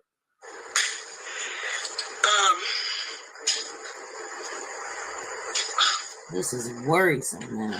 My next move is that I am preparing a congressional inquiry, and that is where I need everybody to help me. So I have a letter that we are sending to the Department of Justice. Call to action, y'all. That we are sending to the Department of Justice. I'm seeking for Kristen Clark to intervene and to help us gain some insight on what happened to Jelani. I'm asking her to come in. Come on, whoever you are, Kristen. And to investigate the Gilani Day Joint Task Force, because this task force has been corrupt. Pointless. Yep. This task force has not helped me in any kind of way. Actually, holding her back. And in regards to that, I'm going to need you all to help me contact these representatives and senators. Okay. Yes, Reverend Jackson is helping me, but I need more than Reverend Jackson. Where's Dan Crump? A collective voice in order for me to get this done. I need I need all the Al Sharptons and Tamika, Mallory, the Tamikas and the Shans and everybody that stepped up and said, Carmen, I'm going to help you. I need you all to step up and help me. I need this. Well, I mean, I'm hoping that all the people whose names she called help, but we can help too, to at least put the information out there for people to help. I mean, that's how I can help, as far give y'all the information and make it available for people to help. And we can contact the people too, letters, whatever it is we need. We all have a voice. This is ridiculous. This could be one of our family members. This could be your child, you know? So let me know if this is something that y'all willing to do. Because, and also the people whose name she's calling, maybe they are willing to help, but Carmen has been very quiet. She's been going through a lot. She hasn't been strong enough to do this, you know, and in the midst of it, doing the foundation and, you know, having that every year. And I know they had like delayed that the last time. I think they delayed it, but then they ended up still having it. And so now she is just refocusing. Like, she's going through a whole bunch, y'all. They're talking about getting up and running away as if the city council meeting speaking to the mayor, her and another, I want to say he's an alderman or somebody that works in the city. They are texting each other, talking about me, and he's telling her, But anybody that's going through something, you know, would. They're talking about getting up and running away as if what I'm standing up there talking to them about pertaining to my son, who I'm lost, who they're supposed to be helping me find answers to. This is a joke to them. I don't think I knew that. I went to Peru, Illinois. So she talking to, I remember her having it was televised, and she was on the mic. She had wanted to meet with some people to find out what they were doing. I'm not sure if that's the exact setting that she's talking about, because, you know, they've changed chiefs along the way. But for her to say, yeah, she talking about the chief. I forgot her name. But I actually have a video of her laughing when somebody asked her about Jelani, because they, you know, they trying to make it seem like she's some type of bugaboo, like, oh, like they killed a fly or something, that she was her friend. Like, I mean, that's just the way that it feels. That's the way that it appears. Because from the start, she got the runaround. And 3 years later, still a runaround. No action.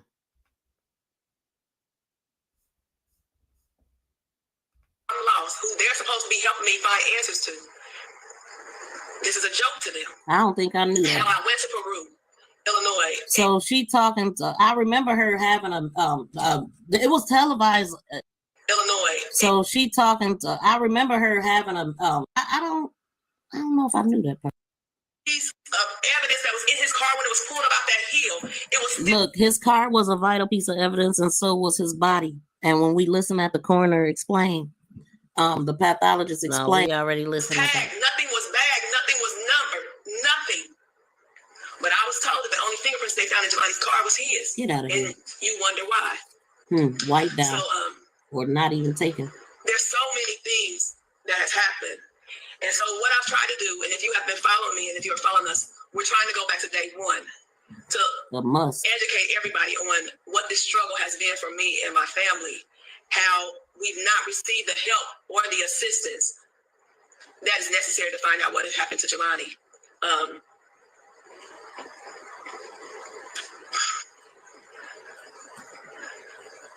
Devastating.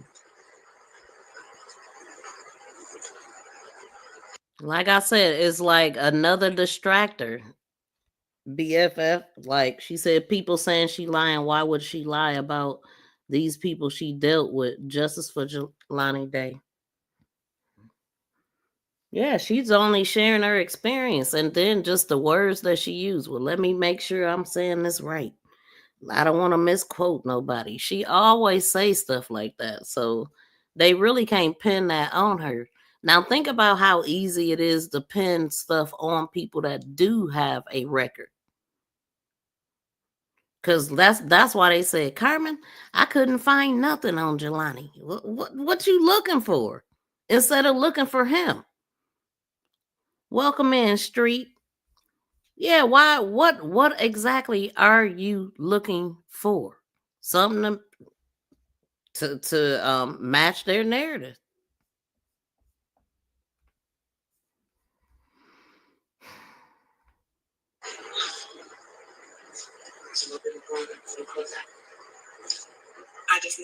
I need the help. So they're going to be we're going to be listing the senators and representatives that we need everybody to contact and help us with.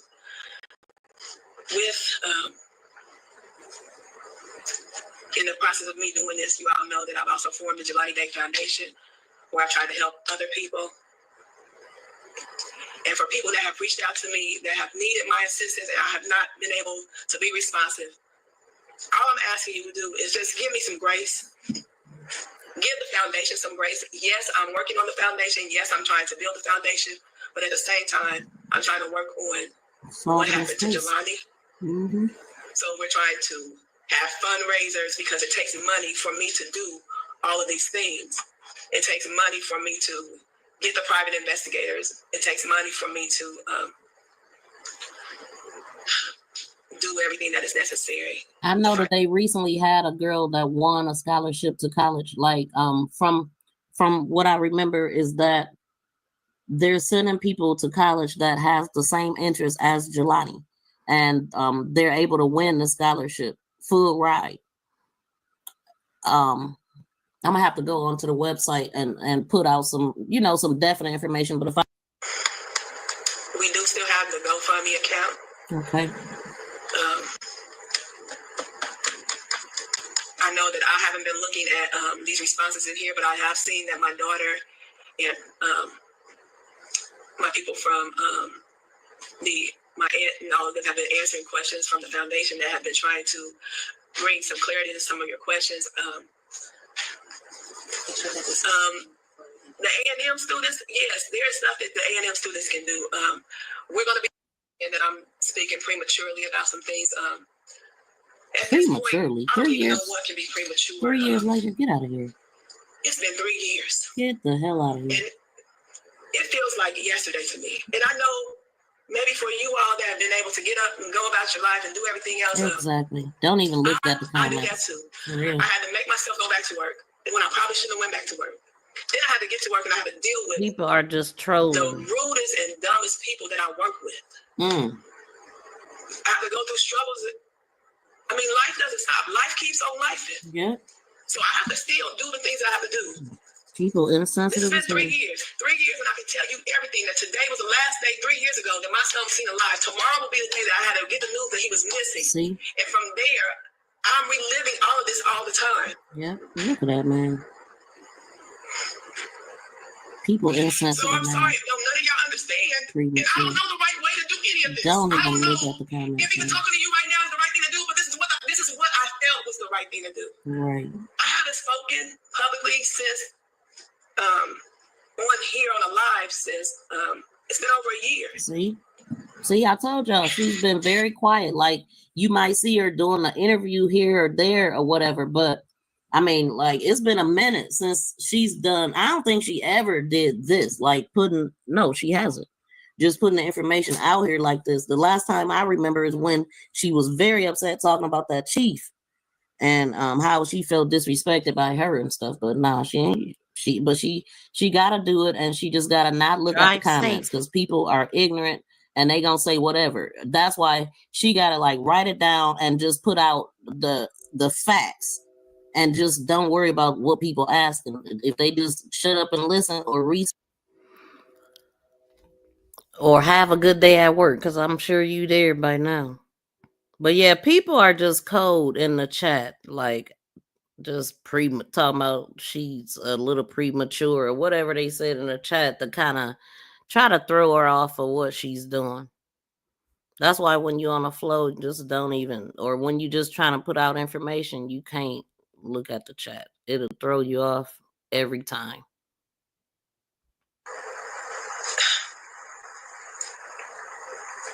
I'm gonna find out what happened to Gilani.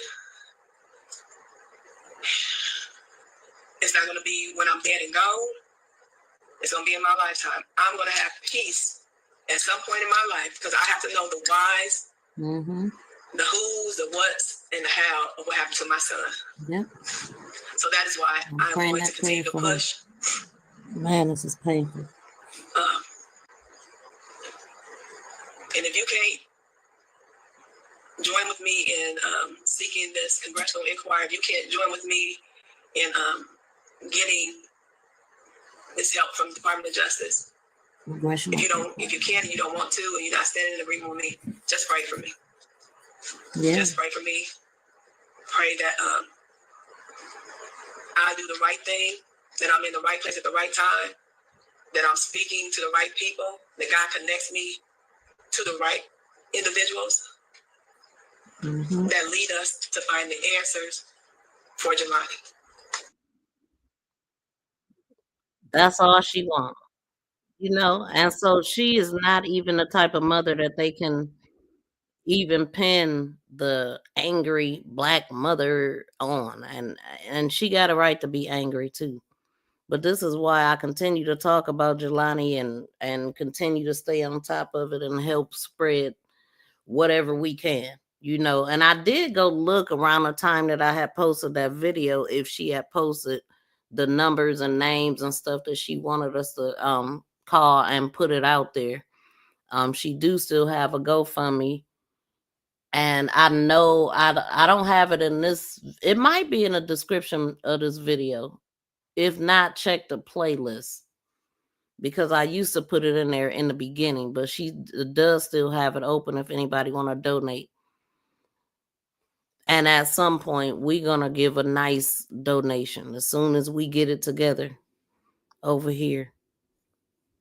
Because like she said, it take money. I mean, it's constant. Like, to fight against the people that's supposed to be doing this job. Look, if y'all didn't see the beginning of this video, please check it out. Like I said, the 1985 bombing of Philadelphia. I had never heard about it.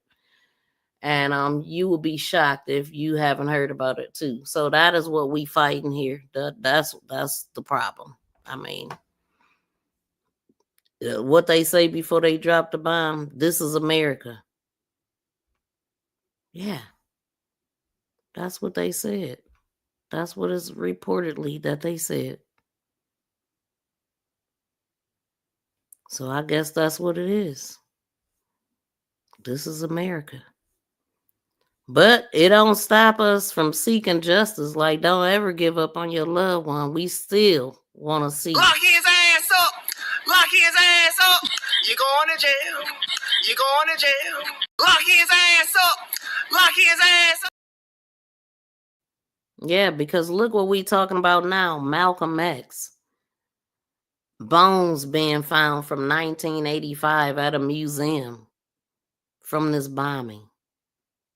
That they was told that they had already given them to the family. And it sounds like this ain't the first set. So they're studying us in life and death is what that's looking like. I mean, and it's true though. It's true.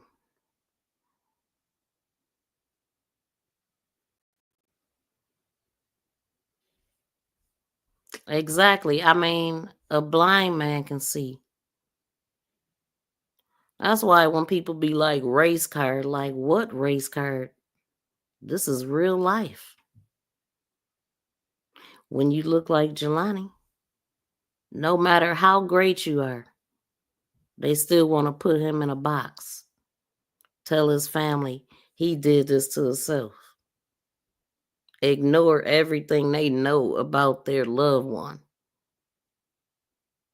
This happened August 24th, 2021. And that video with his mom was just a few months ago.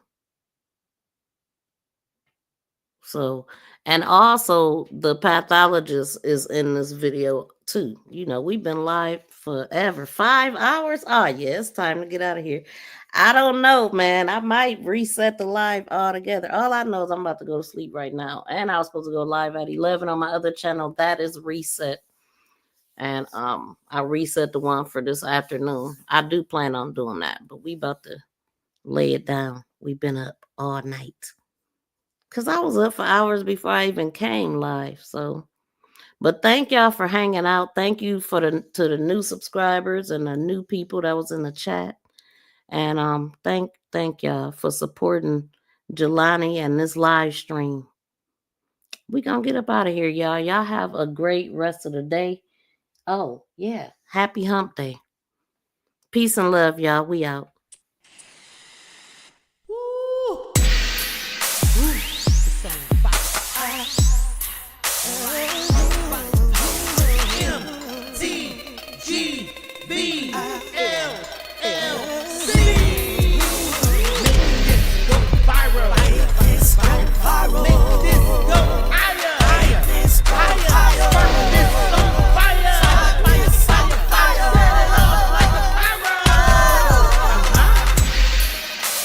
Yes.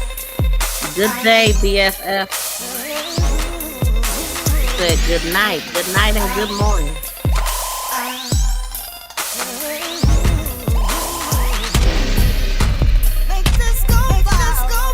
Shout out to Jay Glover for hanging out. Shout out to Latasha too. Shout out to everybody, even the trolls. And everybody I did name.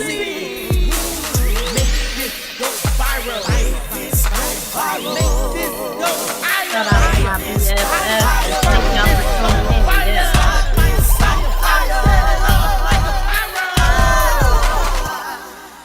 All right, peace and love, y'all. We out.